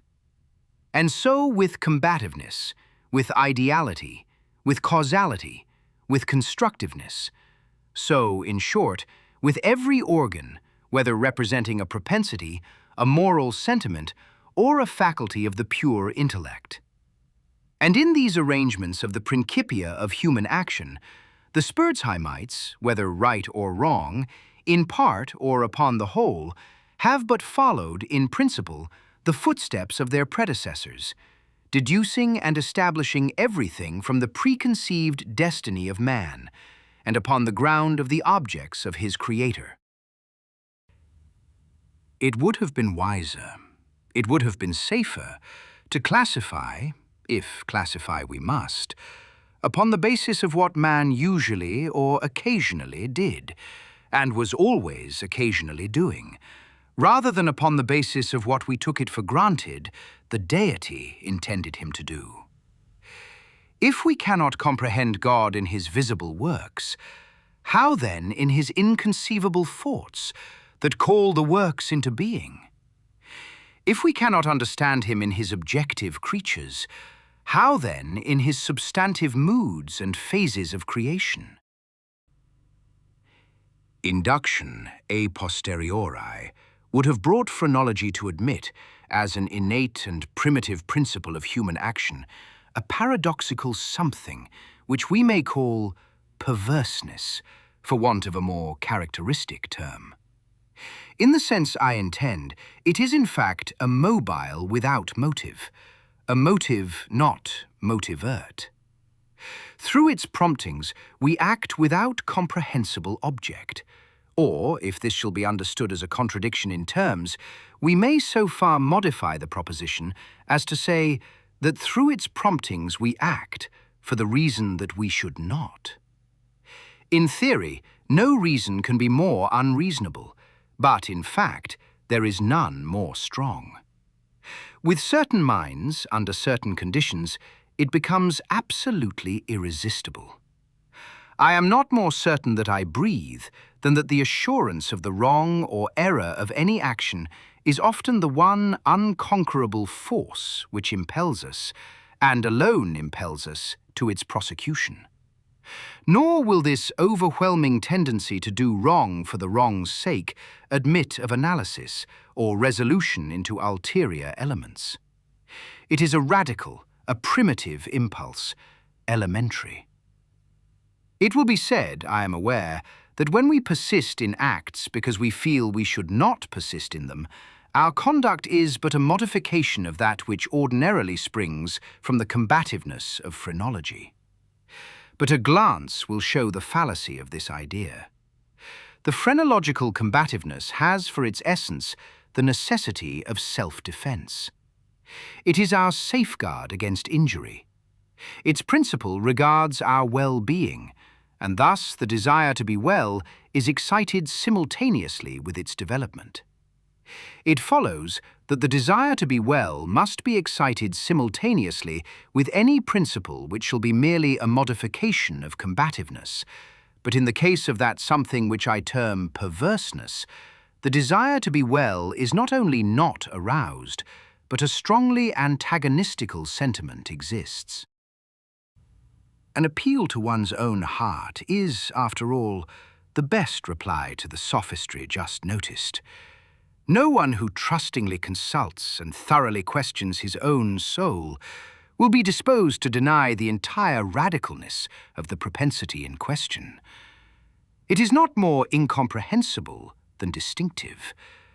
There lives no man who at some period has not been tormented, for example, by an earnest desire to tantalize a listener by circumlocution. The speaker is aware that he displeases. He has every intention to please. He is usually curt, precise, and clear. The most laconic and luminous language is struggling for utterance upon his tongue. It is only with difficulty that he restrains himself from giving it flow. He dreads and deprecates the anger of him whom he addresses. Yet the thought strikes him that by certain involutions and parentheses, this anger may be engendered. That single thought is enough. The impulse increases to a wish, the wish to a desire, the desire to an uncontrollable longing, and the longing to the deep regret and mortification of the speaker, and in defiance of all consequences, is indulged. We have a task before us which must be speedily performed. We know that it will be ruinous to make delay. The most important crisis of our life calls, trumpet-tongued, for immediate energy and action. We glow. We are consumed with eagerness to commence the work, with the anticipation of whose glorious result our whole souls are on fire. It shall be undertaken today, and yet we put it off until tomorrow. And why? There is no answer, except that we feel perverse, using the word with no comprehension of the principle. Tomorrow arrives, and with it a more impatient anxiety to do our duty. But with this very increase of anxiety arrives, also, a nameless, a positively fearful, because unfathomable, craving for delay. This craving gathers strength as the moments fly. The last hour for action is at hand. We tremble with the violence of the conflict within us, of the definite with the indefinite, of the substance with the shadow. But, if the contest have proceeded thus far, it is the shadow which prevails. We struggle in vain. The clock strikes, and is the knell of our welfare. At the same time, it is the chanticleer note to the ghost that has so long overawed us. It flies, it disappears, we are free. The old energy returns. We will labor now. Alas, it is too late. We stand upon the brink of a precipice. We peer into the abyss. We grow sick and dizzy. Our first impulse is to shrink from the danger. Unaccountably, we remain. By slow degrees, our sickness and dizziness and horror become merged in a cloud of unnameable feeling. By gradations, still more imperceptible, this cloud assumes shape, as did the vapor from the bottle out of which arose the genius in the Arabian Nights. But out of this, our cloud upon the precipice's edge, there grows into palpability a shape, far more terrible than any genius or any demon of a tale. And yet it is but a thought, although a fearful one, and one which chills the very marrow of our bones with the fierceness of the delight of its horror. It is merely the idea of what would be our sensations during the sweeping precipitancy of a fall from such a height. And this fall, this rushing annihilation, for the very reason that it involves that one most ghastly and loathsome of all the most ghastly and loathsome images of death and suffering which have ever presented themselves to our imagination. For this very cause do we now the most vividly desire it. And because our reason violently deters us from the brink, therefore do we the most impetuously approach it. There is no passion in nature so demoniacally impatient as that of him who, shuddering upon the edge of a precipice, thus meditates a plunge. To indulge for a moment in any attempt at thought is to be inevitably lost, for reflection but urges us to forbear, and therefore it is, I say, that we cannot. If there be no friendly arm to check us, or if we fail in a sudden effort to prostrate ourselves backward from the abyss, we plunge and are destroyed. Examine these similar actions as we will, we shall find them resulting solely from the spirit of the perverse. We perpetrate them because we feel that we should not. Beyond or behind this, there is no intelligible principle. And we might, indeed, deem this perverseness a direct instigation of the arch-fiend, were it not occasionally known to operate in furtherance of good. I have said thus much, that in some measure I may answer your question, that I may explain to you why I am here, that I may assign to you something that shall have at least the faint aspect of a cause for my wearing these fetters, and for my tenanting this cell of the condemned. Had I not been thus prolix, you might either have misunderstood me altogether, or, with the rabble, have fancied me mad. As it is, you will easily perceive that I am one of the many uncounted victims of the imp of the perverse.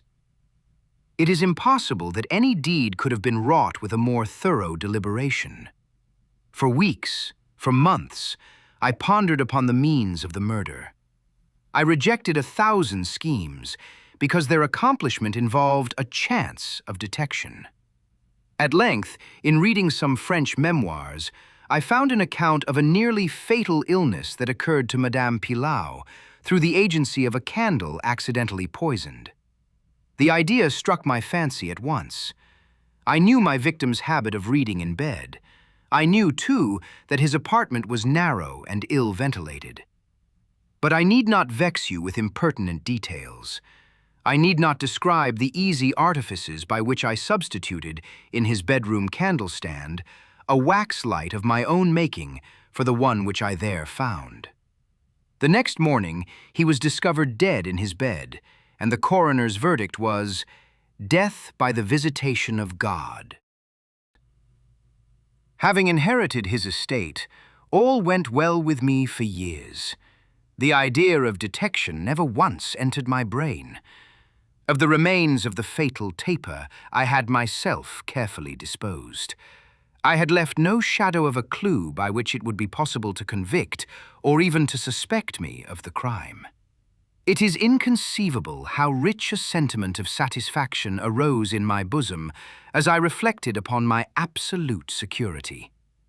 For a very long period of time, I was accustomed to revel in this sentiment.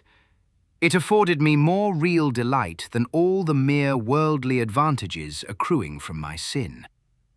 But there arrived at length an epoch from which the pleasurable feeling grew, by scarcely perceptible gradations, into a haunting and harassing thought. It harassed because it haunted. I could scarcely get rid of it for an instant. It is quite a common thing to be thus annoyed with the ringing in our ears, or rather in our memories, of the burthen of some ordinary song or some unimpressive snatches from an opera. Nor will we be the less tormented if the song in itself be good, or the opera air meritorious. In this manner, at last, I would perpetually catch myself pondering upon my security and repeating in a low undertone the phrase, "I am safe." One day, whilst sauntering along the streets, I arrested myself in the act of murmuring, half aloud, these customary syllables. In a fit of petulance, I remodelled them thus: "I am safe. I am safe, yes, if I be not fool enough to make open confession." No sooner had I spoken these words than I felt an icy chill creep to my heart. I had had some experience in these fits of perversity, whose nature I have been at some trouble to explain, and I remembered well that in no instance I had successfully resisted their attacks. And now my own casual self-suggestion that I might possibly be fool enough to confess the murder of which I had been guilty confronted me, as if the very ghost of him whom I had murdered, and beckoned me on to death. At first, I made an effort to shake off this nightmare of the soul. I walked vigorously, faster, still faster. At length, I ran. I felt a maddening desire to shriek aloud. Every succeeding wave of thought overwhelmed me with new terror, for alas, I too well understood that to think in my situation was to be lost. I still quickened my pace. I bounded like a madman through the crowded thoroughfares. At length, the populace took the alarm and pursued me. I felt then the consummation of my fate. Could I have torn out my tongue, I would have done it. But a rough voice resounded in my ears. A rougher grasp seized me by the shoulder. I turned. I gasped for breath. For a moment, I experienced all the pangs of suffocation. I became blind and deaf and giddy. And then some invisible fiend, I thought, struck me with his broad palm upon the back. The long-imprisoned secret burst forth from my soul. They say that I spoke with a distinct enunciation, but with marked emphasis and passionate hurry, as if in dread of interruption before concluding the brief but pregnant sentences that consigned me to the hangman and to hell. Having related all that was necessary for the fullest judicial conviction, I fell prostrate in a swoon. But why shall I say more? Today I wear these chains and am here. Tomorrow I shall be fetterless. But where? The Island of the Fay. Nullus enim locus sine genio est. Servius. La musique, says Marmontel, in those contes moraux, which in all our translations we have insisted upon calling moral tales, as if in mockery of their spirit. La musique est le seul des talents qui jouissent de lui-même. Tous les autres veulent des témoins. He here confounds the pleasure derivable from sweet sounds with the capacity for creating them. No more than any other talent is that for music susceptible of complete enjoyment, where there is no second party to appreciate its exercise. And it is only in common with other talents that it produces effects which may be fully enjoyed in solitude. The idea which the raconteur has either failed to entertain clearly or has sacrificed in its expression to his national love of point is, doubtless, the very tenable one that the higher order of music is the most thoroughly estimated when we are exclusively alone. The proposition, in this form, will be admitted at once by those who love the lyre for its own sake and for its spiritual uses. But there is one pleasure still within the reach of fallen mortality, and perhaps only one, which owes even more than does music to the accessory sentiment of seclusion. I mean the happiness experienced in the contemplation of natural scenery. In truth, the man who would behold aright the glory of God upon earth must in solitude behold that glory. To me, at least, the presence, not of human life only, but of life in any other form than that of the green things which grow upon the soil and are voiceless, is a stain upon the landscape, is at war with the genius of the scene. I love, indeed, to regard the dark valleys and the gray rocks, and the waters that silently smile, and the forests that sigh in uneasy slumbers, and the proud, watchful mountains that look down upon all. I love to regard these as themselves but the colossal members of one vast, animate, and sentient whole, a whole whose form, that of the sphere, is the most perfect and most inclusive of all, whose path is among associate planets, whose meek handmaiden is the moon, whose mediate sovereign is the sun, whose life is eternity, whose thought is that of a god, whose enjoyment is knowledge, whose destinies are lost in immensity, whose cognizance of ourselves is akin with our own cognizance of the animalculae which infest the brain. A being which we, in consequence, regard as purely inanimate and material, much in the same manner as these animalculae must thus regard us. Our telescopes and our mathematical investigations assure us on every hand, notwithstanding the cant of the more ignorant of the priesthood, that space, and therefore that bulk, is an important consideration in the eyes of the Almighty. The cycles in which the stars move are those best adapted for the evolution, without collision, of the greatest possible number of bodies. The forms of those bodies are accurately such as, within a given surface, to include the greatest possible amount of matter, while the surfaces themselves are so disposed as to accommodate a denser population than could be accommodated on the same surfaces otherwise arranged. Nor is it any argument against bulk being an object with God that space itself is infinite, for there may be an infinity of matter to fill it. And since we see clearly that the endowment of matter with vitality is a principle, indeed, as far as our judgments extend, the leading principle in the operations of deity, it is scarcely logical to imagine it confined to the regions of the minute, where we daily trace it, and not extending to those of the august.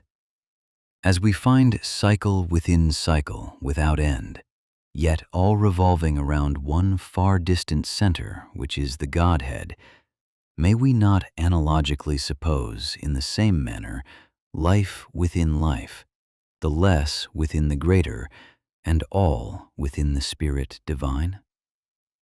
In short, we are madly erring, through self-esteem, in believing man, in either his temporal or future destinies, to be of more moment in the universe than that vast clod of the valley which he tills and contemns, and to which he denies a soul for no more profound reason than that he does not behold it in operation.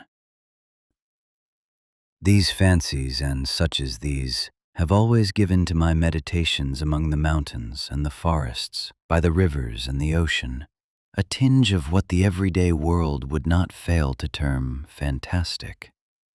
My wanderings amid such scenes have been many and far-searching, and often solitary, and the interest with which I have strayed through many a dim, deep valley, or gazed into the reflected heaven of many a bright lake, has been an interest greatly deepened by the thought that I have strayed and gazed alone. What flippant Frenchman was it who said in allusion to the well-known work of Zimmermann that «La solitude est une belle chose, mais il faut quelqu'un pour vous dire que la solitude est une belle chose»? The epigram cannot be gainsayed, but the necessity is a thing that does not exist. It was during one of my lonely journeyings, amid a far distant region of mountain locked within mountain, and sad rivers and melancholy tarn writhing or sleeping within all, that I chanced upon a certain rivulet and island. I came upon them suddenly in the leafy June, and threw myself upon the turf, beneath the branches of an unknown odorous shrub, that I might doze as I contemplated the scene. I felt that thus only should I look upon it, such was the character of phantasm which it wore. On all sides, save to the west, where the sun was about sinking, arose the verdant walls of the forest. The little river which turned sharply in its course, and was thus immediately lost to sight, seemed to have no exit from its prison, but to be absorbed by the deep green foliage of the trees to the east, while in the opposite quarter, so it appeared to me as I lay at length and glanced upward, there poured down noiselessly and continuously into the valley a rich golden and crimson waterfall from the sunset fountains of the sky. About midway in the short vista which my dreamy vision took in, one small circular island, profusely verdured, reposed upon the bosom of the stream. So blended bank and shadow there, that each seemed pendulous in air, so mirror-like was the glassy water, that it was scarcely possible to say at what point upon the slope of the emerald turf its crystal dominion began. My position enabled me to include in a single view both the eastern and western extremities of the islet, and I observed a singularly marked difference in their aspects. The latter was all one radiant harem of garden beauties. It glowed and blushed beneath the eyes of the slant sunlight and fairly laughed with flowers. The grass was short, springy, sweet-scented, and asphodel interspersed. The trees were lithe, mirthful, erect, bright, slender, and graceful, of eastern figure and foliage, with bark smooth, glossy, and party-colored. There seemed a deep sense of life and joy about all, and although no airs blew from out the heavens, yet everything had motion through the gentle sweepings to and fro of innumerable butterflies that might have been mistaken for tulips with wings. The other or eastern end of the isle was whelmed in the blackest shade. A somber yet beautiful and peaceful gloom here pervaded all things. The trees were dark in color and mournful in form and attitude, wreathing themselves into sad, solemn, and spectral shapes that conveyed ideas of mortal sorrow and untimely death. The grass wore the deep tint of the cypress, and the heads of its blades hung droopingly, and hither and thither among it were many small, unsightly hillocks, low and narrow, and not very long, that had the aspect of graves, but were not, although over and all about them the rue and the rosemary clambered. The shade of the trees fell heavily upon the water, and seemed to bury itself therein, impregnating the depths of the element with darkness. I fancied that each shadow, as the sun descended lower and lower, separated itself sullenly from the trunk that gave it birth, and thus became absorbed by the stream, while other shadows issued momently from the trees, taking the place of their predecessors thus entombed. This idea, having once seized upon my fancy, greatly excited it, and I lost myself forthwith in reverie. If ever island were enchanted, said I to myself, this is it. This is the haunt of the few gentle fays who remain from the wreck of the race. Are these green tombs theirs, or do they yield up their sweet lives as mankind yield up their own? In dying, do they not rather waste away mournfully, rendering unto God little by little their existence, as these trees render up shadow after shadow, exhausting their substance unto dissolution? What the wasting tree is to the water that imbibes its shade, growing thus blacker by what it preys upon, may not the life of the Fay be to the death which engulfs it? As I thus mused, with half-shut eyes, while the sun sank rapidly to rest, and eddying currents careered round and round the island, bearing upon their bosom large, dazzling, white flakes of the bark of the sycamore, flakes which, in their multiform positions upon the water, a quick imagination might have converted into anything it pleased. While I thus mused, it appeared to me that the form of one of those very fays about whom I had been pondering made its way slowly into the darkness from out the light at the western end of the island. She stood erect in a singularly fragile canoe, and urged it with the mere phantom of an oar. While within the influence of the lingering sunbeams, her attitude seemed indicative of joy, but sorrow deformed it as she passed within the shade. Slowly she glided along, and at length rounded the islet and re-entered the region of light. The revolution which has just been made by the Fay, continued I musingly, is the cycle of the brief year of her life. She has floated through her winter and through her summer. She is a year nearer unto death, for I did not fail to see that, as she came into the shade, her shadow fell from her and was swallowed up in the dark water, making its blackness more black. And again the boat appeared and the Fay. But about the attitude of the latter there was more of care and uncertainty, and less of elastic joy. She floated again from out the light and into the gloom, which deepened momently.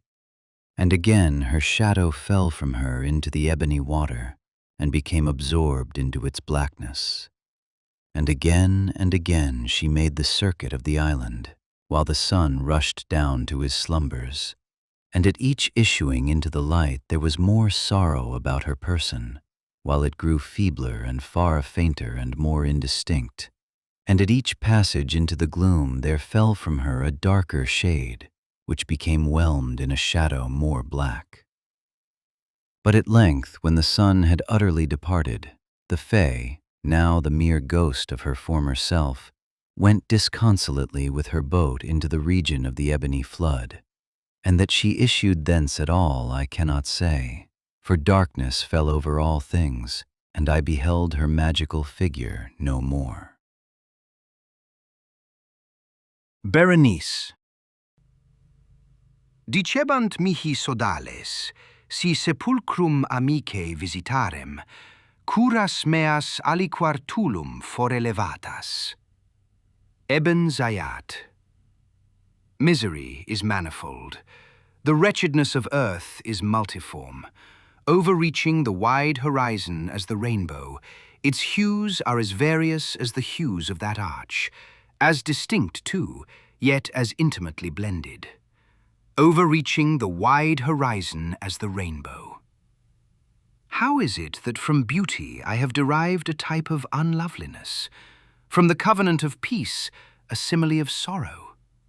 But as, in ethics, evil is a consequence of good, so, in fact, out of joy is sorrow born. Either the memory of past bliss is the anguish of today, or the agonies which are have their origin in the ecstasies which might have been. My baptismal name is Aegeus. That of my family I will not mention. Yet there are no towers in the land more time-honored than my gloomy, grey, hereditary halls. Our line has been called a race of visionaries, and in many striking particulars, in the character of the family mansion, in the frescoes of the chief saloon, in the tapestries of the dormitories, in the chiseling of some buttresses in the armory, but more especially in the gallery of antique paintings, in the fashion of the library chamber, and, lastly, in the very peculiar nature of the library's contents, there is more than sufficient evidence to warrant the belief.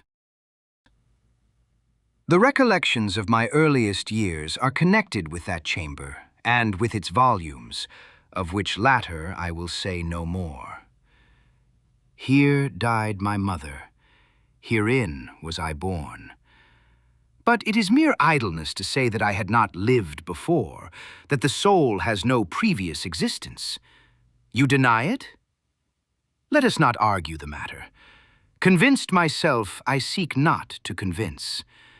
There is, however, a remembrance of aerial forms, of spiritual and meaning eyes, of sounds, musical yet sad, a remembrance which will not be excluded, a memory like a shadow, vague, variable, indefinite, unsteady, and like a shadow, too, in the impossibility of my getting rid of it while the sunlight of my reason shall exist. In that chamber was I born, thus awaking from the long night of what seemed but was not non-entity, at once into the very regions of fairyland, into a palace of imagination, into the wild dominions of monastic thought and erudition. It is not singular that I gazed around me with a startled and ardent eye, that I loitered away my boyhood in books and dissipated my youth in reverie. But it is singular that as years rolled away and the noon of manhood found me still in the mansion of my fathers, it is wonderful what stagnation there fell upon the springs of my life. Wonderful how total an inversion took place in the character of my commonest thought. The realities of the world affected me as visions, and as visions only, while the wild ideas of the land of dreams became in turn not the material of my everyday existence, but in very deed that existence utterly and solely in itself. Berenice and I were cousins, and we grew up together in my paternal halls. Yet differently we grew. I, ill of health and buried in gloom, she, agile, graceful, and overflowing with energy. Hers, the ramble on the hillside, mine, the studies of the cloister. I, living within my own heart, and addicted, body and soul, to the most intense and painful meditation. She, roaming carelessly through life, with no thought of the shadows in her path, or the silent flight of the raven-winged hours. Berenice! I call upon her name. Berenice! And from the gray ruins of memory, 1,000 tumultuous recollections are startled at the sound. Ah, vividly is her image before me now, as in the early days of her light-heartedness and joy. Oh, gorgeous yet fantastic beauty! Oh, sylph amid the shrubberies of Arnheim! Oh, naiad among its fountains! And then all is mystery and terror, and a tale which should not be told.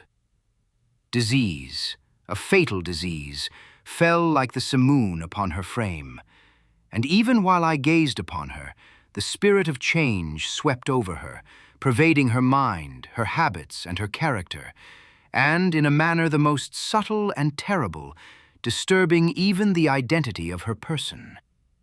Alas, the destroyer came and went, and the victim, where is she? I knew her not, or knew her no longer as Berenice. Among the numerous train of maladies superinduced by that fatal and primary one which effected a revolution of so horrible a kind in the moral and physical being of my cousin, may be mentioned as the most distressing and obstinate in its nature, a species of epilepsy, not unfrequently terminating in trance itself. Trance very nearly resembling positive dissolution, and from which her manner of recovery was in most instances startlingly abrupt. In the meantime, my own disease, for I have been told that I should call it by no other appellation, my own disease, then, grew rapidly upon me, and assumed, finally, a monomaniac character of a novel and extraordinary form, hourly and momently gaining vigour, and at length obtaining over me the most incomprehensible ascendancy. This monomania, if I must so term it, consisted in a morbid irritability of those properties of the mind in metaphysical science termed the attentive. It is more than probable that I am not understood, but I fear indeed that it is in no manner possible to convey to the mind of the merely general reader an adequate idea of that nervous intensity of interest with which, in my case, the powers of meditation, not to speak technically, busied and buried themselves in the contemplation of even the most ordinary objects of the universe. To muse for long, unwearied hours, with my attention riveted to some frivolous device on the margin or in the typography of a book. To become absorbed, for the better part of a summer's day, in a quaint shadow falling aslant upon the tapestry or upon the floor. To lose myself for an entire night in watching the steady flame of a lamp or the embers of a fire. To dream away whole days over the perfume of a flower, to repeat monotonously some common word until the sound, by dint of frequent repetition, ceased to convey any idea whatever to the mind, to lose all sense of motion or physical existence by means of absolute bodily quiescence long and obstinately persevered in. Such were a few of the most common and least pernicious vagaries induced by a condition of the mental faculties, not indeed altogether unparalleled, but certainly bidding defiance to anything like analysis or explanation. Yet let me not be misapprehended. The undue, earnest, and morbid attention thus excited by objects in their own nature frivolous must not be confounded in character with that ruminating propensity common to all mankind, and more especially indulged in by persons of ardent imagination. It was not even, as might be at first supposed, an extreme condition or exaggeration of such propensity, but primarily and essentially distinct and different. In the one instance, the dreamer or enthusiast, being interested by an object usually not frivolous, imperceptibly loses sight of this object in a wilderness of deductions and suggestions issuing therefrom, until, at the conclusion of a daydream, often replete with luxury, he finds the incitamentum, or first cause of his musings, entirely vanished and forgotten. In my case, the primary object was invariably frivolous, although assuming, through the medium of my distempered vision, a refracted and unreal importance. Few deductions, if any, were made, and those few pertinaciously returning in upon the original object as a centre. The meditations were never pleasurable, and at the termination of the reverie, the first cause, so far from being out of sight, had attained that supernaturally exaggerated interest which was the prevailing feature of the disease. In a word, the powers of mind more particularly exercised were, with me, as I have said before, the attentive, and are, with the daydreamer, the speculative. My books, at this epoch, if they did not actually serve to irritate the disorder, partook, it will be perceived, largely in their imaginative and inconsequential nature, of the characteristic qualities of the disorder itself. I well remember, among others, the treatise of the noble Italian Coelius Secundus Curio, De Amplitudine Beati Regni Dei, St. Austin's great work, The City of God, and Tertullian's De Carne Christi, in which the paradoxical sentence Mortuus est Dei filius, credible est quia ineptum est, et sepultus resurrexit, certum est quia impossibile est, occupied my undivided time for many weeks of laborious and fruitless investigation. Thus it will appear that, shaken from its balance only by trivial things, my reason bore resemblance to that ocean crag spoken of by Ptolemy Hephaestion, which, steadily resisting the attacks of human violence and the fiercer fury of the waters and the winds, trembled only to the touch of the flower called asphodel.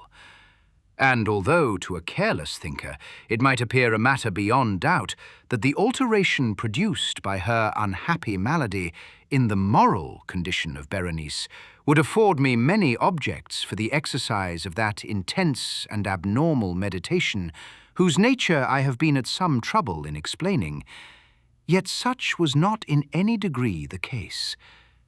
In the lucid intervals of my infirmity, her calamity indeed gave me pain, and taking deeply to heart that total wreck of her fair and gentle life, I did not fail to ponder, frequently and bitterly, upon the wonder-working means by which so strange a revolution had been so suddenly brought to pass.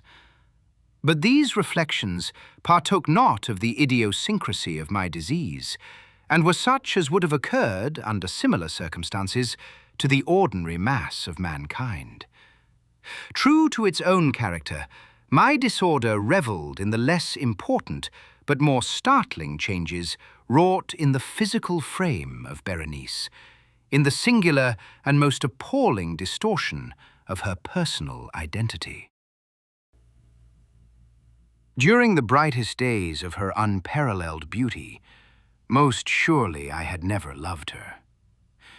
In the strange anomaly of my existence, feelings with me had never been of the heart, and my passions always were of the mind.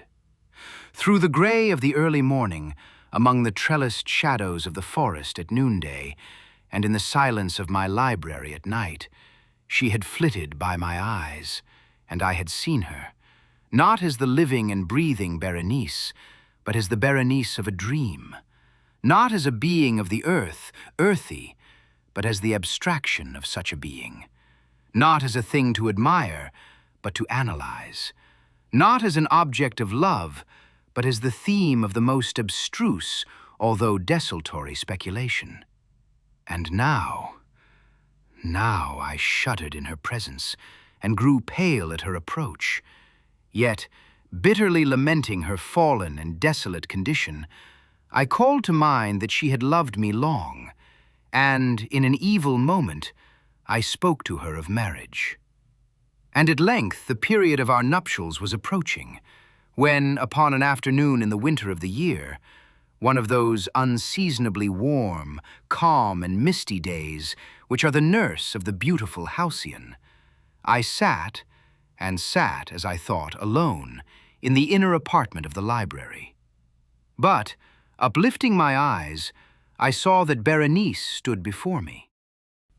Was it my own excited imagination, or the misty influence of the atmosphere, or the uncertain twilight of the chamber, or the gray draperies which fell around her figure, that caused in it so vacillating and indistinct an outline?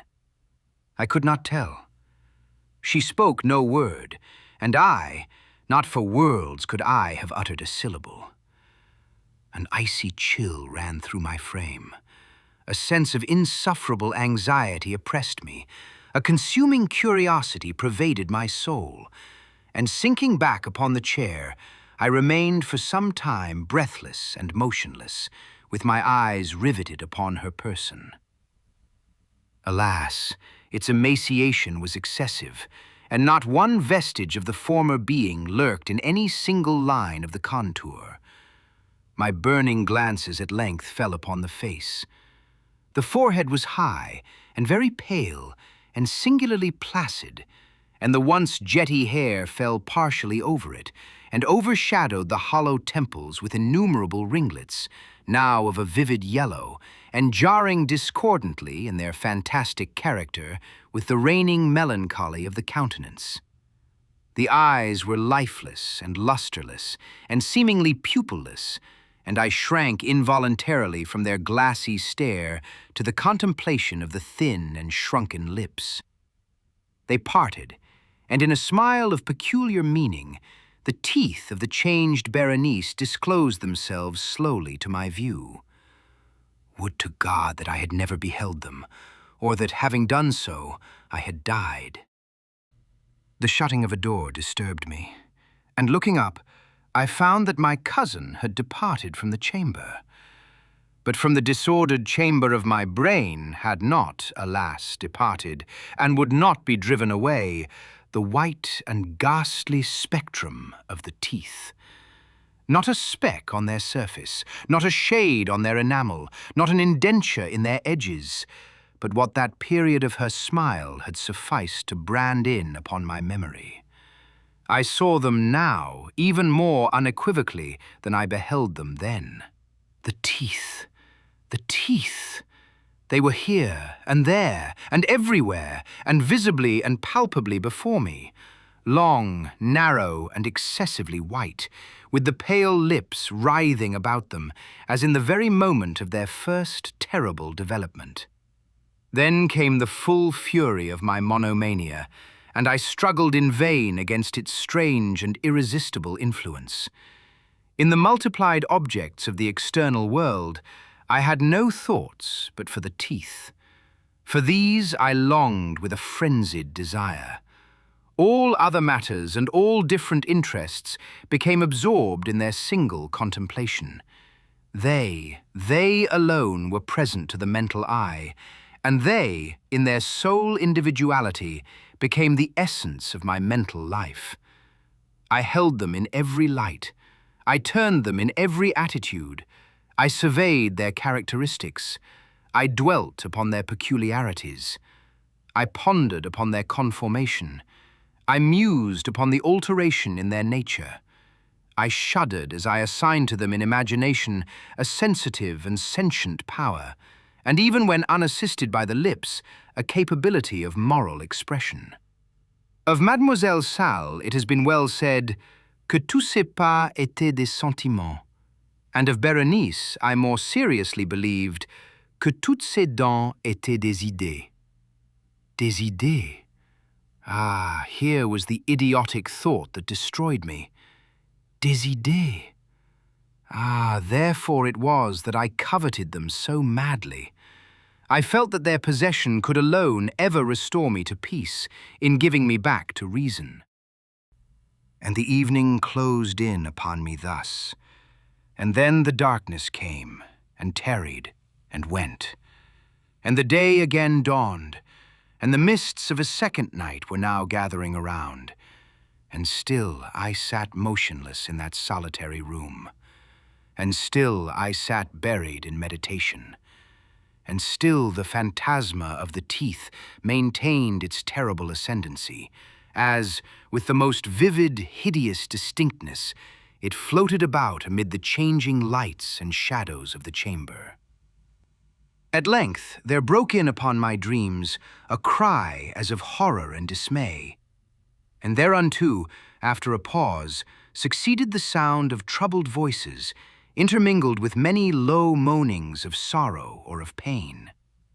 I arose from my seat, and throwing open one of the doors of the library, saw, standing out in the antechamber, a servant maiden, all in tears, who told me that Berenice was no more.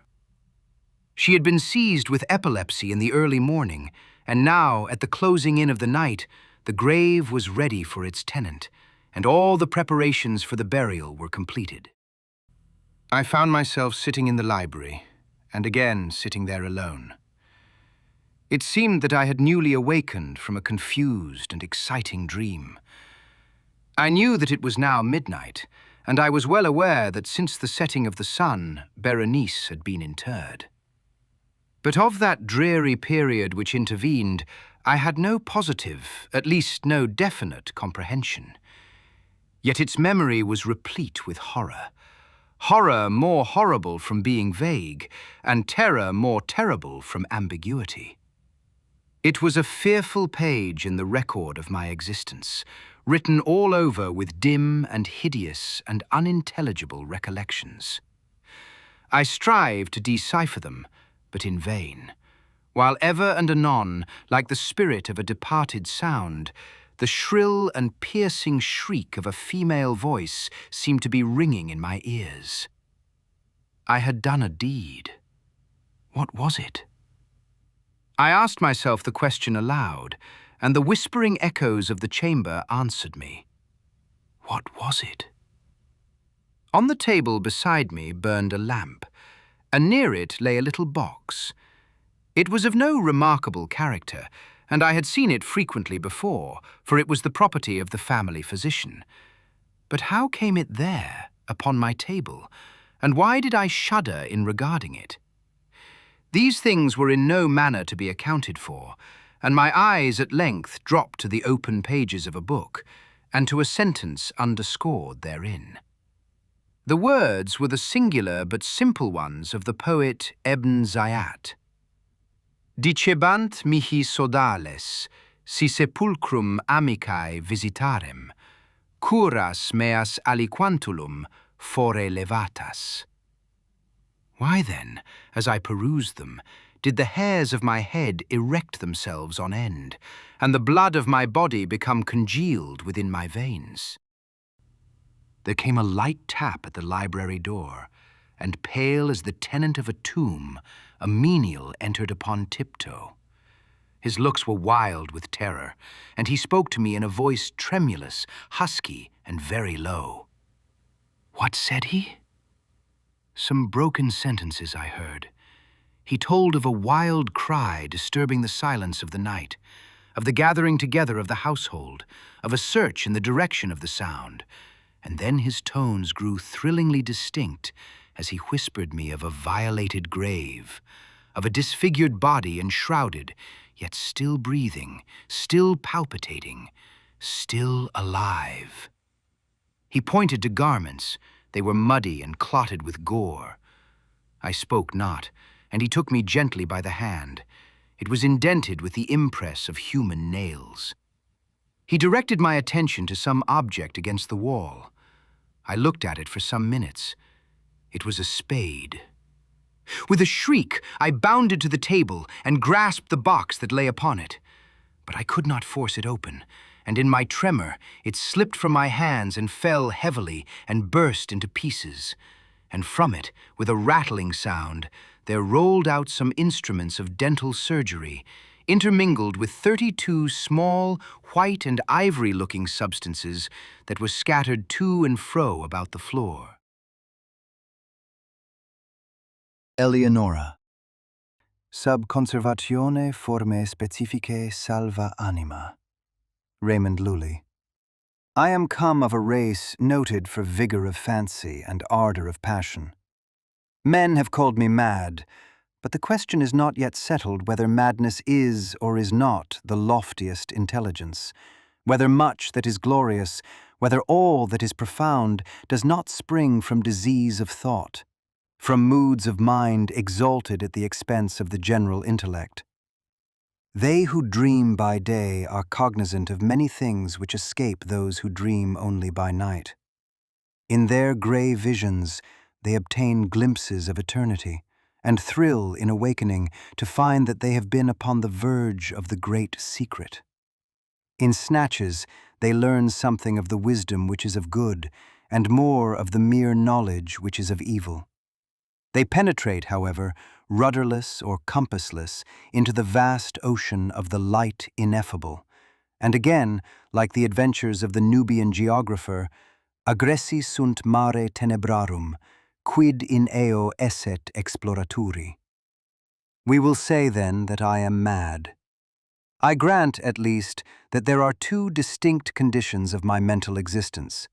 The condition of a lucid reason, not to be disputed, and belonging to the memory of events forming the first epoch of my life, and a condition of shadow and doubt appertaining to the present and to the recollection of what constitutes the second great era of my being.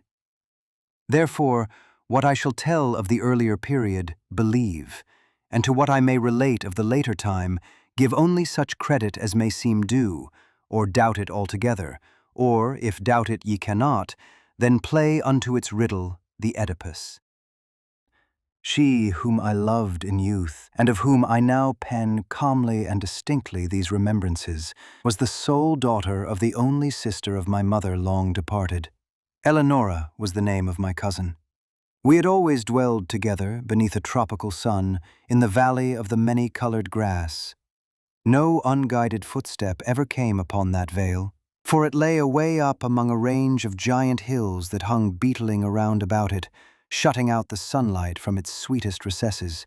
No path was trodden in its vicinity, and to reach our happy home, there was need of putting back, with force, the foliage of many thousands of forest trees, and of crushing to death the glories of many millions of fragrant flowers. Thus it was that we lived all alone, knowing nothing of the world without the valley, I and my cousin and her mother. From the dim regions beyond the mountains at the upper end of our encircled domain, there crept out a narrow and deep river, brighter than all save the eyes of Eleonora, and, winding stealthily about in mazy courses, it passed away at length through a shadowy gorge among hills still dimmer than those whence it had issued. We called it the River of Silence, for there seemed to be a hushing influence in its flow. No murmur arose from its bed, and so gently it wandered along that the pearly pebbles upon which we loved to gaze, far down within its bosom, stirred not at all, but lay in a motionless content, each in its own old station, shining on gloriously forever. The margin of the river, and of the many dazzling rivulets that glided through devious ways into its channel, as well as the spaces that extended from the margins away down into the depths of the streams until they reached the bed of pebbles at the bottom. These spots, not less than the whole surface of the valley, from the river to the mountains that girdled it in, were carpeted all by a soft green grass, thick, short, perfectly even, and vanilla-perfumed, but so besprinkled throughout with the yellow buttercup, the white daisy, the purple violet, and the ruby-red asphodel, that its exceeding beauty spoke to our hearts in loud tones of the love and of the glory of God. And here and there, in groves about this grass, like wildernesses of dreams, sprang up fantastic trees, whose tall, slender stems stood not upright, but slanted gracefully toward the light that peered at noonday into the center of the valley.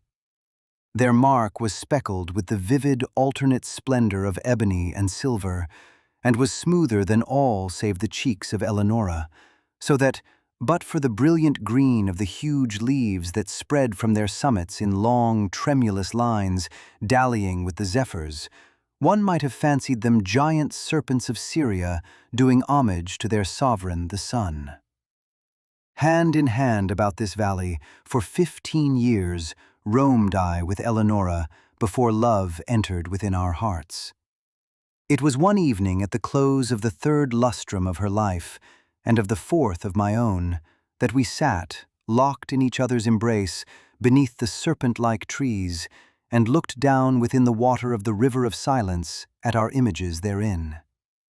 We spoke no words during the rest of that sweet day, and our words even upon the morrow were tremulous and few.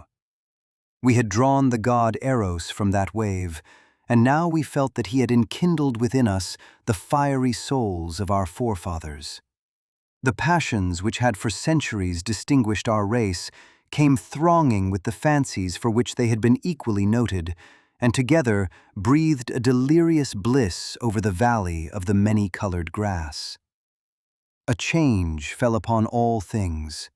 Strange, brilliant flowers, star-shaped, burn out upon the trees where no flowers had been known before. The tints of the green carpet deepened, and when, one by one, the white daisies shrank away, there sprang up in place of them 10 by 10 of the ruby-red asphodel. And life arose in our paths, for the tall flamingo, hitherto unseen, with all gay glowing birds, flaunted his scarlet plumage before us. The golden and silver fish haunted the river, out of the bosom of which issued, little by little, a murmur that swelled at length into a lulling melody more divine than that of the harp of Aeolus, sweeter than all save the voice of Eleonora. And now, too, a voluminous cloud, which we had long watched in the regions of Hesper, floated out thence, all gorgeous in crimson and gold, and settling in peace above us, sank, day by day, lower and lower, until its edges rested upon the tops of the mountains, turning all their dimness into magnificence, and shutting us up, as if forever, within a magic prison-house of grandeur and of glory. The loveliness of Eleonora was that of the seraphim, but she was a maiden, artless and innocent as the brief life she had led among the flowers. No guile disguised the fervor of love which animated her heart, and she examined with me its inmost recesses as we walked together in the valley of the many-colored grass, and discoursed of the mighty changes which had lately taken place therein. At length, having spoken one day, in tears, of the last sad change which must befall humanity, she thenceforward dwelt only upon this one sorrowful theme, interweaving it into all our converse, as, in the songs of the bard of Shiraz, the same images are found occurring, again and again, in every impressive variation of phrase. She had seen that the finger of death was upon her bosom, that, like the ephemeron, she had been made perfect in loveliness only to die. But the terrors of the grave to her lay solely in a consideration which she revealed to me one evening at twilight by the banks of the river of silence. She grieved to think that, having entombed her in the valley of the many-colored grass, I would quit forever its happy recesses, transferring the love which now was so passionately her own to some maiden of the outer and everyday world.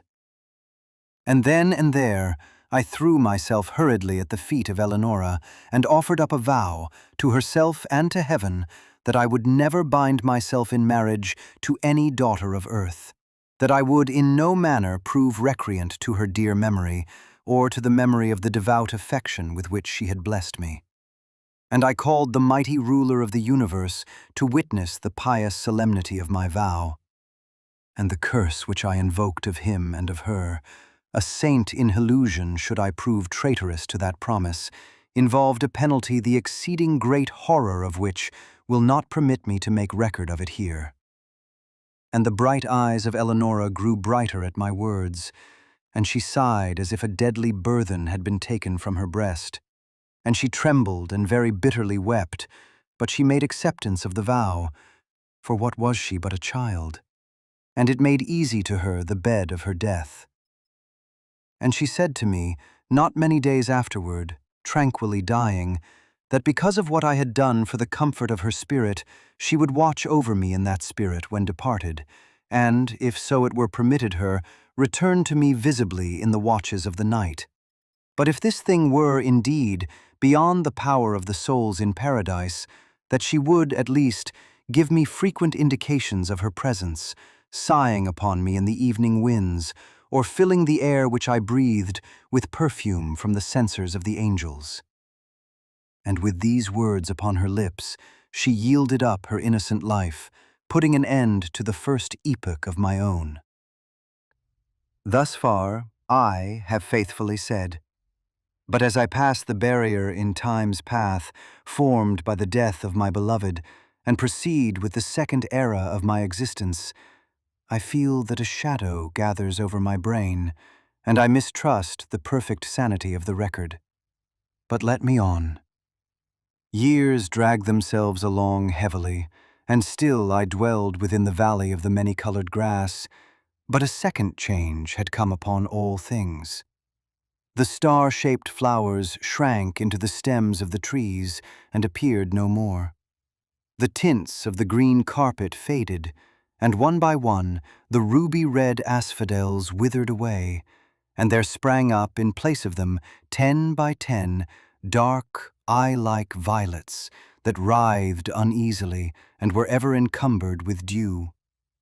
And life departed from our paths, for the tall flamingo flaunted no longer his scarlet plumage before us, but flew sadly from the vale into the hills, with all the gay glowing birds that had arrived in his company. And the golden and silver fish swam down through the gorge at the lower end of our domain, and bedecked the sweet river never again. And the lulling melody that had been softer than the wind harp of Aeolus, and more divine than all save the voice of Eleonora, it died little by little away, in murmurs growing lower and lower, until the stream returned at length, utterly, into the solemnity of its original silence. And then, lastly, the voluminous cloud uprose, and abandoning the tops of the mountains to the dimness of old, fell back into the regions of Hesper, and took away all its manifold golden and gorgeous glories from the valley of the many-colored grass.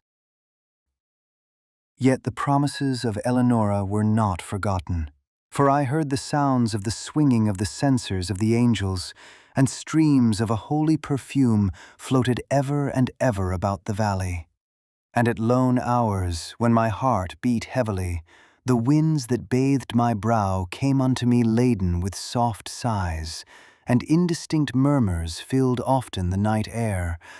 And once, oh, but once only, I was awakened from a slumber, like the slumber of death, by the pressing of spiritual lips upon my own. But the void within my heart refused even thus to be filled. I longed for the love which had before filled it to overflowing. At length the valley pained me through its memories of Eleonora, and I left it forever for the vanities and the turbulent triumphs of the world. I found myself within a strange city where all things might have served to blot from recollection the sweet dreams I had dreamed so long in the valley of the many-colored grass. The pomps and pageantries of a stately court, and the mad clangor of arms, and the radiant loveliness of women bewildered and intoxicated my brain. But as yet my soul had proved true to its vows, and the indications of the presence of Eleonora were still given me in the silent hours of the night. Suddenly these manifestations they ceased, and the world grew dark before mine eyes, and I stood aghast at the burning thoughts which possessed, at the terrible temptations which beset me. For there came from some far, far distant and unknown land, into the gay court of the king I served, a maiden to whose beauty my whole recreant heart yielded at once, at whose footstool I bowed down without a struggle, in the most ardent, in the most abject worship of love. What indeed was my passion for the young girl of the valley in comparison with the fervor and the delirium and the spirit-lifting ecstasy of adoration with which I poured out my whole soul in tears at the feet of the ethereal Ermengarde?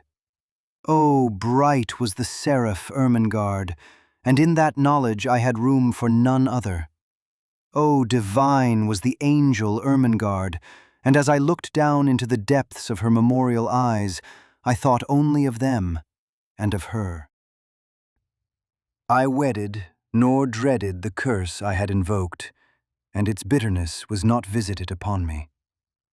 And once, but once again in the silence of the night, there came through my lattice the soft sighs which had forsaken me, and they modeled themselves into familiar and sweet voice, saying, "Sleep in peace, for the spirit of love reigneth and ruleth, and in taking to thy passionate heart her who is Ermengarde, thou art absolved, for reasons which shall be made known to thee in heaven, of thy vows unto Eleonora."